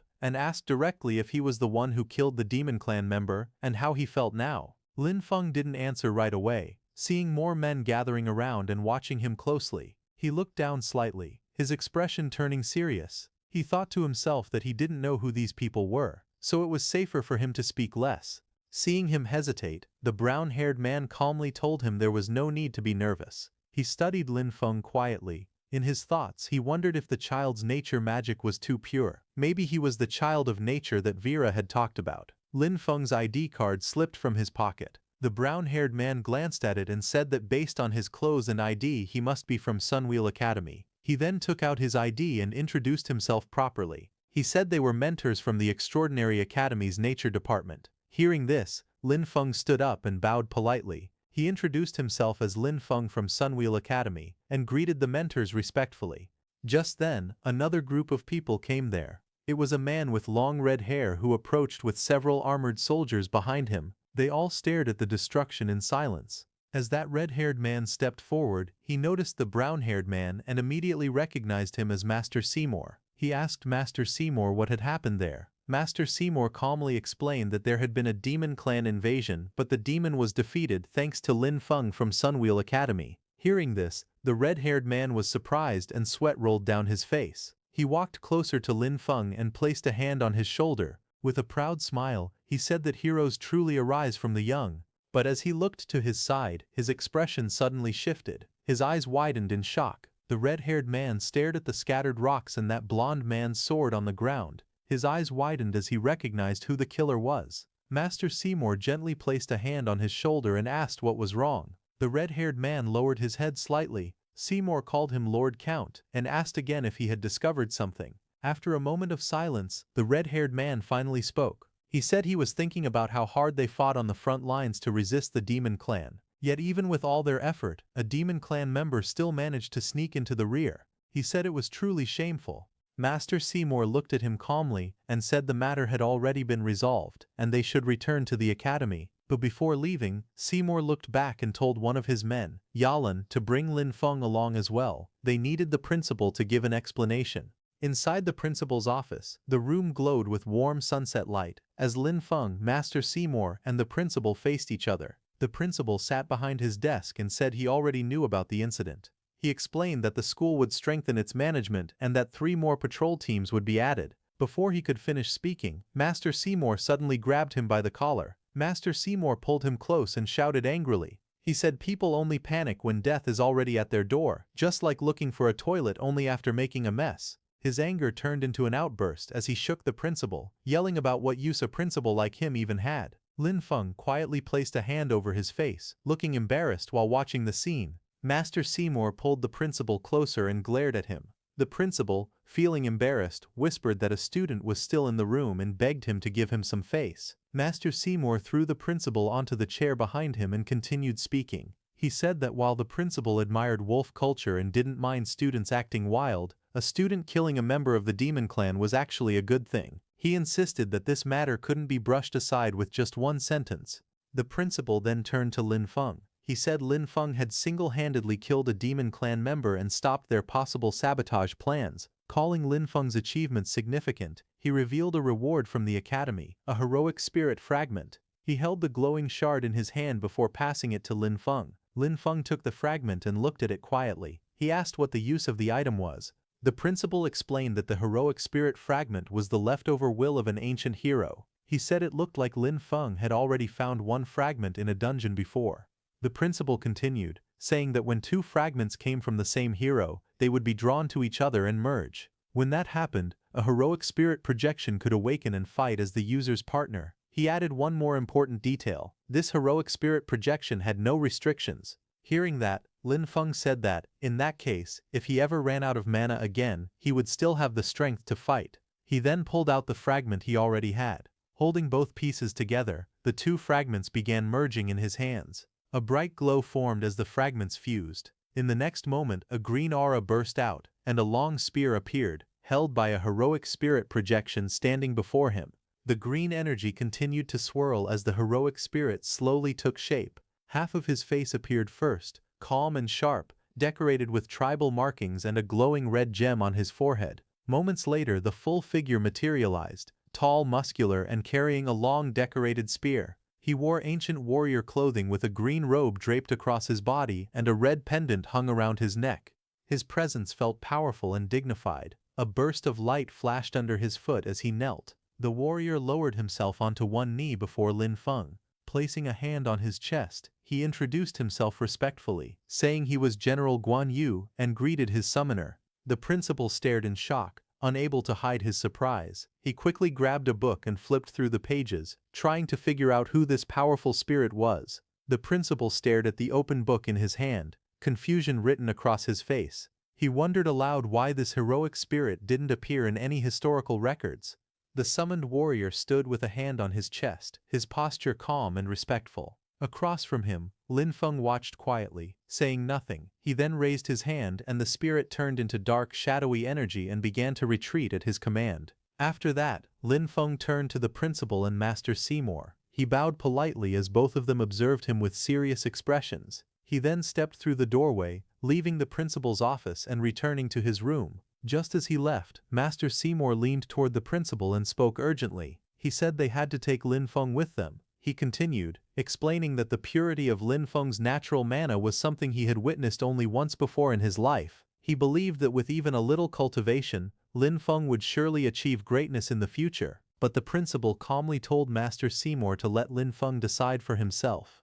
Outside, Lin Feng closed his eyes and slowly shook his head. Remembering his fight with that demon worshipper, he quietly thought to himself that he was still too weak. He admitted that when facing truly strong enemies, his methods were too few and his endurance was still lacking. His gaze hardened. He knew he had to increase his strength as soon as possible. Otherwise, even farming in peace would be impossible. He walked through the academy grounds, thinking back to the mission hall. If he remembered correctly, many of the rewards there included skill scrolls. Soon, he arrived at the academy mission hall. Rows of blue mission screens floated in the air before him. He read through the rules. Mission rewards were divided into 4 tiers: A, B, C, and D. He decided that at his current level, the rewards from C rank and D rank missions were far too low. His attention shifted to the higher tier missions. The first mission involved clearing a demonized wolf pack in Eagle Rise Canyon, labeled as a B+ threat. The reward was a choice of one B-grade nature or elemental skill scroll, but it required a 5-person team with an average level of at least 15. Another mission listed the exploration of the ancient Mage Tower ruins below the 3rd floor, with an A-level threat. The reward was 3 synthesizable fragments of an A-grade skill scroll. This mission required a high-level rune master and a team of at least 4. The third mission stated that supplies needed to be escorted to the eastern border, Iron Rock Town. The mission was rated at threat level B, and the reward was a B-grade general skill scroll and 100 military merit points. It also required a team of at least 2 people who had survival skills and fire-type combat abilities. After reading that, Lin Feng reached out and tapped the mission screen with his fingers. He muttered the name softly, Iron Rock Town. He remembered that it was an important military town. He recalled hearing that because soldiers stayed there for long periods, they had developed a special military farming method. This method could grow food and medicinal plants even in harsh, barren places. A small smile appeared on his face. If he could learn this method, it would be very useful. Then he looked at the requirement again. The mission needed a 2-person team. Seeing that, he sighed to himself. Finding someone with fire-type abilities would be troublesome. Just then, nearby, two girls were arguing loudly. One of them shouted that it was all because of the other. Hearing that, Lin Feng immediately turned around, watching the scene in front of him. A group of students had gathered nearby. In the middle of the crowd, a pink-haired girl was arguing with a blonde girl. Behind the blonde girl, her two bodyguards were standing. When Lin Feng saw the pink-haired girl, he immediately recognized that it was Ailing. Ailing glared angrily. She shouted that the blonde girl had made fake potions for them, and because of that, she ended up hitting them. The blonde girl crossed her arms and argued back. She said that Ailing did hit her, and she demanded compensation, 1 or 2 gold-tier items before she would let the matter go. Other students watching from the side whispered among themselves. They called this group a gang, and said this was already the 3rd time this month. They wondered why new students kept falling for the same trick. They explained that the group often scammed newcomers with fake potions. Ailing stomped forward and yelled again, this time demanding that her demon bear gall be returned. The blonde girl stood with her bodyguards and told Ailing that she had already used the strengthening potion. Once someone drank it, she said, it was gone. Hearing that, Ailing stepped forward angrily. Her hand reached back, and she pulled out 2 black blades with a sharp motion. She crossed the blades in front of her, her eyes full of anger. Her stance showed she was ready to fight. The blonde girl didn't back down. She raised her voice and shouted to everyone around them. She asked if Ailing wanted to fight and told the crowd to look. Someone was being unreasonable and hitting people. A few steps away, Lin Feng watched them silently. He didn't say anything, only observed the scene with a calm expression. He turned slightly, noticing the commotion growing louder. The blonde girl pointed at Ailing and told the crowd that this woman had asked her to make a strengthening potion, but after drinking it, she refused to admit that she owed anything. The blonde girl shouted again, saying that Ailing even accused her of stealing the materials. Her face turned serious and angry as she spoke. Just then, Lin Feng stepped forward and told the blonde girl that she did embezzle the materials. The blonde girl was shocked and turned to look at who it was. Lin Feng simply looked back at her without changing his expression. Seeing Lin Feng's clothes, the blonde girl realized that he was someone from Sunwheel Academy. She pointed at him, complaining loudly. She said he could eat whatever he wanted, but he couldn't say whatever he wanted. She claimed she worked very hard and didn't deserve false accusations. Ailing just stood there, listening to the argument. Hearing the blonde girl, Lin Feng activated his natural energy. A green flame suddenly appeared in his hand. The blonde girl flinched and covered her ear, thinking she was about to be attacked. But Lin Feng simply held the green flame close to her. She slowly opened her eyes and checked herself. There was no injury. She looked confused and asked why there was no damage. Just then, Lin Feng reached toward her waist pouch. With one quick pull, he tore the pouch open. Something dropped out. Demon bear gall, which had been hidden inside her bag. The blonde girl turned around in shock, staring at what had fallen. Lin Feng held up the glowing green flame again, showing everyone the truth. Students around him whispered loudly. One said this woman always targeted newcomers to scam them. Another pointed out that the item she hid looked like a demon bear gall. The blonde girl pointed angrily at Ailing. She said that this time a senior from Sunwheel Academy had stepped in to help her. Then she warned that next time she wouldn't be so lucky. But just as she tried to storm off, Lin Feng grabbed her wrist. She froze in surprise and looked back at him. Lin Feng stood calmly and told her to hand over the demon bear gall. After she handed it over and ran away, Lin Feng held the brown demon bear gall in his hand and asked Ailing if this was the same one from last time. Ailing looked at him with a soft expression. She explained that she had originally saved it for him, but after losing to him last time she felt unwilling. She admitted she had thought about turning it into a potion to make herself stronger. Lin Feng threw the demon bear gall toward Ailing and said that since he had promised to give it to her, he would keep his word.